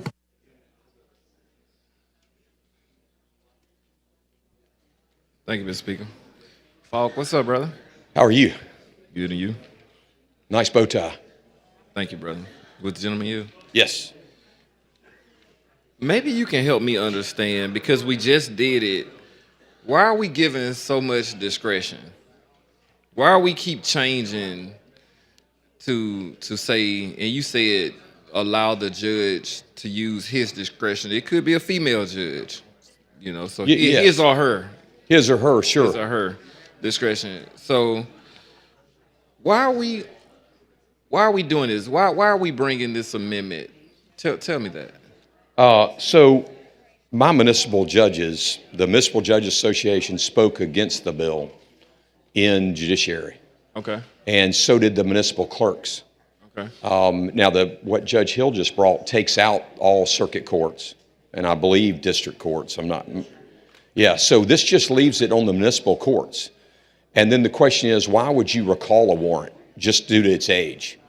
You know, would you automatically just let a warrant go away simply because of its age? And so then you have people who say, well, I'll just wait it out. Once it hits that timeline, then the warrant goes away. So What's the time frame that we're talking about? well, this is requiring that every 5 years that the municipal judges review any warrants that are outstanding and have not been, I guess the proper word's issued within 10 years. And usually we're not talking about serious warrants, right? Well, we took out, it's talking about for Class B and Class C misdemeanors. Right, so But the amendment, part of the amendment we already did Yeah. was to take out violations for sex offenses, domestic violence, and offenses that involve the use of a deadly weapon or dangerous instrument. Okay. So we did take those out. Right. But I still think you can have offenses, and I'm not a criminal law expert, but I do think you can have some offenses that are still would be considered serious. That Like people traffic tickets. Well, this would be anything that's not the ones we exempted. Right. But if you think about municipal court, I mean, I guess when I think about municipal court, I'm thinking about just some of the simple ordinances that have been violated, like the traffic ordinances, weeds, overgrown lots, you know, just some of the simpler things that it seemed like they would be able to at some point fall off. Well, traffic tickets, for example, usually are not going to be reached But this level. no shows. Yeah, I guess if you don't. Yeah, no shows, Will. Well, the reason I say that traffic tickets usually are not going to be covered by this is that OLEA will suspend your driver's license when you have traffic tickets. You know you don't need a driver's license to drive, man. Well, I think it's a good idea. It's a license to drive, but you don't need it to drive. It's not like you have to insert it into your key holder in your car. Okay. So tell me, and I'm going to go sit down. Why do we want to give, what's the discretion at this point? Is it what? Well, it has the review every 5 years. Okay. And then it says the warrant shall be ordered to be recalled. Okay. And therefore the judge does a review and he has no ability to say, well, wait a minute, there's a victim in this case, for example. And I don't think, even though we haven't issued it. A victim in the case, like what? Yeah. Tell me. Well, like again, that. I'm not a criminal guy, and Brian Brinyard is a municipal judge. And I think we have somebody else here that's one, but, it's Mike Marika Jones used to be. Mike Jones. Marika Prince? Coleman. Prince? Isn't Marika Coleman? I don't know. Prince? Prince might be one, yeah. Yeah. So if they look at these warrants and for whatever reason, they don't want it to, just go away, they have that ability to look at the case and say, no, not this one, but they're going to be forced to review them. Okay. And decide whether they're still good, should stay. Well, let me ask you this: what if we do a instead of doing a mandatory, just getting rid of the warrant after the 5 years? What if we do a mandatory amnesty program to allow them to pay the fines that's owed? Well, I think the judge does that. I mean, I think the judge, again. But we're saying at their discretion. I'm saying if we're gonna do something, that's really what it's about anyway, right? I don't think we want to fill up our city jails. You know, I think we want to recoup the funding that may be lost. In an amnesty program is something that could help a lot of these small towns by getting the fees and stuff like that for this. I don't think the judges that I've talked to, the municipal judges and the clerks, they want people to know, because most of the time, I mean, if people just had a way, the question is, how do they get notified? And so we thought about going down the Aaliyah route, but I didn't find success there. You think about the AOC, going through them. You want people to be aware of their outstanding warrants. Everybody does. Yeah, Aaliyah and AOC, that would be a bit overreach, I think. Well, I'm talking about just notice. Okay. Just trying to get people noticed, because I think that's what this was brought. I think Senator Orr was bringing this. Okay. Was about a lady up in his area. It's always about one person, isn't it? Well, it's always about that one person that's So this was it's a like we got to go change laws for the whole state of Alabama because of one person. Well, that's what the bill was really changing it, and we have modified it in this amendment. So did the one person get arrested? Yes, I believe they did. Well, they may qualify under the expungement bill then that we just did. Did they know a process? Yeah, well, and that was Arthur Orr's. Yeah. That was Senator Orr's bill too. So she got arrested, and then he got the expungement bill for her too at the same time. I don't know about. Okay. I don't know what. OT said that he's doing $3,500 for expungements. So if you know. Oh wow. So I guess if she get arrested, he got the expungement bill. OT said he'll help with the expungement for $3,500. We've just boosted his business. Yeah. Look like it. Look like we're doing a lot.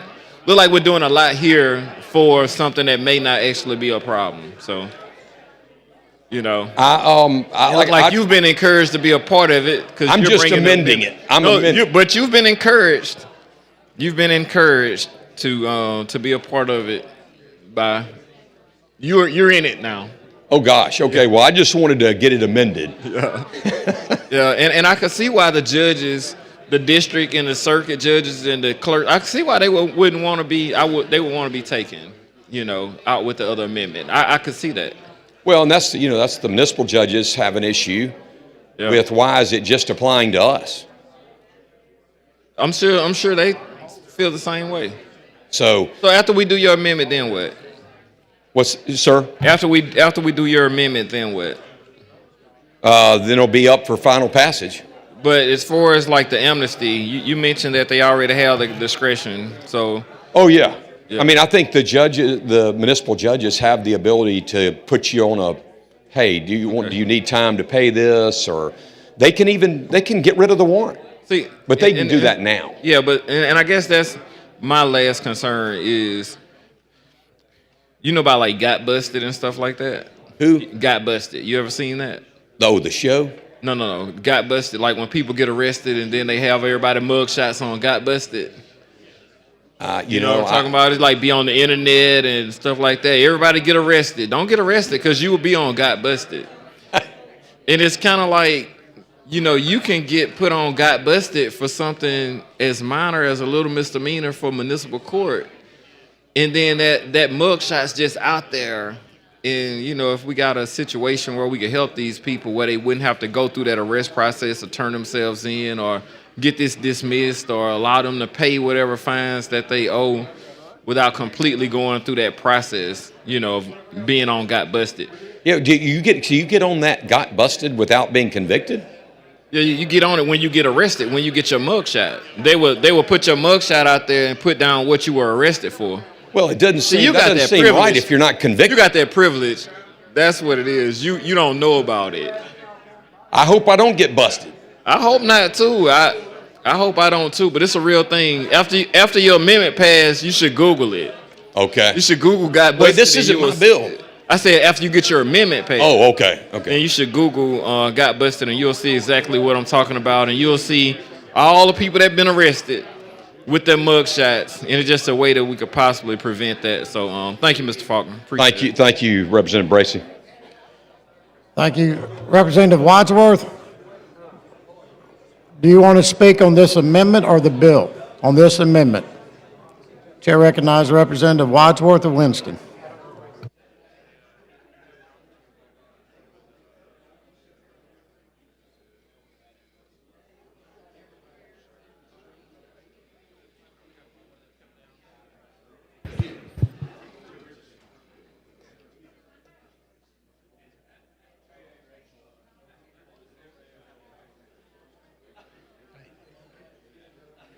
Hey, gentleman, yield. Yes, sir. What does your amendment do?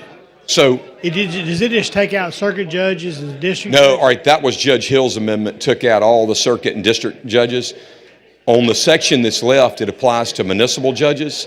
And so the last sentence of this, of that paragraph on page 3, said that they shall review them, and then it said if they're over 10 years, they shall be recalled. So right now, circuit and district judges don't have to comply? That was Judge Hill's amendment. He took them out. Okay.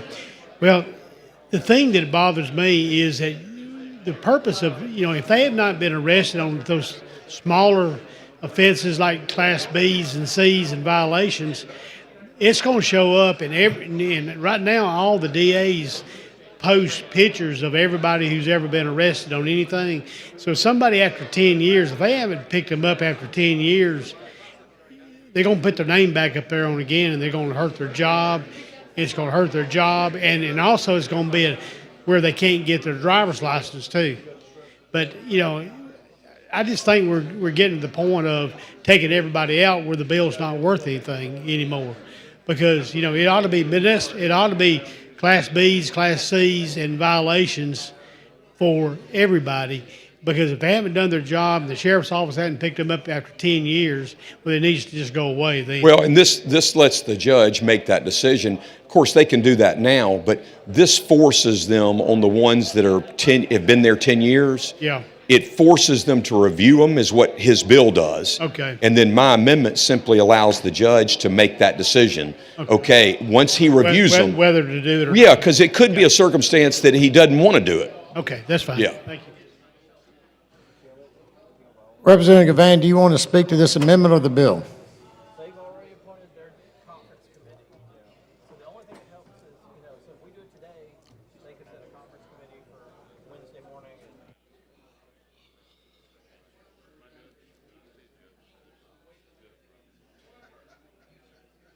Did you eat the rest of it?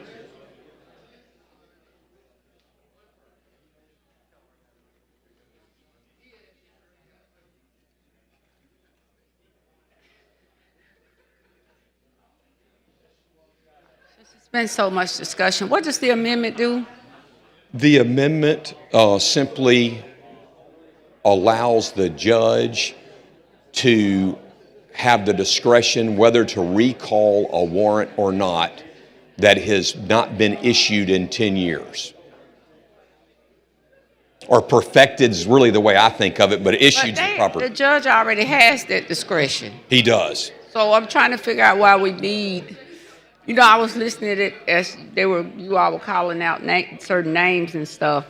When I started practicing, I practiced almost 6 years of my entire practice. I did contract work, legal aid, and I worked as a public defender in municipal court back in the day.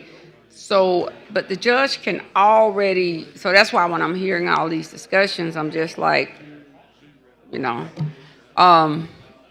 but so why do we need the amendment to give the judge authority to do something he or she already has? Because the bill, as currently written, was making it mandatory that the warrant be recalled. Okay. And so my amendment changes it Yeah, back. because they already, okay, so they already have the discretion. That's why I was sitting there, but I wasn't as in tune to the to the discussion over it, but I just thought maybe I missed something in the last 21 years. No, you're right. You're right. They have that discretion now, but the bill was taking that away. So was there a reason why they were trying to take that away? Well, like I said, there was a young woman up in North Alabama who had a situation. It wasn't really it was a failure to put it in the system, but the bill was aimed at that.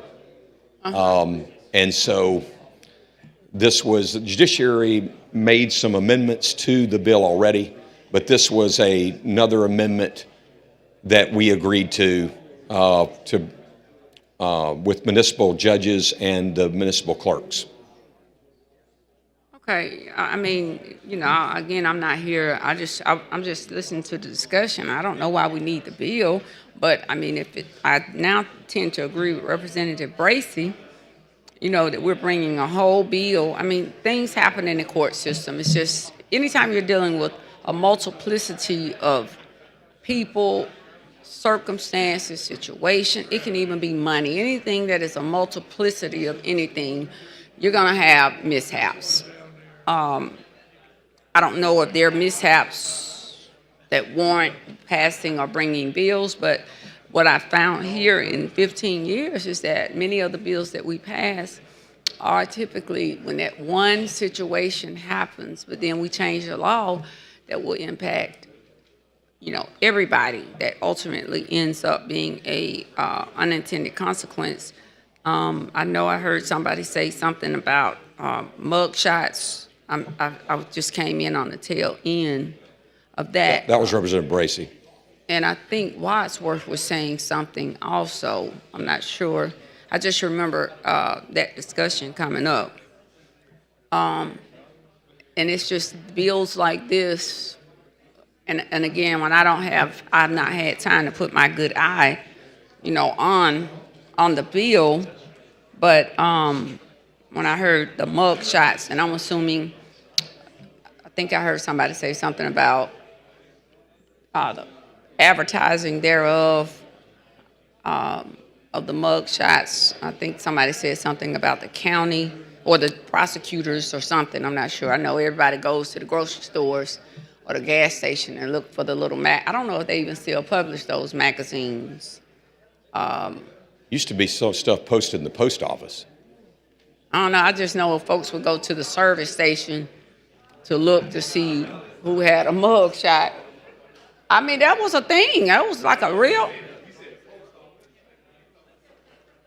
Oh, yeah. It was a big thing at one time. Folks would like to be trying to get to the Chevron service station just to see who had a mug shot. I don't care about all that kind of stuff, but you got people who live for that, and I know I heard the discussion. That's why they think about when folks talk about me down here, talking about my decorum. I was like, I don't have no mug shot. You got a mug shot, and you talking about me with decorum? Please. Full mug shot. But I digress. I just think about that. It's just some things when people say, I just wonder, do they understand what they're saying? When they've been sloppy drunk, got in a fight and did everything, but I got decorum issues, so I just wonder. I just heard that word, but I appreciate it. I just wanted to try to figure this bill out. I just had a flashback. Thank you. Thank you. Chair recognizes Representative Simpson of Baldwin. Do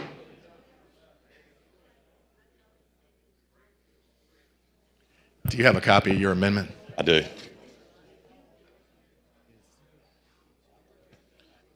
Is there a place in here where the prosecuting attorney has notice or any type of awareness of what's going on through this?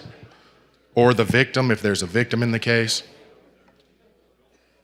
So there is no, it does say the notification section is right after this. That's not what my amendment does. And Your amendment allows for it to be reviewed by the presiding judge, but it's not reviewed by the prosecutor nor the victim. the bill already calls for the review. What the amendment does,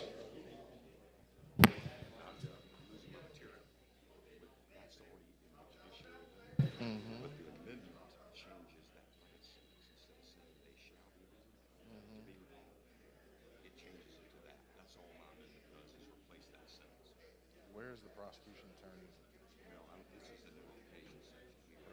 Notification. now you might want to ask Judge Hill about that. Part of the problem that I would have in a situation like this is there's a lot of goings on in the system that does not allow for a competing, if you will, interest. So let's say a defense attorney is going to notify the judge or try to get something to do to have this expunged, have this removed, have this done. There, without a notification to the prosecution's office, there's nothing that a prosecutor would know. There's no awareness that the prosecutor would have about this, something that could be done to change. There's nothing that a victim would know, a family would know. This is just one that we just wake up and find out one day, because you're going to find out a difficult way to say, hey, this has changed and now now this guy doesn't have a warrant anymore. Well, and Representative Simpson, I think you're talking about the bill, and my amendment is simply not making there to be an automatic recall. So that's all my amendment does. Now, Judge Hill's got the bill. Now the amendment, the warrant shall be reviewed by the presiding judge to determine if the warrant shall be recalled. Instead of what is in the bill now. That's why I'm amending it. Because right now, the bill says the warrant shall be ordered to be recalled. Right, but that's what I'm talking about, your amendment through here. So instead of saying it shall be ordered to be recalled, I'm not trying to argue against your amendment. Right. But what it's saying is it shall be reviewed by the presiding judge. Would you take an amendment to your amendment to say that it shall be reviewed by the presiding judge and prosecuting attorney? I think what I think what I'm following you, my amendment, I think you're good with my amendment. I would think you would be. Now, if you want to amend the bill further. I want to amend the amendment. Well, we're not amending the amendment, but okay. Well, then then I have a you problem. can amend the bill. No, I want to ask to amend the amendment. Yeah, well, I'm not amending the amendment because I've got the the municipal court judges, and you can accomplish what you want to do without amending the amendment. I'm sure you do have the judges on it, but I'm talking about the prosecutors, the people that are there. And I have no issue with you. So that's what, I'm not trying to argue with you, but what I'm saying is that's what the purpose of this body is, to debate a bill, work through a process. So if I'm coming and asking to say, would you amend your amendment, you can table it, but that's the decision of this body. That's not something that you just say I'm not doing. No, but procedurally, when I put this amendment on, you can bring your amendment to the bill as with my amendment and have your notification and have that debate with Judge Hill. I can have this debate with you right now because I'm asking to amend the amendment. Well, I'm not amending the amendment. Okay, well, let's let the body ask if we will amend the amendment. The amendment is good, as it is. I'm asking the body to change the amendment to just allow the prosecuting attorney to be notified. That has nothing to do with my amendment. It does. David, you're not listening. The warrant shall be reviewed by the presiding judge. All I'm saying is have the prosecuting attorney review it as well. This is your amendment. This isn't the bill. I'm asking to amend your amendment. That amendment can go on the bill, Matt. It does not need to be amended to the amendment. It does need to amend the amendment. It does not. Your notification to the prosecuting attorney has nothing to do with what I'm changing. Yes, it does. You're not getting this, David. This is what I'm telling you. The warrant shall be reviewed by the presiding judge. All I'm asking is by the presiding judge. Okay, gentlemen. Everybody calm down. Mr. Faulkner, you cannot amend an amendment. So, Mr. Faulkner, I'm going to ask you to withdraw your amendment. You two get together and see if you can work out an amendment, and I'll call you back up, okay?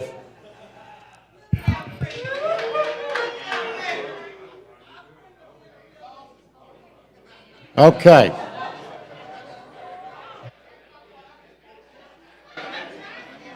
Ms. Cavan, do you want to speak? How many times has she talked? A bunch. Hey, carried over to call the chair. Carried over to call We're going, Chair recognizes the gentleman from Lee. Mr. Speaker, some work still needs to be done. I move that we carry this bill over the call of the chair. Do you hear the motion? All in favor? All opposed? Bill's carried over to call the chair. Clerk will call the next bill on the special order calendar. On page 9 of the calendar, Senate Bill number 106 by Senator Smitherman relating to small estates.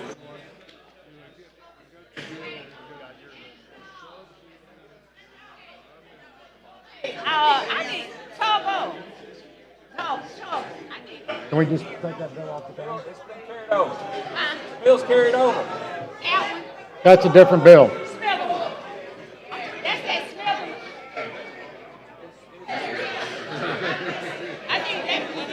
Hey, them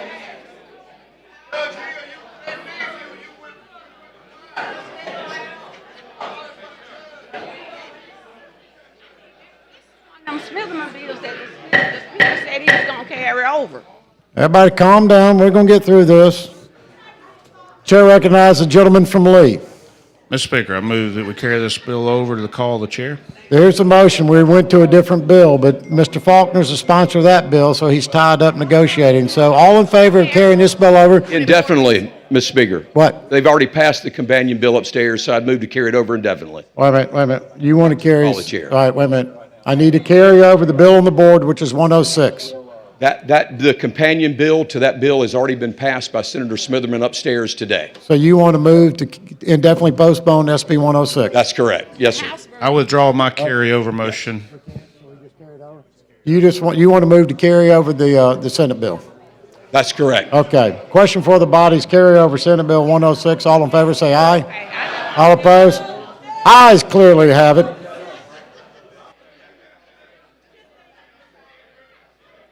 So what all he got in the bag? All them Smitherman. No, what's Smitherman? I want to know the Smitherman bills that's in there because they ain't supposed to come out the bag. Okay, has it come back now?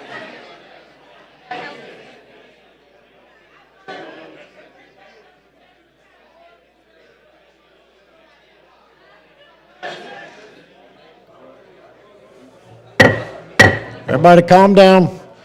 Chair recognizes Representative Travis of Hale County. Thank you, Mr. Speaker.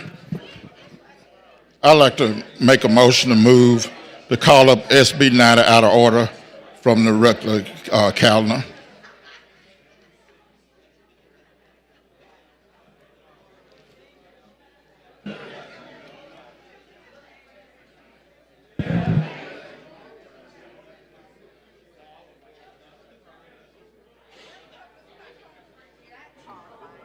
Okay, Mr. Trapp, would you please repeat your motion?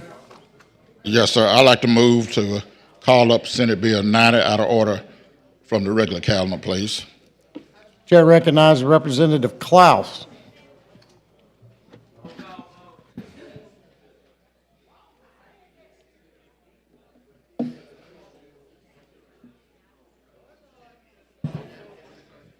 Good. Thank you, Mr. Speaker. And Representative Travis, Senate Bill 90, of course, is a bill dealing with Greene County, a gaming bill. And as I've said in committee that day when we originally voted the bill down, and then it was brought back up at the next meeting on a voice vote, I think there's a lot of misconceptions. I know there are in the upper chamber.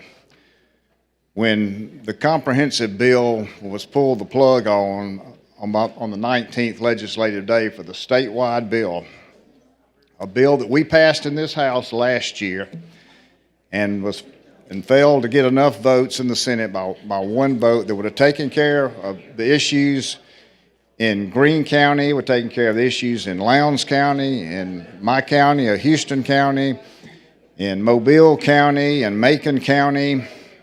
But that bill failed. Now, when the sponsor of that bill in the Senate was asked, what now? his response was, I guess everybody needs to get their local bills up. And that's what we're starting to see from the Senate is local bills dealing with gaming. And I don't have a problem with what's in the guts of your bill. It's the process. And the Senate, they can pass local bills on gaming. And they probably think that's what it is, a local bill down here. But if you'll look at our rules, and most members may not have seen this, but look at Rule 39, a gaming bill in the House is considered a general bill. It's not a local bill. It is a general bill of statewide significance, so nobody has to worry about getting involved in a local bill because it is a general bill in this chamber. Now, you know, if everybody wants to come and we have an agreement with all these different counties for a local bill, then that's an argument for a different day. But we've come in here to the 11th hour of this session here with local bills dealing with gaming when we had a comprehensive bill last year that dealt with this issue, and Representative Blackshear and Representative Witt have worked harder on that bill than any bill that I've seen worked on the 31 years I've been here. Countless hours on the road, visiting different facilities all over this state, putting together a comprehensive bill that would give the voters of this state a chance to get this issue straight once and for all, and it failed by one vote in the Senate. So this is not the way to try to solve this issue right now. So I'm going to urge the membership here to vote no on suspending the rules of this Senate Bill 90. Thank you, Mr. Speaker. Thank you, Ms. Klaus. Chair recognizes Representative Warren of Macon.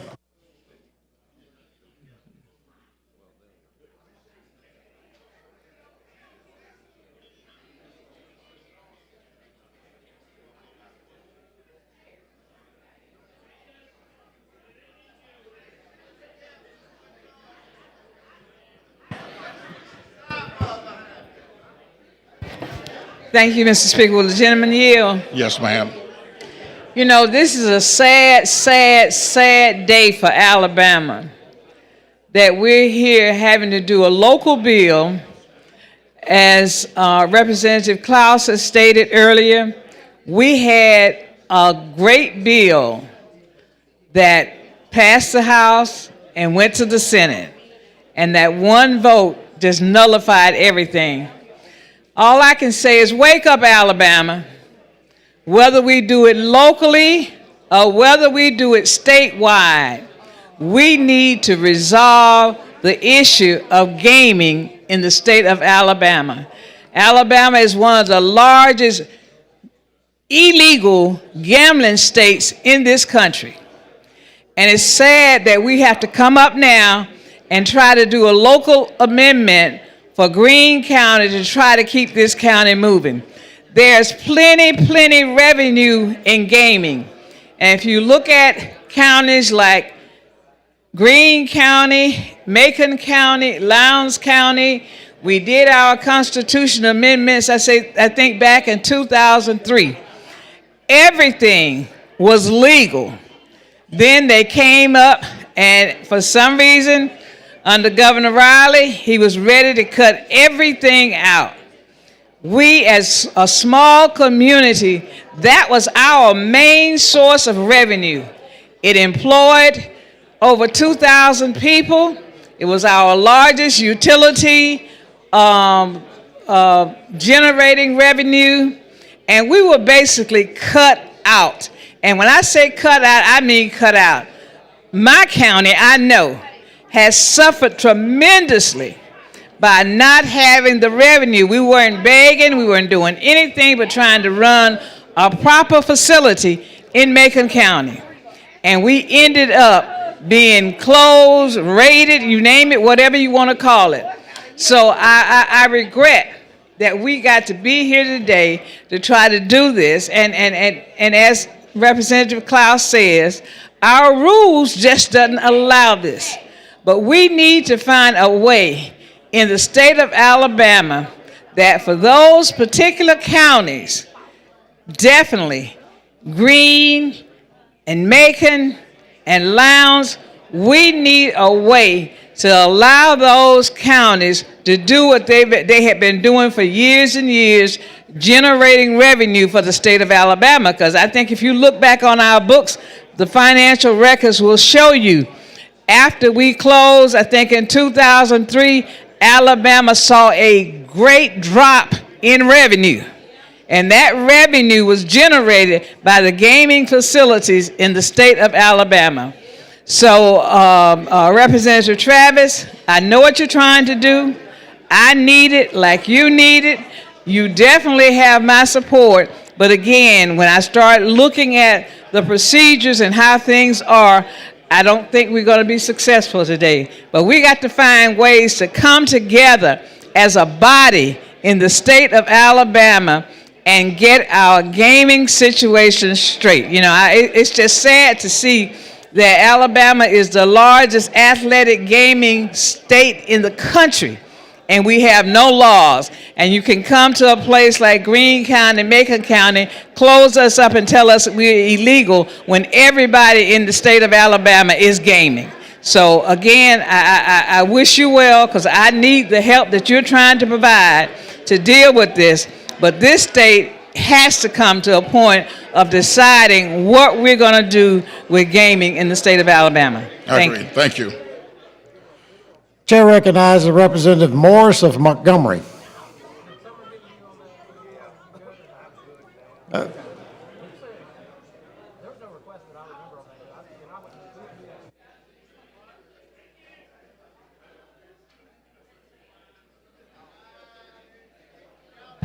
Thank you. Would the gentleman yield? Thank you. Yes, I will. Thank you. So,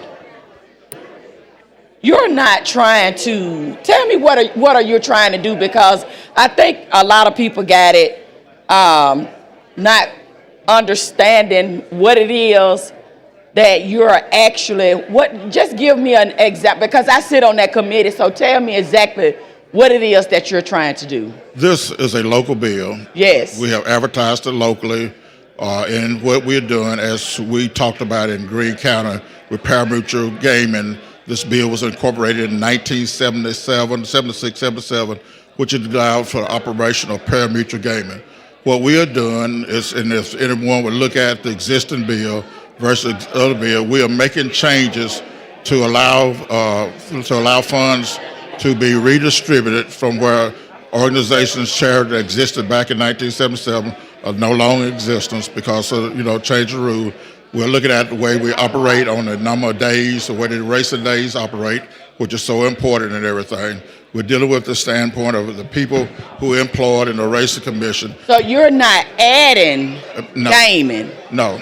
You're just modifying the law that's already In place. Yes. So I guess that's the thing that keeps going past me when I keep hearing, it's like you're starting something new with gaming, and that's not the truth. That's not what you're doing. You're just modifying a law that's already in existence because you're already operating, right? That's correct. Okay, so you're already operating, already rolling, and you're just modifying the law that's already there because it was in 1970s. 76, I think, when it was 1976. So we come in and we modify laws all the time. Right. That's 76s before I was born. So, but to address the thing that we passed the bill from the House, the comprehensive bill. We all stood up, thanked everybody who worked so hard on that bill. Blackshear and the committee that actually worked on it. It came out of the House. It went to the Senate. Right. And yes, it died by one vote. And we keep acting like we just not even going to say how or where the one vote actually came from. We're just going to keep dancing around it and making it seem like, okay, since it died up there in the Senate, and we're going to make it like it's the whole Senate, But then we're going to come back and say, okay, that this is not a local bill, when actually, and in reality, it is a local bill because it had to be advertised as a local bill. How the two get different rules about laws, and we are all in the same house, right? The people's house. But we got different rules about local bills and how they should actually come out, when we should be aligned when it come down to local bills. And then I'm just on the gaming aspect. If we passed it out of the House and we know that it's good for the state of Alabama, why wouldn't we give each county? Because the Senate failed it, not the House. You're right, and it is not, again, it's not a new bill. It's not a new bill. You are already up and already operating. Correct. And I wanted to talk about that part, but I just wanted to really address the fact that we're saying, you know, that it's basically like it's a new gaming bill, and it's not. No. And making it seem like, okay, it's local, but it's not local. Correct. Because we down here in the House and we got to vote on it. Well, all local bills we vote on. Yes. We vote on all local bills. We just make a decision whether we're going to get involved in it or not. But every local bill that comes down to this House, it got to go up on that board, and we have to vote on it, whether you vote yes, no, or abstain. And typically, as you said, we have to vote on it. And if the BIR is not like we are now in the budget, then you have to vote on the BIR as well as the local bill. And this is what this is. This is a local bill. It's applicable to Greene County. It's always been applicable to Greene County. And it deals with, you know, the issue for me of redistributing funds and operations so that I can continue to support our healthcare system, our hospital, our EMS, ambulance service, our volunteer fire department, our school systems, our industrial development authority, all those people that comes out of the mix are trying to make sure that we have able to provide for the citizens of Greene County. And like I said, it's not something that we are trying to recreate, you know, but we look at it, you know, as a bill that, you know, as time changes, you have to sometimes tweak things and make adjustments. And that's what this bill allows to happen and everything. It does not recreate a new bill. It does not set it in. It just puts this in place, allowing this to take place and everything. Just, you know, in this, you know, permutuation, waging with some changes, additions in there and everything on the days operations and stuff like that. Days back in the past where you couldn't operate on Sundays, now you can. Is what we're asking for. Some other things to allowing this to happen and everything. But, so it's really important and everything that we deal with and everything. And I listen as we say, like it's important for each county. Every last one of us represent a county that needs something that's going to keep us moving. Right. Right? Some people, when it came up for the prisons being built, we had people arguing about what county it was going in based on revenue. Right. Because I call prisons tourists. I call them tourist counties. That's what I call them, because, you know, you got people coming from all over. But for the general bills, we all vote on general bills. Correct. We all vote on local bills. Correct. And to be able to stop a bill because the Senate, one vote, and I have not heard no one take responsibility or accountability for that one vote. Well, but that one vote that actually took place, that have nothing to do with what you're trying to do, because your bill is, only thing you're doing is modifying. Correct. And again, and when we were supportive of the statewide bill, we were supportive, Representative Witt and Blackshear, they worked with Greene County to make sure that they was familiar with how things were going on. It was addressed. We were very comfortable. We supported the bill there and everything. Representative Sealand, when they went up, you know, part of the conference committee, was part of, you know, we wanted to make sure, as I said, that we addressed the gaming issue, but that did not happen and everything and give us stuff. But so right now, I just trying to deal with a local bill to address things here. It's not expansion, it's not improvement, but you know what I'm saying, it's not adding something, but allows us to be able to operate in this mode and everything. And on the other note, the sponsor in the Senate, yes, actually supported the gaming bill too, right? Correct. All the way, 100%. Yes. Correct. So we're not talking about people who did not support, right, everything. That's why responsibility and accountability Exactly. actually come in. Correct. So I just wanted to come down because I actually sit on that committee and wanted to let you know that I support you. Just like I support other people who come to me for their county that need something. Yeah. If we need a constitutional amendment, I try to help out where possible. And I'm hoping that they are actually listening today inside the House chamber and not just gonna go with the status quo and actually give you the modifications that you need for a facility that's already up and running. Right. Thank you. Exactly. Thank you. The chair recognizes Representative Gavan of Jefferson.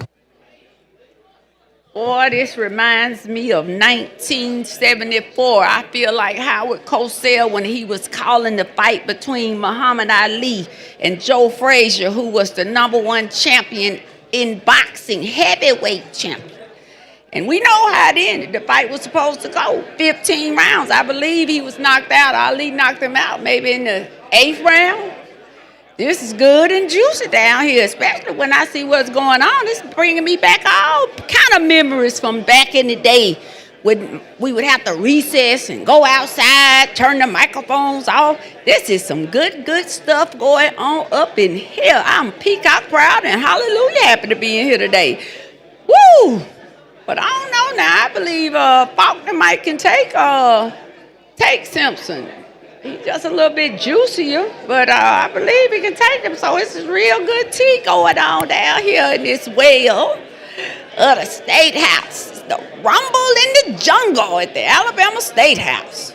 This is something serious going on in here. Only thing I just realized, though, Representative, listen, if it was me, I would have been gavelled down 150 times. So I hope that media in the media room is taking note of this, because didn't nobody get gavelled down. It just got disruptive and folks coming all from all off the floors and stuff. But I digress. Listen, your bill. Yes. Tell me what this bill does. It's a lot of controversy going on. Ooh, finally the gavel. It's a lot. He wasn't, listen, for those in the media room, he was not gaveling me down. He was gaveling the noise. I've only been gavelled one time this year. Okay, I thought I was gonna make it to the last bell to get out for the summer. But listen, talk to me about this, because it's a lot of confusion now between the rumble in the jungle, between Faulkner and Simpson, and this bill.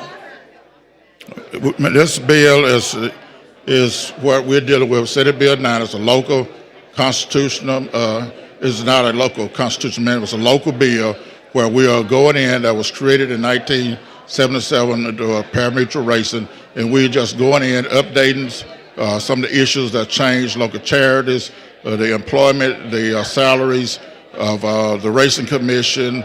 We are redirecting different funds. And this is just local. It's just local. It's all after the It's Green not. County. Are you amending the CA that you all had some years ago, or how does that work? What are we doing? Well, only something it is, if you would look at the current bill and everything, what it does, it allows us to, there was, for instance, there were previously how funds were distributed. For instance, it used to be that the currently Green County Commission get over $200,000.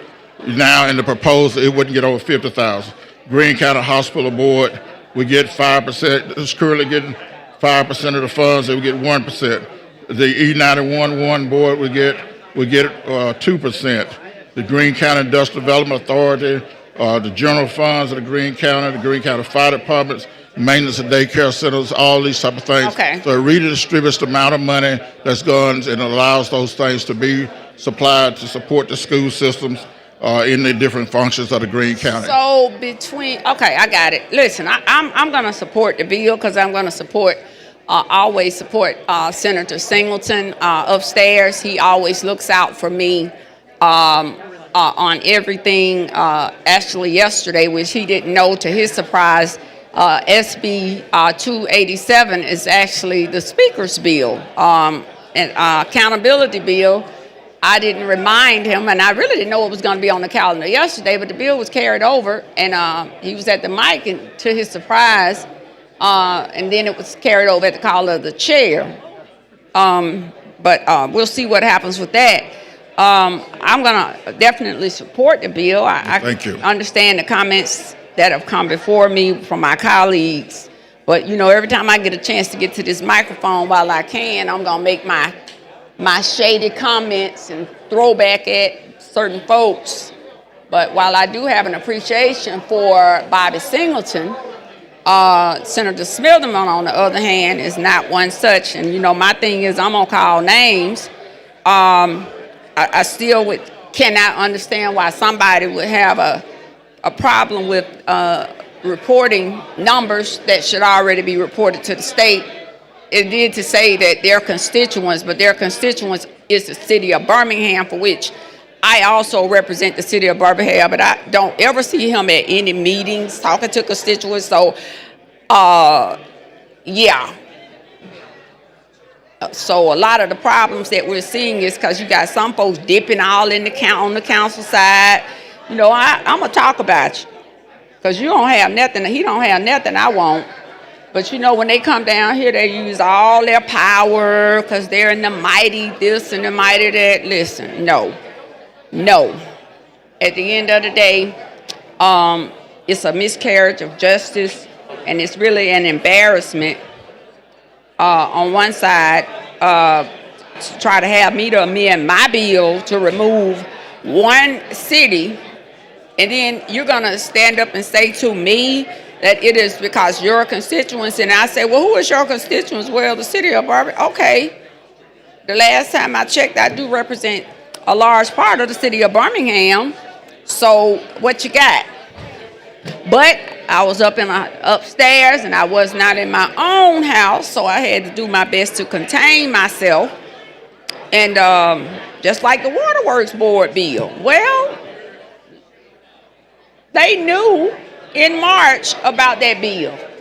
The city of Birmingham leadership knew about the bill in March. No. Don't pretend, and then you go in a hole and hide. Then it's revealed all of the details, but you want the people to believe it was such a surprise. No, it was not a surprise. It was a surprise to others, but it was not a surprise, especially when you all employ governmental affairs representatives who are paid to know what we do before we even know that we've done it. That they eat and sleep this kind of madness down here, and that's their job. But it just pisses me off because when I see someone saying that they were blindsided, and I know many may feel they were blindsided by Senator Singleton's bill, but on that Waterworks Board issue for Birmingham, no, they weren't blindsided. But several years ago when they met with the delegation, I told them, listen, the city council should have their own lawyer and their own governmental affairs team as they have had in the past.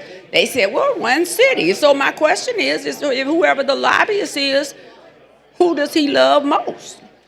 The council or the mayor? Because at some point he's going to have to serve more than one God, and that's very hard to do. So he's going to have to choose. Is it going to be you or him? So now some people are asking us to help, but I don't get that. No, I mean, I've been around this thing a long time, especially when it relates to administration. That's why we have a bifurcated system of government. We have a bifurcated system of government in this state, in this country, for a reason. And when you work it, it works for a reason. Not just an executive, not just a legislative or judicial. And when you take on the role of becoming all-powerful only on an executive level, you're gonna have a problem. I don't care if I don't like what anybody in this chamber does. When I leave here at the end of the day, regardless of the vote, the system works. Well, thank you. It works. I like the debate. I like friendly discussion, just like this. I like it. Because at the end of the day, that's what. Now, is it always fair? Absolutely not. Neither is life. Yeah, and I know folks are talking about the one vote that killed it. You know, hey, call a thing as it is, what it is, as if it, you know, what it actually is. You know, whoever the vote that went down. Listen, my thing on gaming one way or the other. I'm not here to regulate morality. That's not my role. When I first started here, like I said, folks would literally be about to fight over alcohol bills. Now it's alcohol everywhere. Every bill come down here look like it's alcohol. You get a bottle, you get a bottle, you get a bottle, you get a bottle, your choice. Gin, whiskey, Hennessy, whatever. Wine. That's their choice. I don't have anything to do with that. Well, At the end of the day, you have to suffer for the consequences of your actions if that's what you choose. But I will be supporting this bill. I know someone may call for a roll call vote on this, or the 1/5 or 4, whatever the fifth is. At this time, it's so noisy in here, and this mass pandemonium that's been going on in the chamber just has me all discombobulated. But I appreciate the opportunity to speak with you, and good luck on your bill. Thank you. Thank you.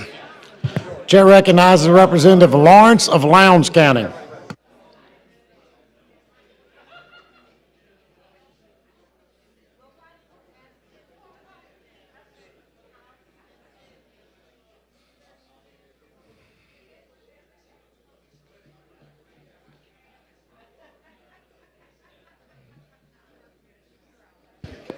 Thank you, Mr. Speaker. With the gentleman yield? Yes, sir. Mr. Travis, how you doing today? Well, I'm doing pretty good. Kind of got my running shoes on, ready to. And I didn't think me and you would have a conversation down here today, but we're here now. Well, God works in mysterious ways. I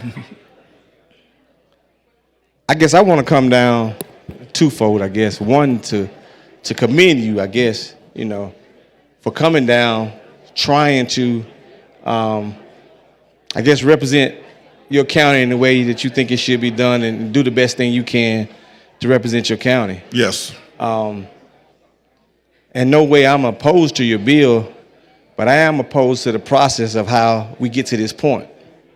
In terms of how certain local pieces of legislation get preferential treatment over other local legislation. And I just think it's unfair that one piece of legislation could be allowed a public hearing, then put back on the calendar to get voted down, then put back on the calendar again to be reconsidered. And that what brings you here, where the people of Lowndes County brought me here to do the same thing that you're trying to do for your community.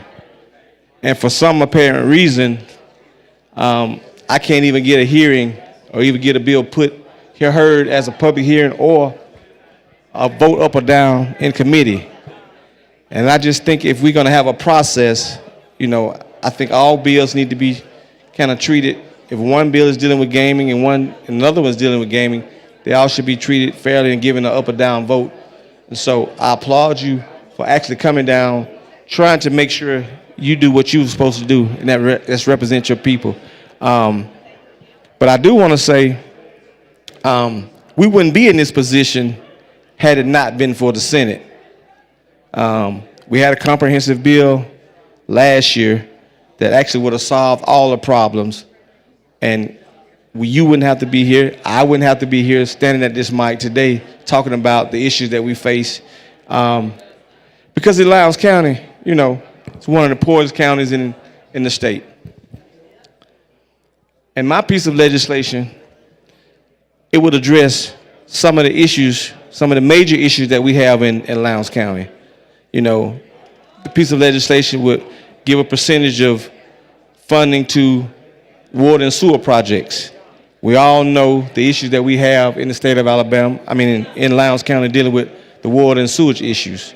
Part of that proceeds will go to water and sewer. Another part of the proceeds will go to general education. You can never have enough funding for education. Correct. Am I right? And then on top of that, another part will go to the county commission so they can have additional funding, match funding, to do some roads and bridges that we have in our county. And so all of those things would allow us to not ask for a handout, but just give us the opportunity to pull ourselves up by our own bootstraps. Correct. And I think, for some reason, this body has been reluctant to do that, and that's a shame. And I think that is unfair. And I think that hopefully one day, we all can see us for what we are as equals, and we be treated as such. So I thank you for, actually coming down and trying to do what you can to represent your people. And now we're going to continue to do the same, because the special interests and the members here, they didn't bring me here. The people that elected me brought me here. Exactly. So I appreciate that. Thank you. Thank you. Exactly where I stand. Chair recognizes Representative McCampbell of Marengo.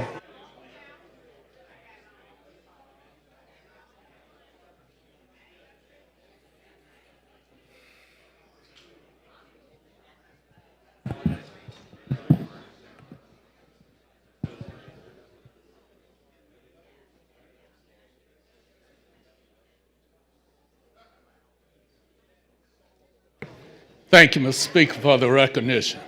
Will the gentleman yield? Certainly, sir.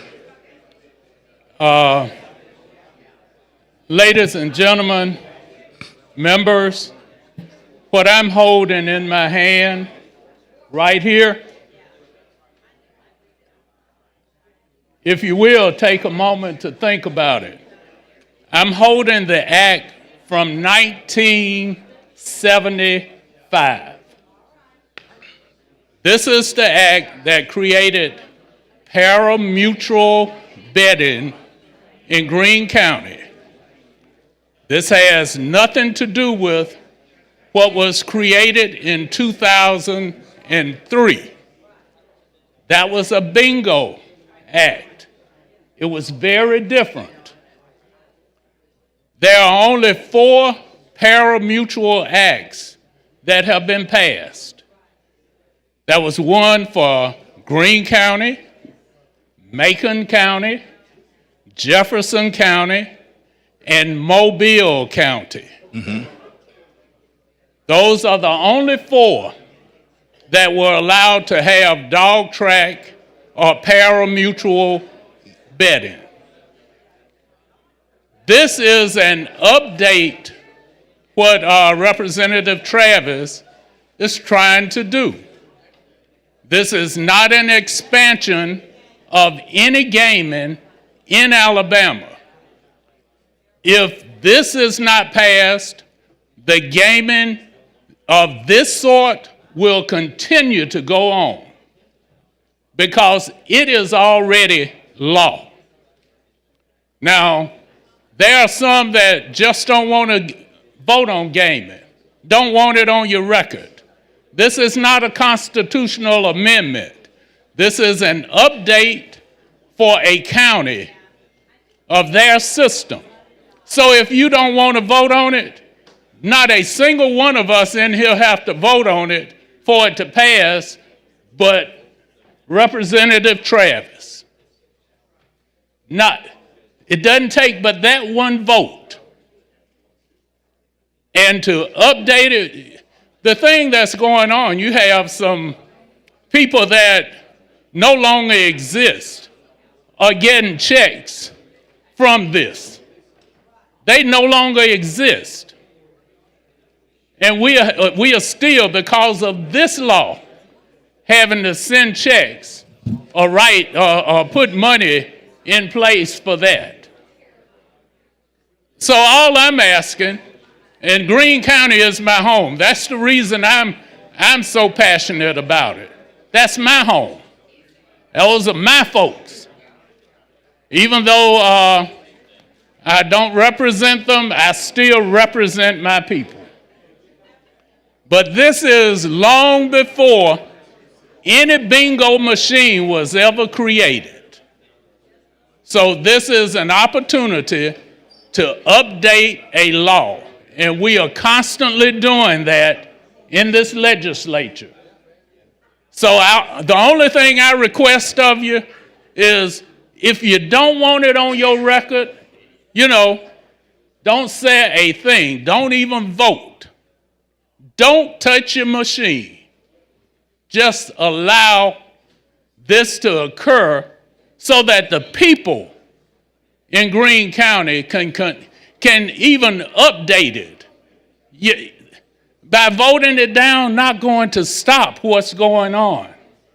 Please understand that. Your vote will not stop what is going on because it can't.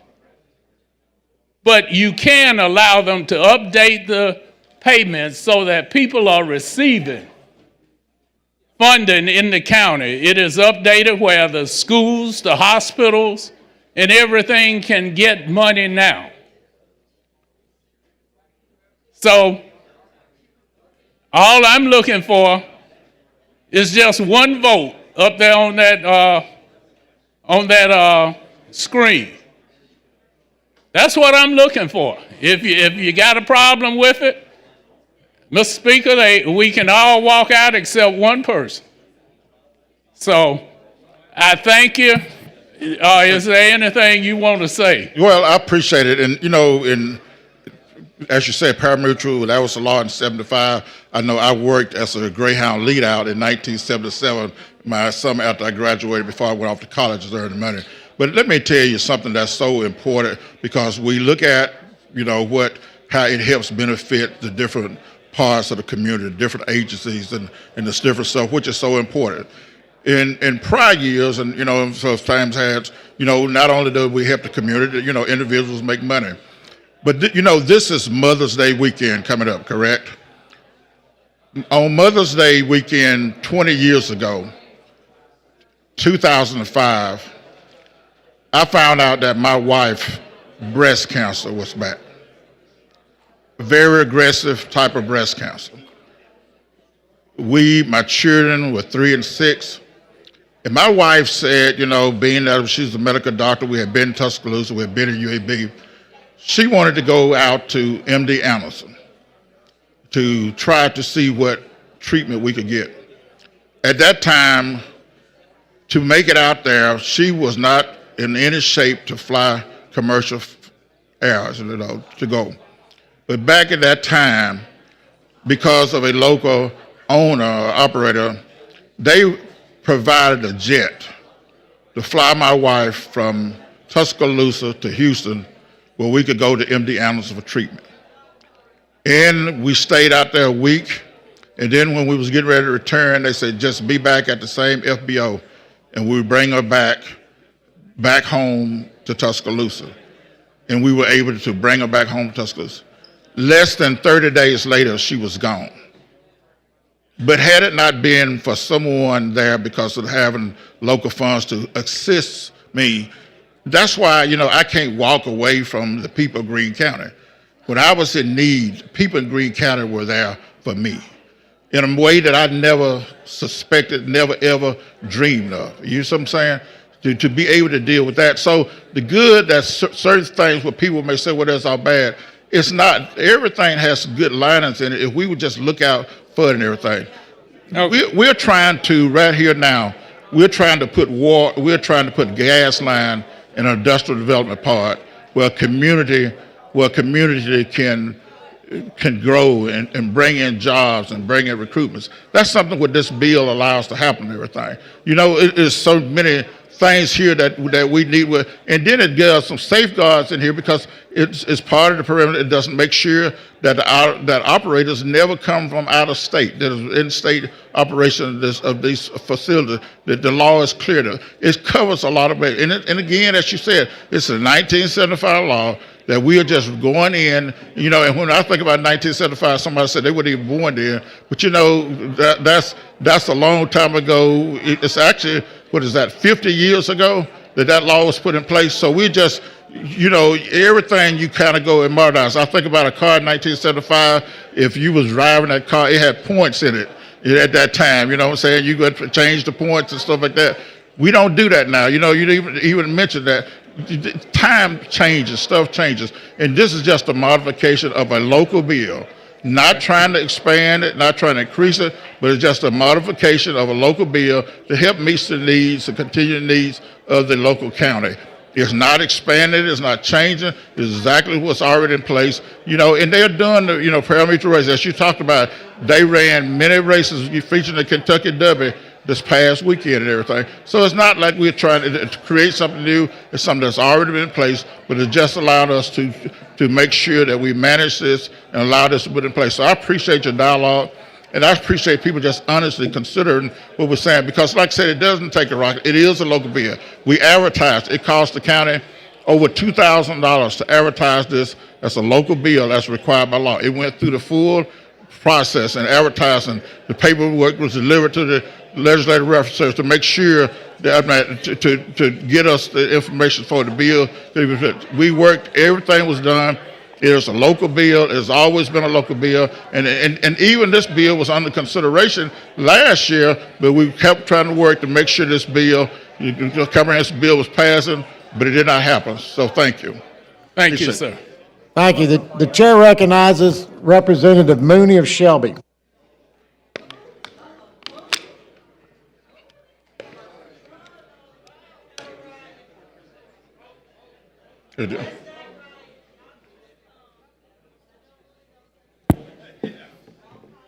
Thank you, Speaker Pro Tem Bringle. I appreciate the opportunity to share something. I respect everyone in this body for their right and their opinion, and I hope that that would be the case with everything that we all present. I had the opportunity to ask some questions about this particular bill from some people that are attorneys and legal scholars that I believe very much in their opinion. SB 90 seeks to redefine pari-mutuel wagering in Greene County. It presents as a bill to amend a statute, but in reality, it must be a constitutional amendment if it is legalizing gambling. Pari-mutuel horse and dog wagering is already regulated in Greene County by statute viz. Section 45-32-150 of the Alabama Code. The Alabama Supreme Court ruled pari-mutuel wagering is not gambling, holding there is a, quote, significant degree of skill involved in picking the winning dog, and the pari-mutuel system of betting used is not determinative of the winner, but the purse, unquote.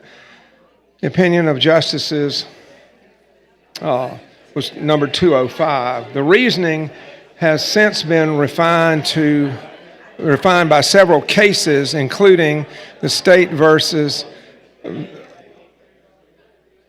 223, 405,086, and I do not understand these quotes, but this is what I have been provided, in relation to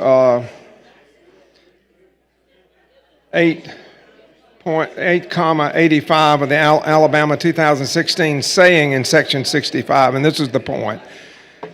Alabama Constitution anti-gambling provision prohibits any game in which skill does not predominate over chance in determining the outcome. This bill proposes to make, quote, unskilled wagering, unquote, legal in Greene County. To be effective, it must amend Section 65. Previously, it's been relied on in two Attorney General opinions that computerized pari-mutuel wagering is not a game of chance. In opinion 2001-114 for a Mobile County law and opinion 2009-020 for a Jefferson County law, the Attorney General reviewed specific language permitting computerized pari-mutuel wagering. These opinions were based on restrictive defining language contained in the laws and the italicized statement above, which was unskilled wagering. The statements that these two opinions support a definition as stated in this bill is a material misrepresentation meant to mislead the members of this body on what is being proposed. This is demonstrated on pages 19 and 20 of the bill, which says, the, quote, pari-mutuel wagering on historical horse racing, computerized machines may be conducted without regard to any of the following, colon, parent I or parent 1, the type of graphics on the machine used to conduct the activity, parent 2, whether the patron chooses a specific horse upon which to wager, and parent 3, whether he watches all or part of the historical race. End of quote. There is absolutely no skill involved in the selection of the winning animal. It creates a pure game of chance. It's a slot machine by any other name. Several CAs permitting traditional charitable bingo passed in the 80s, which morphed into, I believe, unlawful computerized machines called bingo. After about a dozen Alabama Supreme Court cases, these were determined to be unlawful slot machines. The bingo CAs clearly limited the activity to traditional paper card bingo. The problem with this bill is greater. It creates an exception to Section 65, allowing computerized gaming without regard to restrictions of pari-mutuel wagering. It is computerized gambling with no limitations. This cannot be done except by a constitutional amendment. This bill does not propose a constitutional amendment. The scholars I chose to speak with, and I believe if it passes, it will be ruled unconstitutional. Also, this bill declares a tax on line 523 to be collected, lines 537 through 555. It is, quote, an act to amend an existing act to raise revenue by which the amount to be collected under the latter act as amended is decreased or increased, is an act to raise revenue, and by terms of Section 70 must originate in the House of Representatives. You can see an opinion of the justices on that topic that was provided in 1980. The last problem is that legislators give deference to members for their local laws. SB 90 may be passed as a local law. This is not a local law. It is gambling that affects the entire state, violates public policy. Local law deference should not be given to it. Further, when any local bill attempts to modify a general law like the criminal code, it is something that affects the entire state. Therefore, this is unconstitutional, in my belief. This is not the first time that such a perverse strategy has been undertaken. If SB 90 is not stopped this year, we will see many such bills to follow. In summary, SB 90 violates 3 Alabama Constitution sections.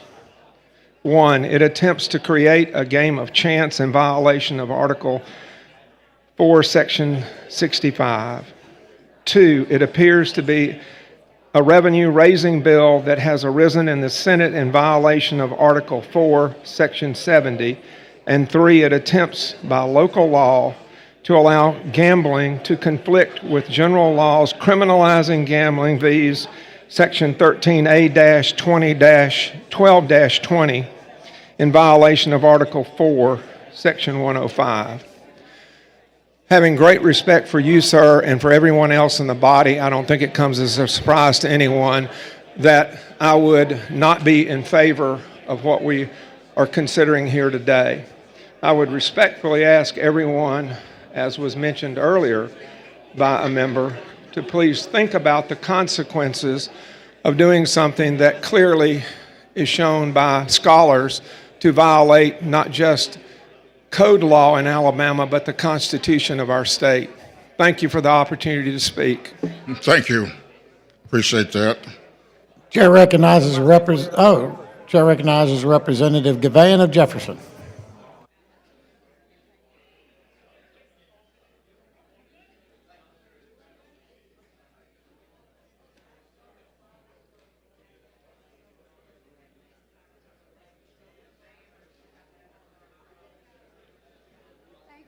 Thank you.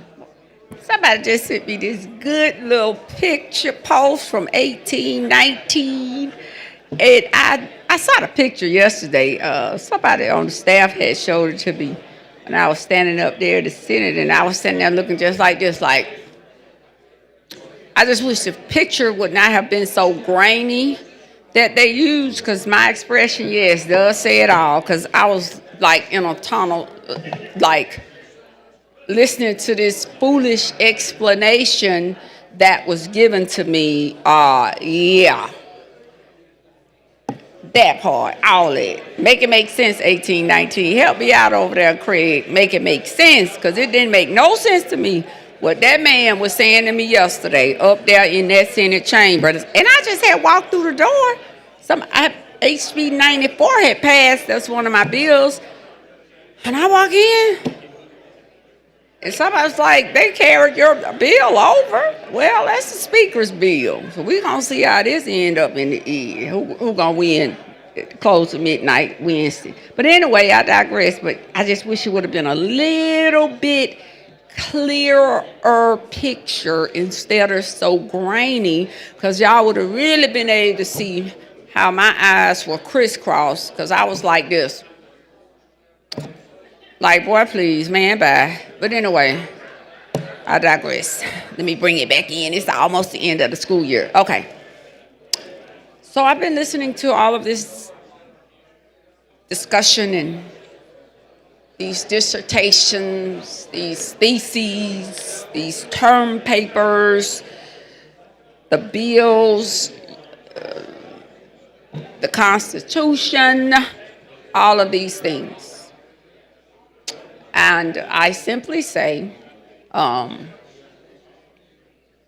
hope that there will be a day in this chamber, and no other piece of legislation has been brought before this body or in this house more so than that of gaming. And I am so sick and tired of the debate. I mean, at this point, we are running seriously into beyond what prohibition was many, many years ago. You weren't going to stop the bootleggers. You weren't going to stop the black market sale of alcohol. You weren't going to stop shot houses and all of these little, bodegas and all of these different things that back in the day, you weren't going to stop the Sicilians and the Italians and those others that were big in that game. You weren't going to stop the mob. You weren't going to stop any of that.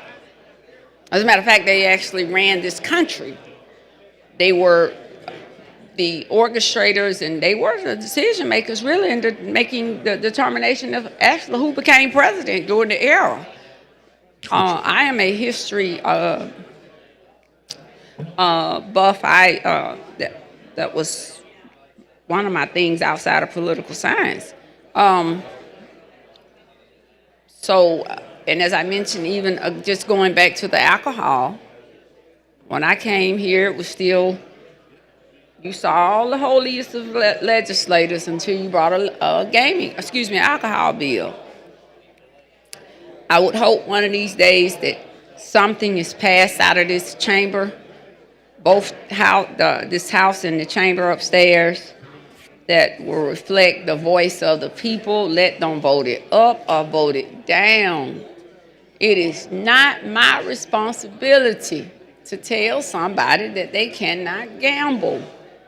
They're going to gamble anyway, whether they do it in Alabama, whether they do it in Alabama in some of these dark places, shotgun houses, backroom alleys, whatever. And I just wish that we would come up with a concentrated package. I understand that, my good friends on the Indian side of the table, they want it all. They've said it. Everybody knows it. You may not be able to get it all, but you fight for all. And they do an excellent job. Probably one of the best jobs at doing it that anybody I've seen. I mean, they have all of the people lined up down that hallway, huddled up, and when you see that whole group, I'm like, Robert done got everybody on duty. Everybody. Robert, what you can't hear is everybody in my ear saying everybody. And so we just get a kick out of it. We've just learned all these patterns. So when I see that he and Chief Stephanie, they got their team, the Kennys and Barton and others, we know they're in it to win it. And then you got the other side. You got your little legislative crew on one end, and then you have those mom and pops, as I call them. They are those that want to be at the table, whether it be Whitehall and, some of the other players down there in Greene County, the Palace, and then the question boils down to who's going to be the minority in the group, or who's going to, so and all of that, and then how much control, will it be one casino in Jefferson County, two casinos in Jefferson County, if it's casino gaming, who will control? I mean, I have heard it all until I can almost stand up here and just regurgitate every year in and out, these issues. Class 3 versus, all of this. Game of chance versus. I'm good, appreciate it. So it's just that I am so sick of all of it until I just wish and I pray that one day, whether there's a combination of a lottery, that we get it together. There are too many people who walk these halls that are governmental affairs folks for all of the teams and players on this field that by now, I just can't understand why this one issue cannot be resolved. I mean, these are the people who tell you what you do and you haven't even done it yet, but they know that you did what you did before you did it and you knew you did it. And they get good money for that. There's nothing wrong with that. But at the end of the day, we have not been able to resolve between 140 people this one thing, this one issue. And I always will give Kay Ivey this level of credit for it. She simply says, if you bring it to me and you pass it out and it meets the smell test, I'll sign it. Well, my goodness, she's about to leave out of office and we still don't have a complete gaming package or lottery to take back to the people or to allow the people to vote. The only thing that has ever bothered me about the gaming process is everybody, we can come here and speak every night, every day as to our beliefs, but I believe that the people have sense that if they want something, they want it. If they don't, they'll vote against it. Case in point, Birmingham, some years ago, metro area planning, the maps. Well, that bill, we put it on the referendum. It blew up so fast. What? What's his name? Don Siegelman didn't know what hit him. And he thought he was a pretty boy and he had it all mapped out. And he and my former boss, Richard Arrington Jr. But the people voted. Well, as you said. And they said no. So why not let the people vote? The people know what they want. They know their voice. They know what they want for them. And just as they did when that bill came up some years ago, same way people in this chamber fought, but when they allowed the people to vote, the people made the decision that they chose. I just don't know why we won't let the people vote. Well. Because what we're saying to our constituency base is that they don't have sense enough to go into the precincts and vote their conscience and their beliefs. If their beliefs are supposed to be just like our beliefs. Well, I ain't got but 28 seconds. You better say it fast, Curtis. You talk slow now. What were you going to say? Well, as you said, people, will make a decision of what they want to do. That you can't control. Gaming is one of those things. It just depends on people. They have their different opinions about it, or what they feel and everything. One of the things that I think which is important is this here. This is something that's already been approved by the county. Thank you. That's. Chair recognizes Representative Stringer of Mobile. Thank you, Mr. Speaker. Would gentlemen yield? Yes, sir. Thank you. I had a few questions, going to bring up a few points related to this. Do you know why we would bring this or suspend the rules up on this legislation and not other bills? Why? Do you know why? Well, I do not know why, as I said, do you just allow me to be able to discuss it? It's been an issue. We've been talked about trying to get on the calendar and everything. So why, I don't know. I'm telling you, I'm new. I don't know all the rules, the games and stuff like that. Learn it, but do not know. That's right. I understand, respect that, and respect you and appreciate you. Was just going to bring up a few points that I kind of wrote down and thought about with this issue here. I understand what you're trying to do for your county or for your area there, but also there's going to be other implications that are going to come from this. We're going to be erosion of the gaming restrictions. We're going to remove some of the number of days of racing. We're going to remove races per program. We're going to basically effectively make the Greene County facility near a 24/7 gaming operation, increasing the risk of gaming addiction, financial harm, and association with that. I've had some of the Mississippi legislators that have reached out to me about their gaming and brought up those same issues of family members and friends that they've had that have become addicted, that's lost everything they've owned because of gaming.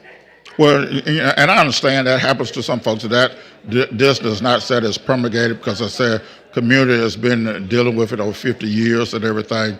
There are people who will abuse stuff regardless, and I think if we try to go around and, it's like we can't do for adults, so we try to do for children in a house. We try to lock-proof or kid-proof a house all at every chance you can, everything you can. As I think about it, every now and then in my house, stuff I did when my kids were young, like plastics in the lights, I still find them now.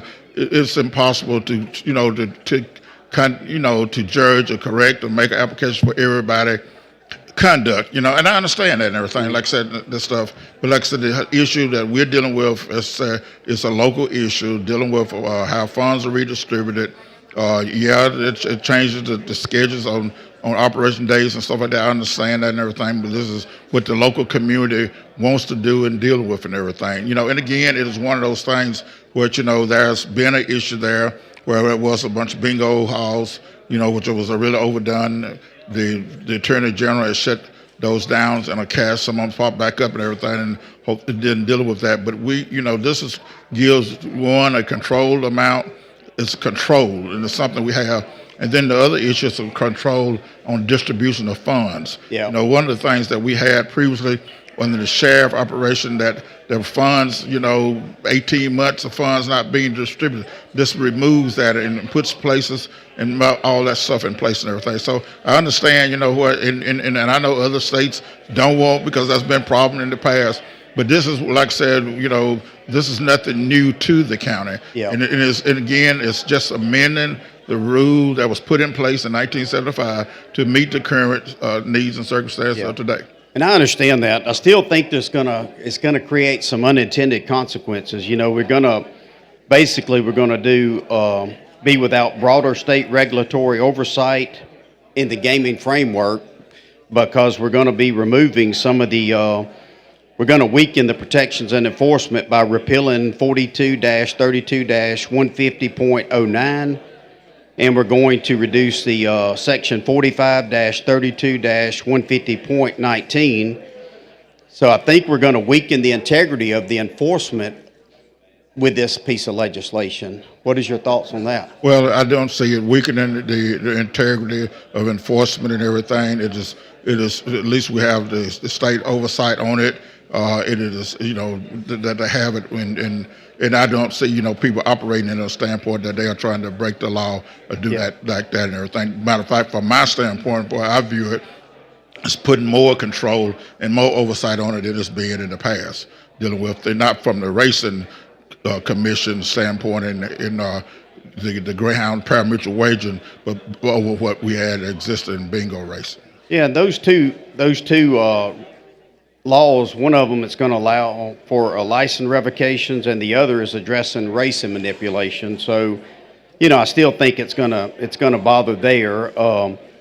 The other issue I had with this is this legislation was passed through local delegation or local legislative delegation versus through a statewide, that's going to take away the citizens' right to vote on this legislation, and it's going to be handled with us instead of through any kind of referendum.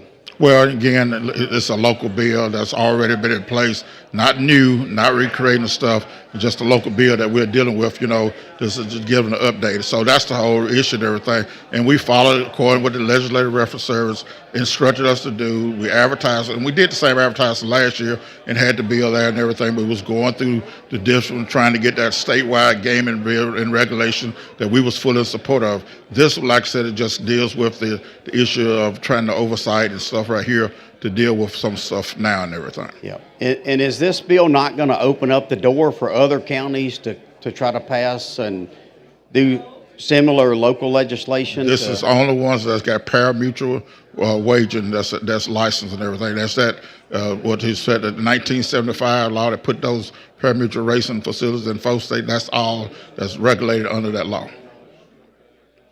Yeah, it just seems like it's going to open up or set a precedent to where, other counties are going to be able to attempt local legislation to circumvent doing the referendum and doing a statewide vote. Well, again, it does not, and And I'm not talking to you. I'm talking to the gentleman. And stuff, and dealing with it, and it's to keep that dialogue and everything. But again, it does not change that, and stuff like that. So we're keeping it, in control. And again, I support the law and order, making sure stuff. But the local stuff, it's a bill that was already put in place, back in 1975. And to be honest about it, at 1975, I was 17, depending on it, was 16 to 17 years old. So, I don't know what it took at that time and everything. But like I said, the laws that were passed allowed that to happen and everything in the green, in a racing facility. And again, it's a way that we keep, money in the local community. It employed people. It's provided jobs, as I talked about, what my first year going to college, I worked dealing with, so is that this particular thing, it does controls the age of people who's responsible, who can be in, who can participate. So it's not like you're going to put allow young people to work in it, or people that are underage. All that is under control and everything. It even gives jurisdictions on the people that's in place and everything, what we have, from the standpoint of enforcement, making sure things are taken care of. So it's not a free-for-all, and it's not a thing. It is a controlled, environment to make sure that everything stays right, and we keep in local money. Because, again, our county, this is a county that's been, highly depressed, even though we not far from Tuscaloosa, and people do work from there in Tuscaloosa and stuff like that, but it also employs and supports our local school system. While we have many acres, we have, like most people, low property tax, we even have organizations that operate there in large places who not pay any property tax. But this one thing here allows the revenues to be spent, support the county commission, building roads, keeping the volunteer fire department open, all those type of things. And if you deal with the community, good people and everything like that, but it's so important, that we have those resources available to the community. My volunteer fire departments, when we have a tornado, they are the ones who are out on the things, cutting the roads open, rescuing people, to see them in place. When you have lost lives, in a tornado and everything, they need that support. Right now, my local volunteer fire department for the county, we're working to help secure funding, $25,000 to buy a new machine where they refill the oxygen tanks. Those are the type of things that are so critical and so important. Our EMS, our ambulance service, we're trying to keep that operation and stuff like that. Because again, we're a rural county. We do have a hospital, but it's most rural hospital. They don't have all the facilities. So for an emergency, we can stabilize folks. Yeah. But then being able to get them to a proper, but at first having that first line, there is so important and everything. Because one last question before my time runs out: is there any money in there set up for people that are addicted to gaming or have gaming issues? I think there was some issues there, money to make sure that is part of game. But like I said, I can't tell you exactly right at my moment where is that at and everything. But I can just tell you, like I said, that has not been an issue. We're trying to make sure to direct and everything. Yes, sir. Thank you. Thank you. Thank you. The chair recognizes Representative Hall of Madison. Chair recognizes Representative Gidley of Etowah.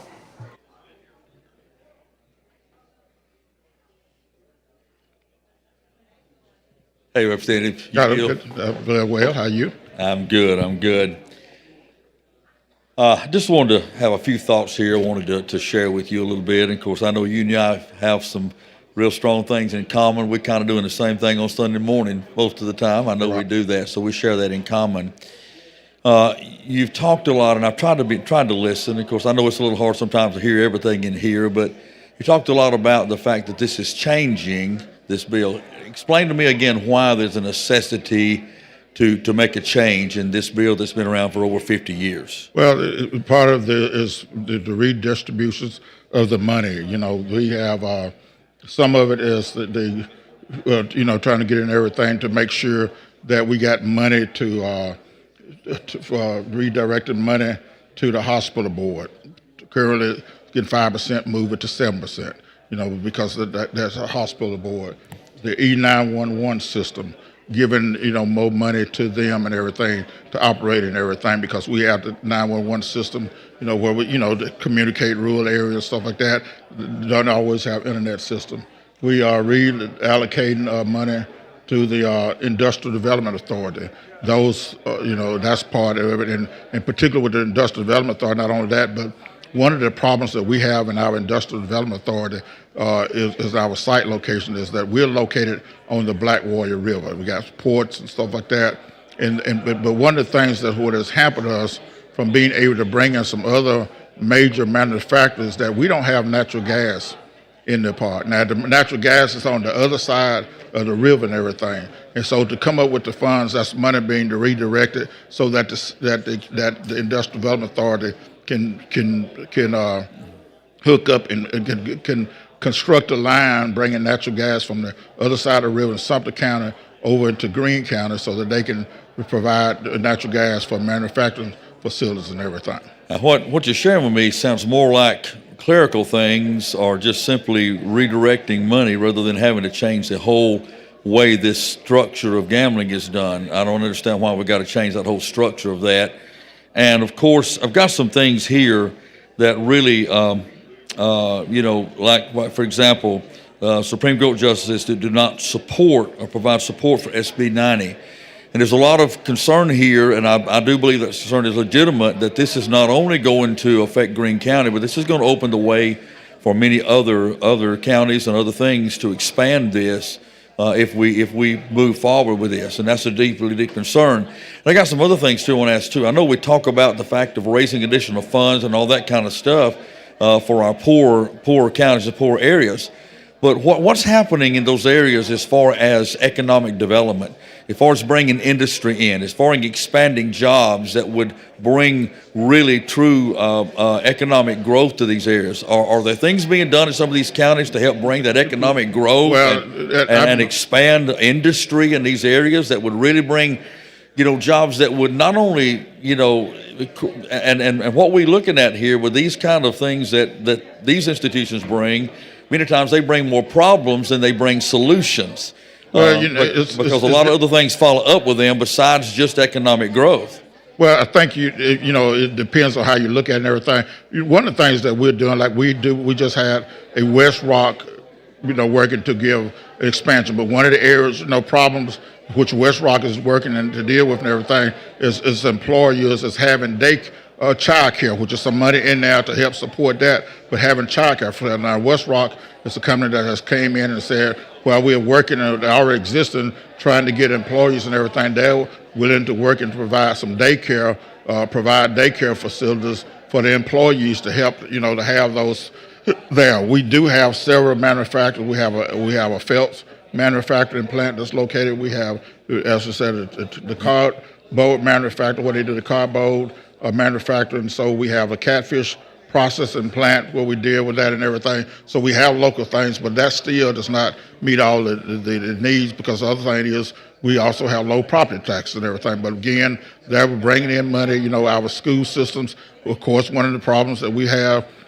in our school system now is, as you say, you have declining enrollment, because as somebody talked about the other day, one of the things that we export most out of rural areas is human capital and everything, because of the jobs available, to do that and everything. So we are doing things in many different ways of trying to make sure, that those things there. But just like I said, for the industrial development part, you know, we need we do need the gas line, you know, and people take that for granted and everything. But when you start in manufacturing processes, given the type of jobs you need, you know, that gas, natural gas, is the type of way that you provide that generations, and trying to get that has been a major stuff. And we've done a lot of work with the state development office and stuff like that, and making sure get roads and stuff put in place. But still, these are the type of things. But then gives us funding and makes funding available to allow us to be able to meet those needs and everything. Yeah, I just really believe that working on economic development and different things that will grow is so much more important than even expanding some of these other things. And of course, it's already been said too that the fact that we're dealing with this here is not really. This kind of goes against our the way we need to do things, the way we need to handle things. I do believe that if this were to we were to consider this, it would bring ramifications that could affect us statewide. So just some major concerns here, and I think we need to look at some other ways to go, and I think there's some other things that could be done in these counties here that would bring substantial growth, a substantial increase for families, because, you know, as we expand these kind of things, it really deteriorates the family. It doesn't help grow them. So I just think there's a lot of things we could do that would be, much better than looking at these things. So, but anyhow, thank you for your time today. Well, I appreciate it, but that's what I said. But, with people that are hungry, that's deteriorating, and trying to help meet folks to be able with that and everything. I represent Hale County. We only have, as merchants we only got one manufacturer in Hale County, and that's Westernville Lumber Company, and we, and deal with that and everything. So, and that's why the Western Corridor Road is so important, that we're talking about from an economic development standpoint, getting that done. That 4-lane and everything allows products to come in, goods, the service to ship around, and to bring a job. Because other part of that is that people want to be able to get goods and service out and to and everything. It's like that. So it's a lot been put in and everything. And here it has been beneficial to a lot in the past. But again, I understand your concern, and we're still working trying to make sure. But this is one of the areas that we're dealing with right now. Thank you, Representative. Appreciate you. Chair recognizes Representative Keel of Franklin.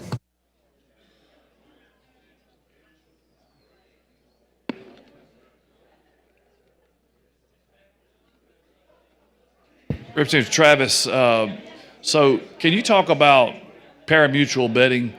Can you just tell me what that is, or what your understanding of it is? Parimutuel betting is typically where you're wagering on, like the Kentucky Derby this past week and everything. Back in the years ago, in 1975, Greyhound was the big parimutuel that was, I guess, across the country. At that time, and when this first track was open and everything, the competition was there was a team of people that put it in and operated the parimutuel wagering, and it supplied money. And so since that time, it has changed. Parimutuel had died off for a while, and then it's picked back up and everything. But that is the type of thing where you're dealing with. Parimutuel is where you pick, win, place a show, those I guess animals or whichever that's running the race. Because Birmingham, race course, when it started out, it was about horse racing only and everything. When I think it was the first facility that was in the state and everything. But then after with horse racing, then you had the Greyhound racing that opened up. Green Track had one, Macon County had one. Then that was the facility that was opened up in Mobile, and then later on, after the horse racing in Greene County, the horse racing in Jefferson County was not successful. Then they, as successful because of high costs and everything. Then when they went to the parimutuel wagering with dog track and everything. So that was the type of thing that we deal with on that parimutuel wagering, allowing that to deal with the animals and horse races and stuff like that. With horse races, dog races and stuff like that. Dog races is not as quite as popular as it used to be, but still you do have your horse racing that's taking place, and I understand more interest in it. But like to say, this past weekend was a big deal at Kentucky Derby, and they do simulcasting too and stuff like that and everything. So, they show the races and people place their bets on them and stuff like that, win, place and show, and other type of things along that line, and they've been doing that for a while in Greene County. Well, I've heard that win, place or show, these are live races? Those are live races, yeah. And what you're advocating for in Greene County would be live races. They'll have live They're horses. still doing live races and stuff like that, but it's to change our operations. And then there's some that are dealing with those where they conducted with the historical, what they call historical horse racing, is also part of that too. But they have live animals that Yes. run in Greene County? Yeah, they have live from the standpoint, it's televised with different racing tracks across the state, but they don't have the horses and dogs now, yeah. Okay. When you say historical races, what does that mean? The historical races are where they're using races that have taken places previously and everything, and then they bet on those, so folks try to pick a guess how they would win, place a show based upon a track record of what is previously run and everything. So they show those on a video screen? Yes. And so if it's a historical race, it's already happened. And so if I happen to be watching that race at some point, I could know who won before it happened? I don't say no, but yeah, that's, because I can't tell who, what somebody may have been previously, seen or whatever like that. But they show an old race. It's on a machine where it's based upon, I haven't played it, so I couldn't tell you exactly how, how it plays and everything, because, I'm not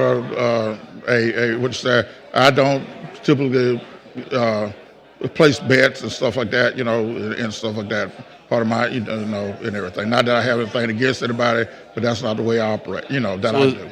Is it on a big screen, or is it on like a machine? Like the this? historic horse racing, I think, is on a machine, but the live and the other ones on big screens, big as these monitors, you look like you're watching televisions and stuff like that and everything. And there's several ones going on, people around the room, they're placing their bet and cashing out and stuff like that and everything. Who do they place their bet with?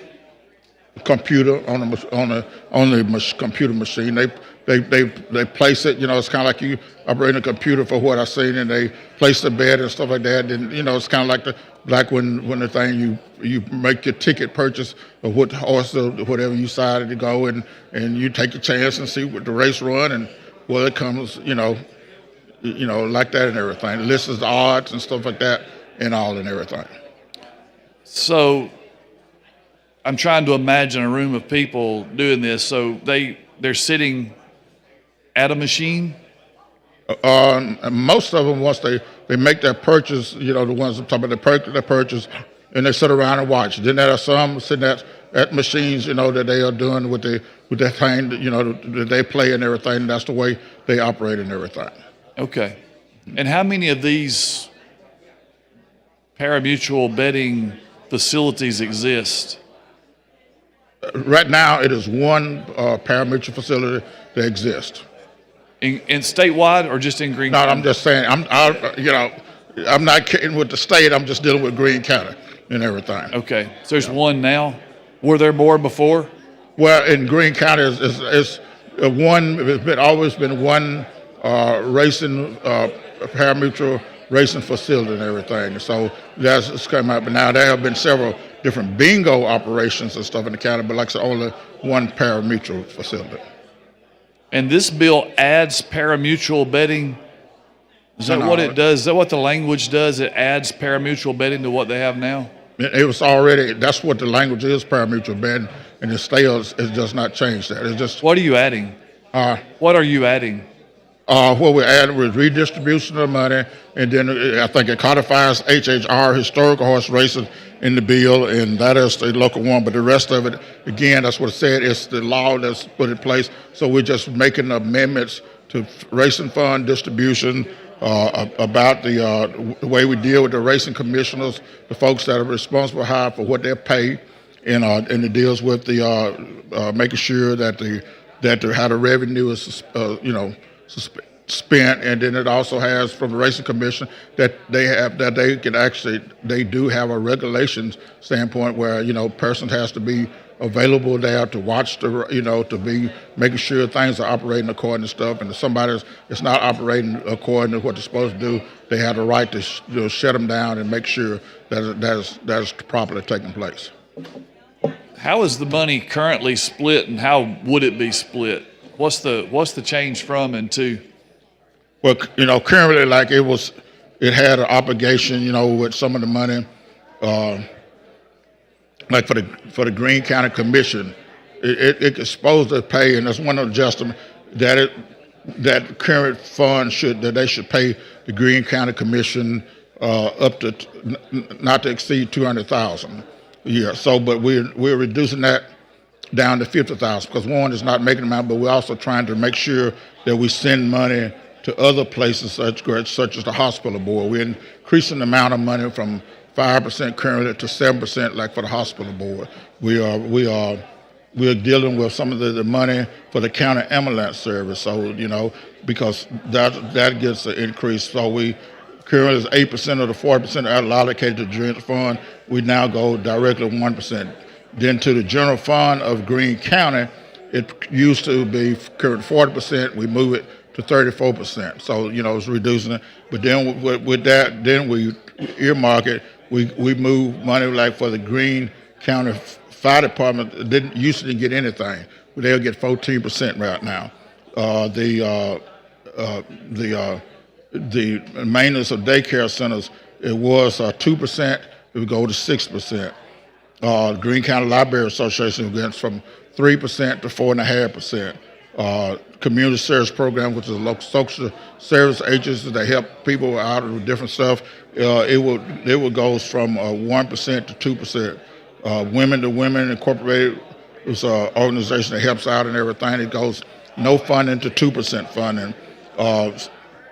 Greene County Commission goes from 2% to 3%. Greene County Health Department goes from 2% to 3%. And the Park and Recreation Authority Board goes from 3% to 4% and everything. So it's redistributing that money to help out, to meet those needs and everything to other counties. It's not like it's a stockpile of money, a big pile of money that's coming and everything. It's just what the little money that what it's getting and everything. It's not a make rich and stuff like that, but it's all allowing that to operate to help meet the needs of the county and redistribute it in that manner and everything. Okay. Well, obviously,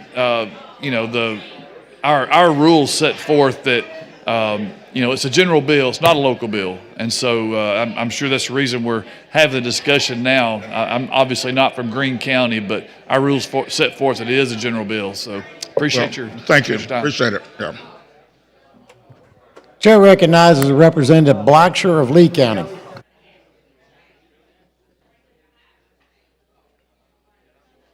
Thank you, Mr. Speaker. Well, I didn't think we would be in this tangled weave on the 29th day. So I think what we're seeing played out in front of us is why we did what we did last year. And we're talking just one county. Right. With you. Walk me through again, because we've heard several different things of where you think it is with this bill specifically for Greene County. Because walk me through that, because I think what people need to understand, there's 4 original tracks that was passed in the legislation in the 80s. Right. So walk me through how Greene is different from those other 3 that are part of that original early 80s legislation.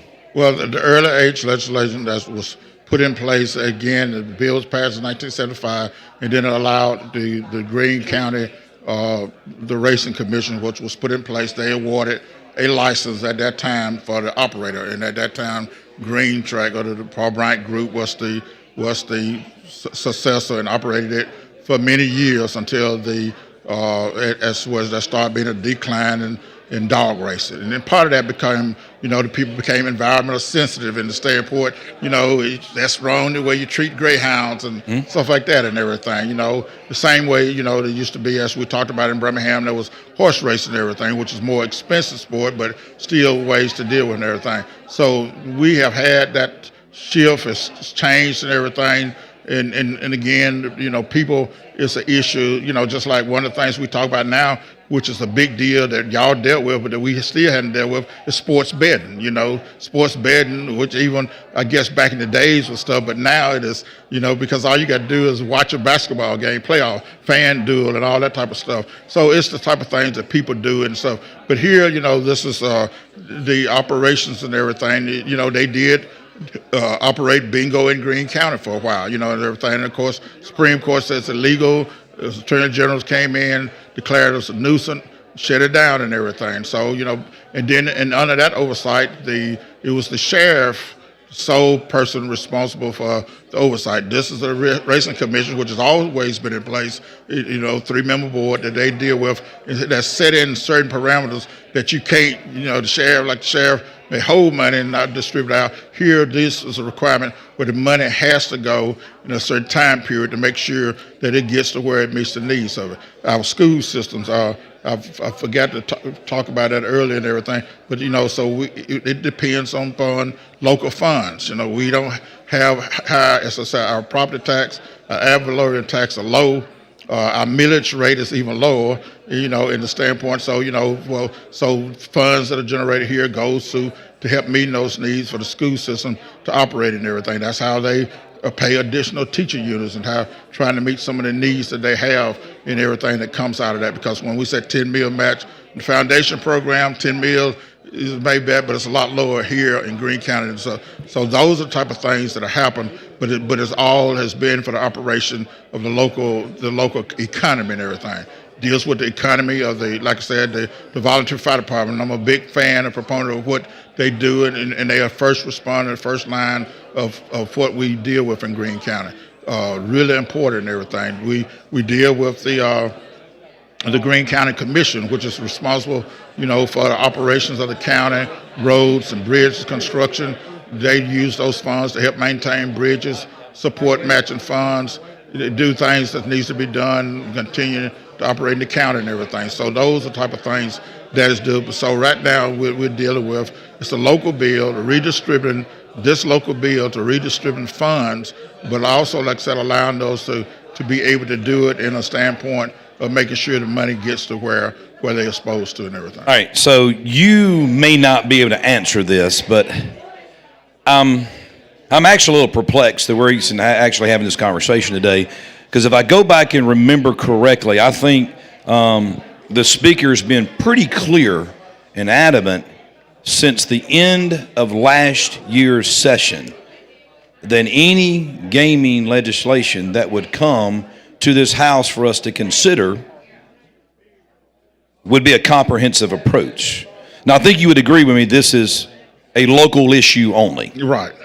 So if I go back and look, I think leadership upstairs put out a statement on Thursday, April the 3rd, that says with only 12 legislative days left in the session, we do not have enough time to address the gaming as it exists in the state of Alabama.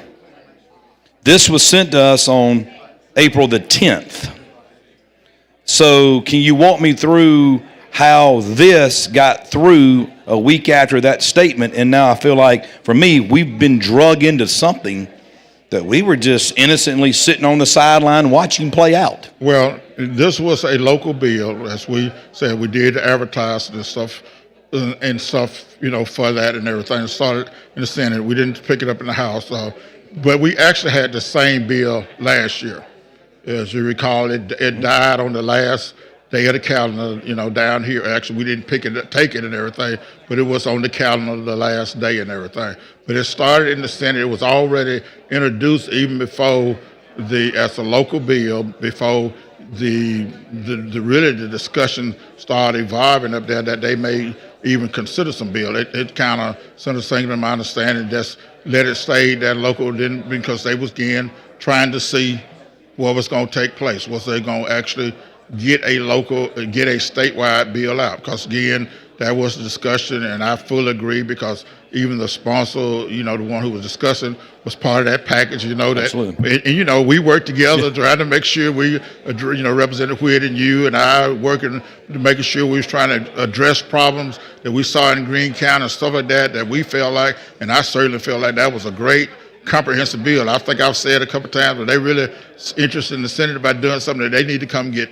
the bill that we did, the first bill that we did, and start with it up there, and they really going somewhere. But I don't think, however that, but I'm down in the House. I'm only 3 years in, so, I'm still cutting my teeth and learning everything. But it began, so that bill, it was one of the bills that was taken up. and passed at that local committee as a local bill down to downstairs and everything. I would tell you, it's unfortunately that first bill we passed, it was a big, beautiful bill. It was the best thing that could ever happen. And over $1 billion sunk Yeah. that we'll never get back out of this state. Right. We know that went out, and that's just off licensing fees. That has nothing to do with the jobs that it created. Exactly. And I want to say this to you, though. I commend you for what you're doing. Thank you. You represent the poorest county in this state. It's 105 of us, well, now 103. We were full capacity for about 6 weeks. You're doing what needs to happen for your community. It's whether you agree or disagree or in favor of or not of gaming, it is a vital lifeline in your community. It is. Just like it is in other representatives that we've heard from in this conversation before today. So if roles were reversed, I would be standing there doing the same thing you're doing right now, because it's at some point we got it right. We, this body, Absolutely. got it right, not once, twice. Yes. And I think we could do it the 3 times if we had to. Yeah. But until we get some cooperation from others that are elected officials too, it's not going to get there. I guess the last thing for this is, what is existing today right now in Greene? What is it? From a gaming to, so if this legislation passed, who today would be impacted? Who's operating today in the county? Right now, today, that's operating in the county is called the Palace Parimutuel Palace Racing. They're the one, because at the former Green Track, once they closed down and with the tax and everything, then the Greene County Racing Commission, which is this body right here, re-advertised and said anybody who's interested, and they was the one who applied and reached and got the licenses to operate at that time and everything. So they're currently operating under that guidance with the historical horse races and the live races that's taking place on site in the facility and everything. Right. And I will close with this, and I'll be remiss, and I've said it before last year, whether you were for or against what we did or for or against gaming going forward, thank you for this body for doing multiple times what they were elected to do by the people back in their district. Thank you, Ms. Speaker. Thank you. The chair recognizes Representative McCampbell of Marengo.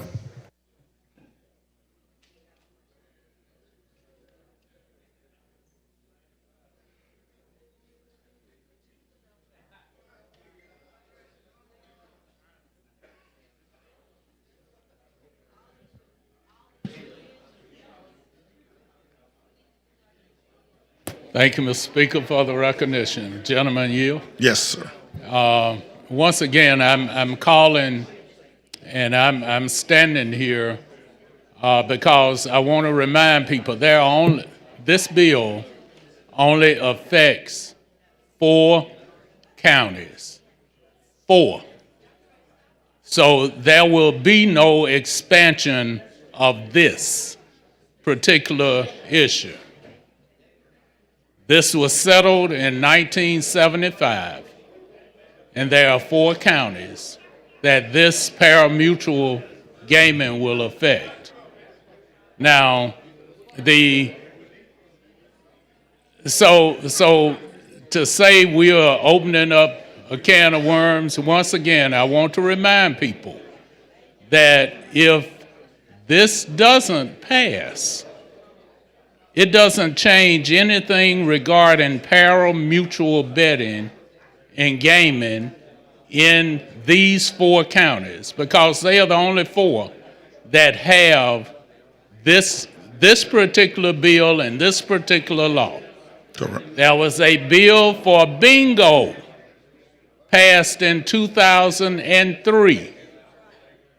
The bingo bill in 2003 has nothing to do with the bill that was passed in 1975 dealing with parimutuel gaming.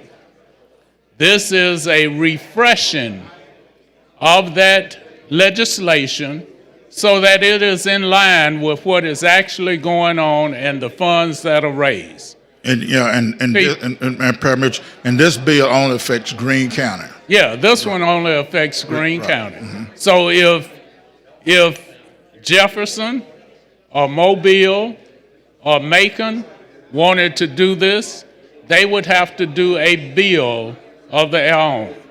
Now, I applaud the speaker and I applaud this body for having the fortitude to understand that we needed to do something with gaming.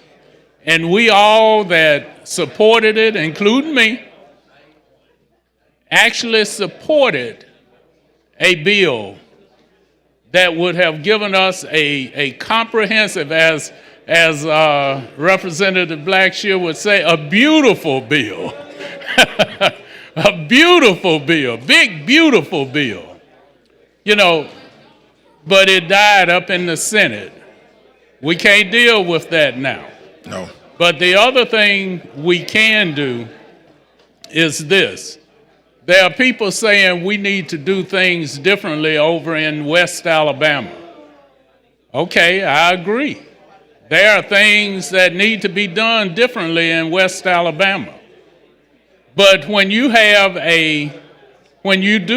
a county that has sewage and all sort of problems that the federal government has said they would clean up, and all of a sudden that has changed, then how are we going to improve those areas? What are we going to spend? What state funds are we going to expend to try and help these areas that we say need to do better? You know, we don't have that's my question. We aren't talking about pulling ourselves up by our bootstraps. We have something already in place, but it needs updating. And it's just like at my house. I had some furniture that I loved, and it was doing fine, but my wife said she wanted to update it. It was still operational, but she wanted to modernize it, to update it. And that's what this bill is doing in Greene County. It's updating how we are dealing with and utilizing the funds, and it's also updating how it's regulated. That's the other thing that we are doing, because it gives the Racing Commission power to regulate more. So these are the things that this bill will do, and I applaud you for bringing it. I applaud, once again, this body for understanding that this is a local issue. It is a local issue, and we'd appreciate it if we could make it that local issue. Thank you very much. Thank you, Mr. Chairman. As you talked about updaters, I had to buy a refrigerator last week. Mine had been there 23 years, and it went out, so I had to buy another one and everything. But again, I just thank you for, this is a local matter as advertised, and I wish maybe our differences in our rules don't always operate the same, but having those opportunities, you know, to realize it, because when we run the advertisements, works with the referencers to make sure that we advertise and gets it done, and then run it and spend over $2,000 to run it as required, and then we come in and then run it, you know, because the rules are different between the House and the Senate. You know, it is now reviewed or being viewed as a different bill versus what it would be as you know, and that some would view it as not a local bill, where still everything here shows and points that it is a local bill that we have carried, and it only affects the people that are involved in Greene County. So, you know, I appreciate the dialogue and everything, but I would just encourage one to look at it, support it, to do, you know, I'm sitting here, feel like I'm been up in the Senate now to debate and everything for a long time and stuff. And we got one more light on here. Let's get him up here, Representative Travis. Chair recognizes the gentleman from Madison. Chairman Witt.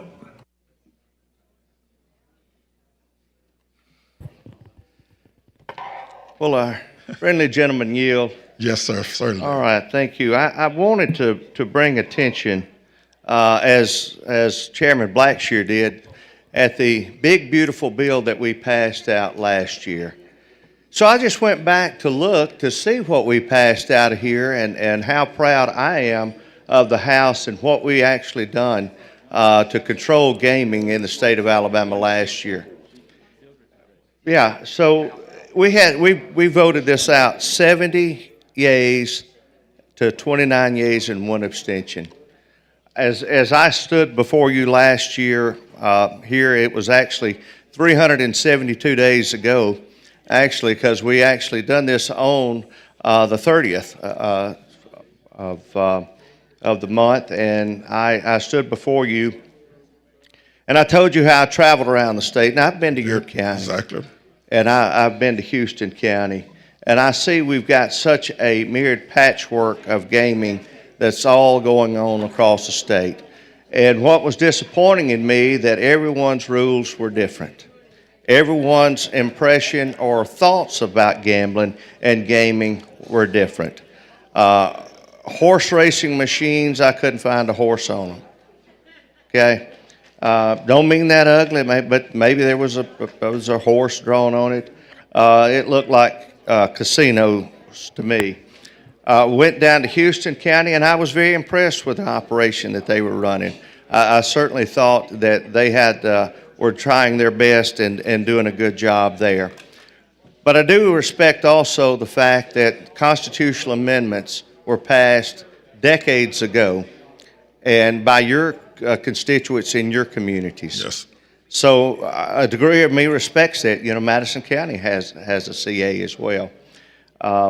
So I go back and look at that, and that was part of our equation and our thoughts that of the ones that were already doing gaming, you already had it there in your community, and we wanted to respect that. And we also wanted the ability to people to vote on our big gaming bill that I remind you once again was $1.2 billion to the state of Alabama, the House bill that we had passed out originally.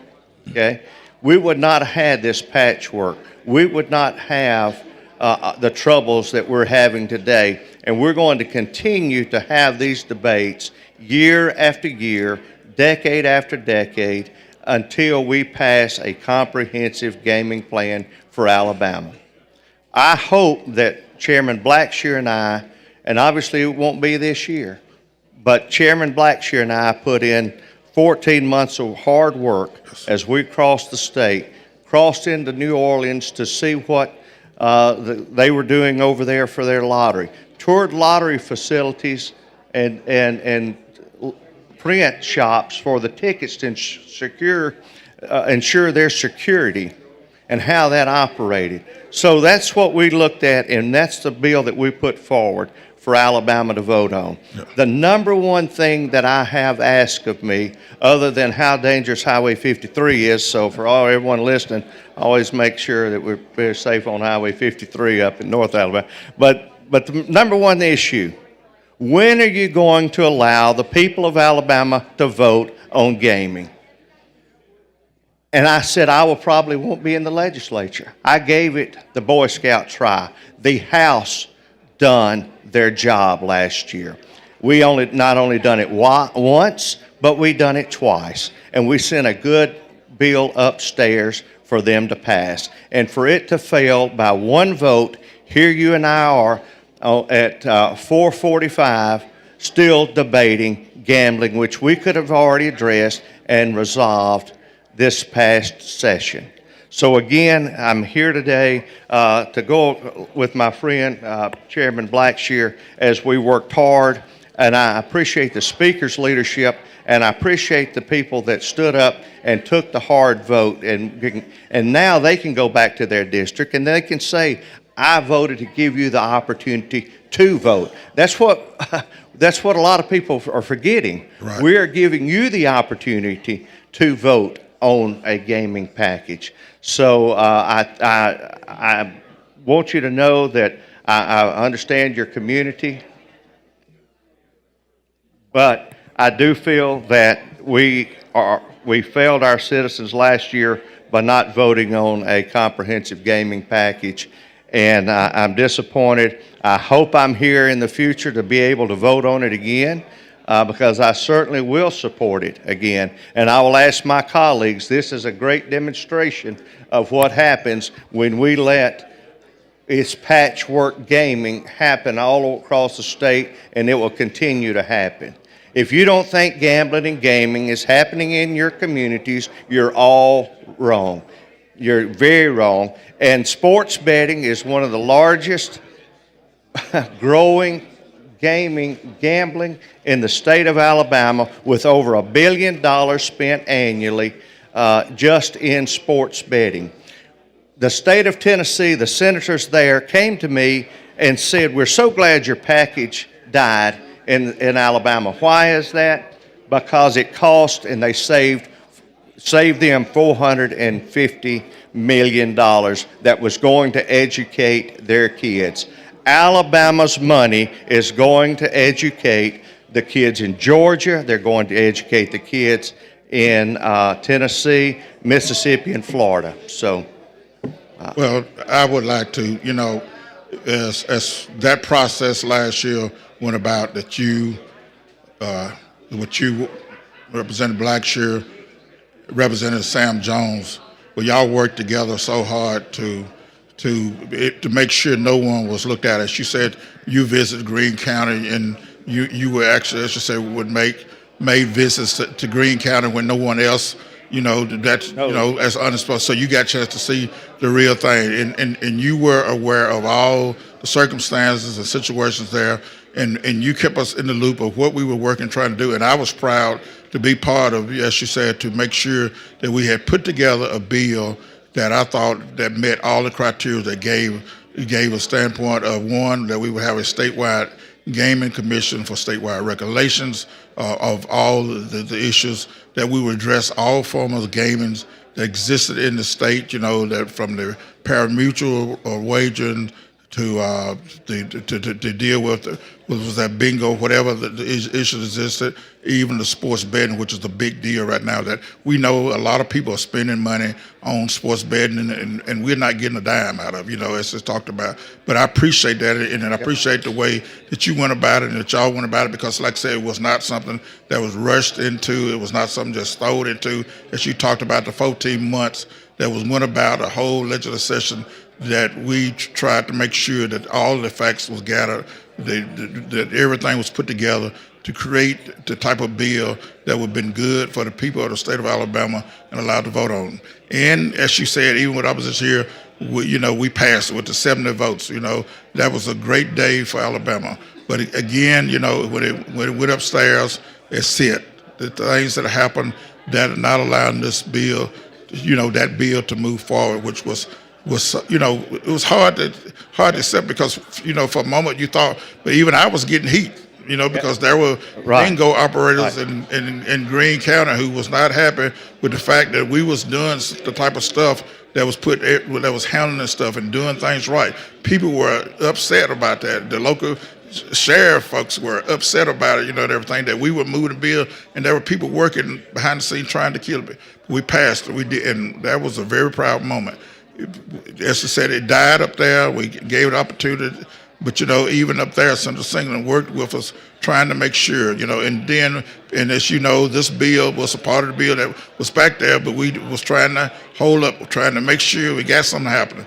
But again, we just so thankful, that we tried to get it here. And again, so here we brought it here, this bill to the floor. I thank the Speaker for allowing us to have a discussion on it and everything. That takes a lot, even though we've had discussions, and I appreciate that and everything, and I appreciate everyone for just giving us a time to dialogue about it, because as you said, it's not going away. We need to stick our head in the sand and hope it doesn't, but it still does not solve the problems, nor meet the revenue loss that we're suffering behind that. And when you think about it, there could be kids that could be providing scholarships for in this state, like other states are doing. There are other things that we could be doing to meet other needs, to help meet some other needs, fill in some holes in the state of Alabama. But we have allowed other states to take advantage The gentleman's time has expired. So I would just like, at this point in time, thank the speaker for this opportunity. And at this point in time, I just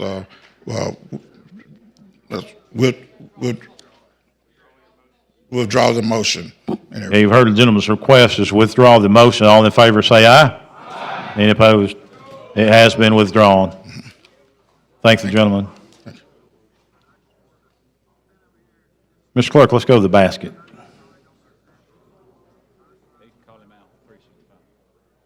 Let's go with HB 365 out of the basket, please. Message from the Senate. Mr. Speaker, the Senate is amended as therein shown, and as amended is passed the following House bill. Returned same herewith to the House of Representatives. House Bill number 365.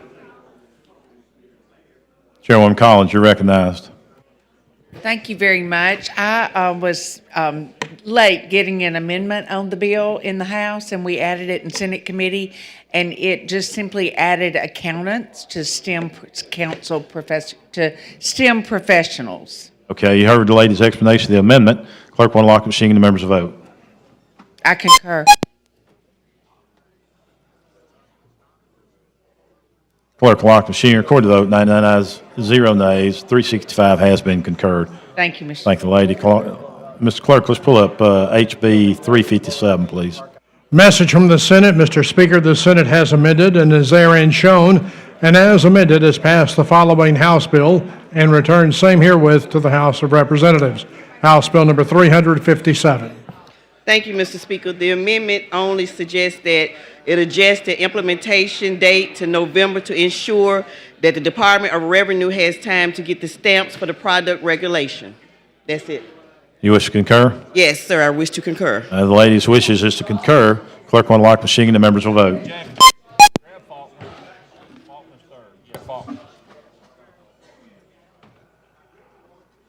Clerk will lock the machine, record the votes. 88 ayes, 8 nays. HB 357 has been concurred. Thank you, Mr. Speaker. Thank the lady. Clerk, call next bill. 164, Mr. Clerk. HB 164. Message from the Senate. Mr. Speaker, the Senate has amended and is therein shown, and as amended has passed the following House bill and returned same herewith to the House of Representatives. House Bill number 164. Representative Faulkner. Thank you, Mr. Speaker. Members, the Senate modified the definition of decedent. This is the Alabama Law Institute bill that we passed out of here. The only amendment was changing the definition of decedent to make it clear, like current law is, that it's a deceased person who is not survived by a minor child who is not the child of the surviving spouse. So it was making it clear that there was not a surviving child. It would be where this small estate would apply to. I think I butchered that pretty good, Anthony. He wishes to concur. Yes, I do. Okay, yes. the gentleman wishes to concur to the amendment. He explained. If you're in favor of the concurrence, clerk will unlock the machine and members will vote. Any amendments, Matt? Clerk will lock the machine. Record the vote. 102 ayes, 0 nays. HB 164 has been concurred. Mr. Clerk, let's call HB 91 out of the basket, please. Message from the Senate. Mr. Speaker, the Senate has amended as therein shown, and as amended has passed the following House bill and returned same herewith to the House of Representatives. House Bill number 91. Representative Clark. Thank you, Mr. Speaker. And so at the request of the League of Municipalities, a floor amendment was offered in the Senate, and what it does is clarify that both city councils and county commissions have the authority to grant tax exemption to public housing authorities. And I move that we concur. The lady has given the explanation of the amendment. She wishes to concur. Clerk will unlock the machine and the members will vote.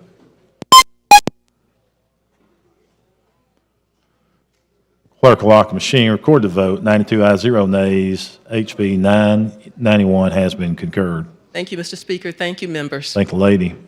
Mr. Clerk, let's call up House Bill 509, please. Message from the Senate. Mr. Speaker, the Senate has amended as therein shown, and as amended has passed the following House bill and returned same herewith to the House of Representatives. House Bill number 509. Representative Sherrills.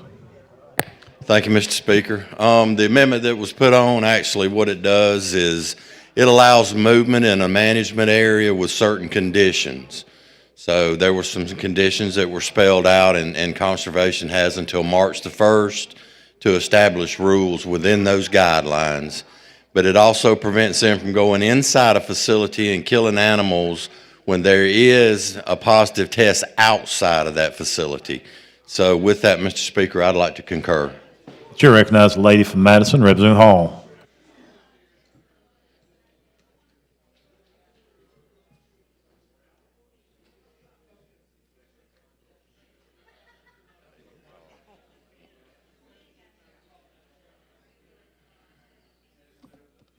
Thank you, Mr. Speaker. I remember this is about the deers, right? Yes, This ma'am. is about the deers. So what were the conditions? You indicated there were certain conditions in the amendment that Well, conservation, yes, that are going the to be part of conservation's guidelines, Part of their rule that they will establish, there was a condition on double fencing. double fencing, okay? Yes, ma'am, and a buffer area in between those fences.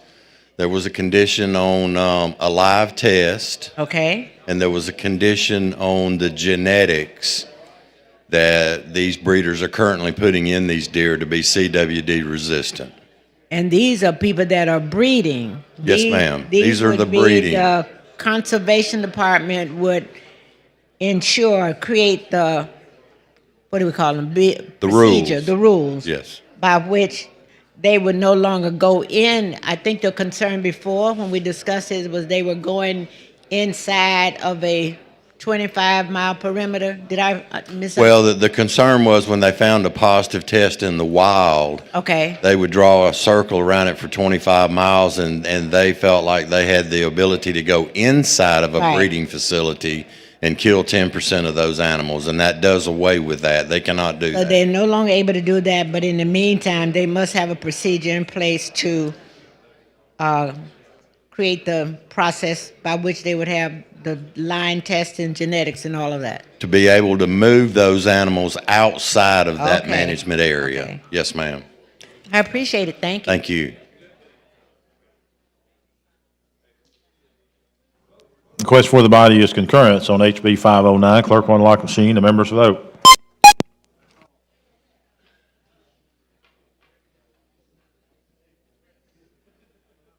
Clerk will lock machine. Record the vote. 102 ayes, 1 nay. HB 509 has been concurred. Thank you, Mr. Speaker. Thank you, gentlemen. Mr. Clerk, let's call up HB 137, please.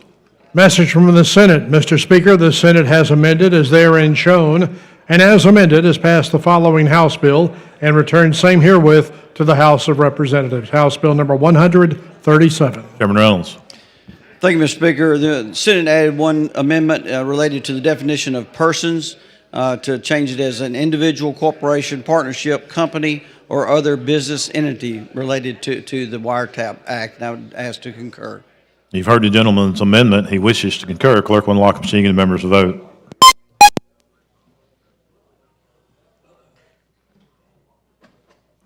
Clerk will lock machine. Record the vote. 103 ayes, 0 nays. HB 137 has been concurred. Thank you, Mr. Speaker. Thank you, gentlemen. Clerk, call up HB 1, please. Message from the Senate. Mr. Speaker, the Senate has amended as therein shown, and as amended has passed the following House bill and returned same herewith to the House of Representatives. House Bill number 1. Chairman Brown. Thank you, Mr. Speaker.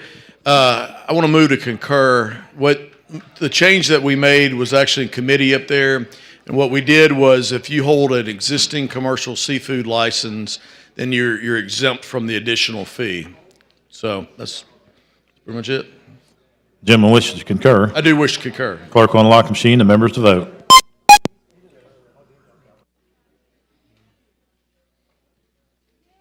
Clerk will lock machine. Record the vote. 102 ayes, 1 nay. HB 1 has been concurred. Thank you, Mr. Speaker. Thank you, members. Gentlemen. Mr. Clerk, let's call up HB 45, please.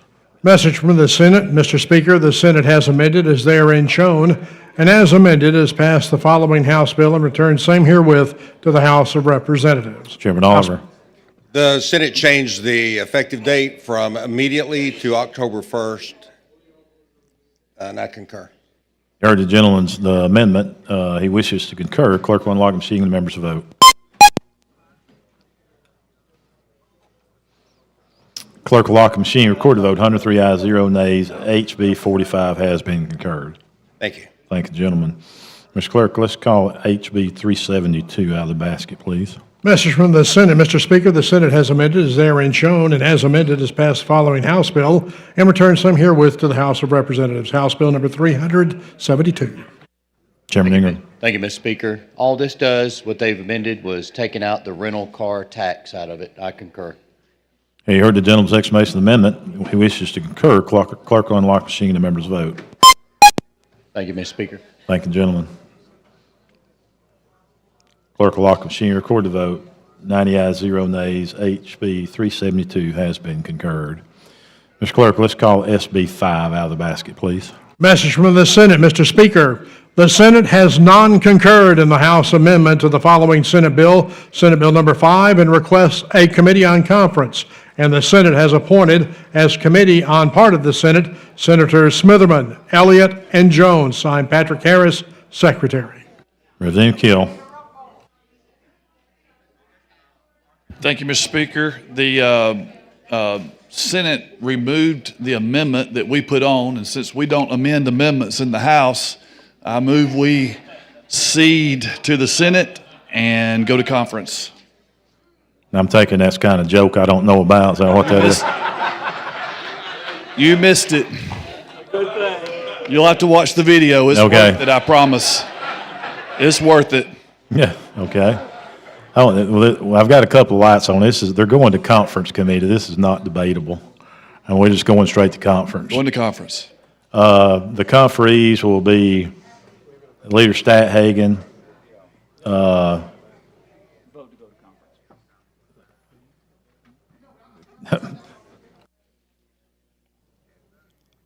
Brock Colvin, and Representative Sellers will be the conferees for the House.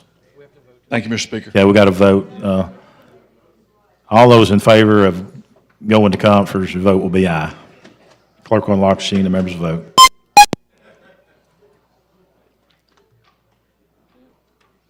Clerk will lock the machine, record the vote, 101 ayes, 0 nays, and we will go to conference. Thank you, Mr. Speaker. Thank you.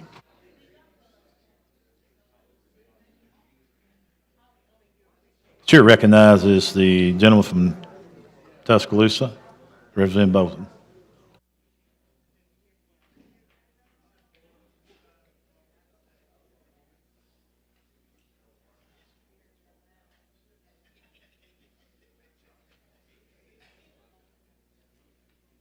Thank you, Mr. Speaker, and thank you, body. I'd like to take a moment to recognize and celebrate the life and service of former Pickens County School Superintendent, Mr. Jamie Chapman, who unfortunately passed away this past weekend after a lengthy illness. Mr. Chapman was a highly respected community servant and leader who was also a former recent president of the State Superintendents Association. And with that, I'd like to read the resolution. Clerk, see the resolution. Whereas it is with profound sorrow that we note the death of James William Jamie Chapman Jr. on May 4th, 2025 at the age of 57. He was a dedicated educator, community leader, and beloved family member. His departure leaves a void in the lives of his family, friends, and community where he was highly regarded. And whereas Jamie Chapman was born November 30th, 1967 in Memphis, Tennessee, he was a faithful member of Hannah Church, where his values and beliefs shaped his service to others, ensuring the success and well-being of students, educators, and the community at large. And whereas Mr. Chapman's dedicated his entire life to nurturing, teaching, coaching, and leading the youth of Pickens County, whether in the classroom, on the athletic field, as a principal, or as a superintendent, he always led with heart, humility, and unwavering commitment. He believed in every student's potential and poured his passion into building a better future for all. And whereas one of Mr. Chapman's most impactful accomplishments was his instrumental role in the vision and construction of the Pickens County College and Career Center, a transformative space that continues to open doors for all students across the county.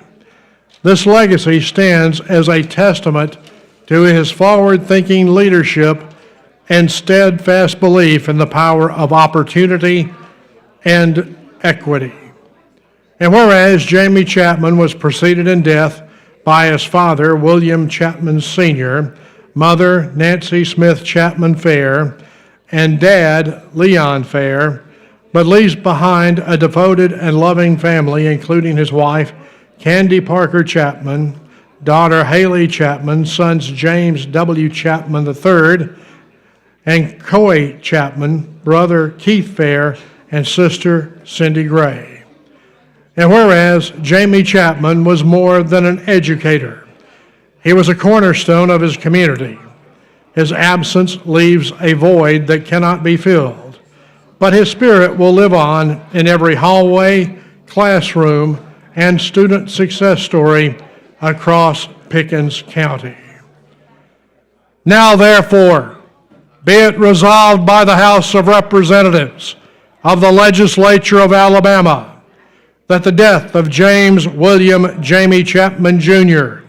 is recorded with deep sadness, and this resolution is offered to his family in tribute to his life and with heartfelt sympathy to his loved ones whose grief is shared by many. Thank you, Mr. Speaker, and thank you, body. All in favor of the adoption of the resolution, say aye.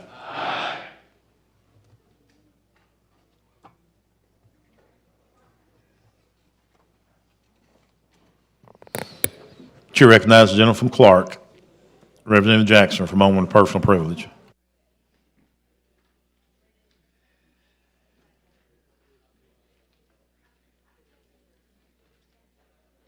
Thank you, Mr. Speaker. Ladies and gentlemen, on yesterday, around 12:50 a.m., there was a terrible accident in my hometown. A tractor trailer driven by someone from Pennsylvania hit four vehicles, killing 2 people, injuring 4 others. One of those persons was a coach at Will Cox Academy down there in Camden. So the female we do not know, but her name was Ashley Marie Springer McDonald, of 37 years of age. Woody Beck III was 53 years of age. And when something like this occurs, especially in a small little community like my hometown, it just devastates the entire community. We didn't have a hospital. The hospital closed in September last year. And so we are really trying, the mayor and all those persons there are really trying to work and get that hospital reopened. But I want to thank all the first responders from Clark County, Marengo, Choctaw, Monroe counties who came, EMA directors who tried to get this under control on yesterday, shut down the entire Highway 43 for several hours. So I was here and I got a email, a text from one of the workers there letting me know what was going on. And I was intending to do this yesterday, but I wanted to make sure I found out who we was going to have a moment of sadness for and a moment of silence for. Those families that lost their family members, and then the 4 members who are hospitalized that are suffering and trying to maintain their lives and their health. Just for a moment, will you? And we ask God to continue to strengthen, cover us in his blood and keep us behind the cross of Calvary and comfort those families. In Jesus' name, amen. Thank you, Mr. Speaker.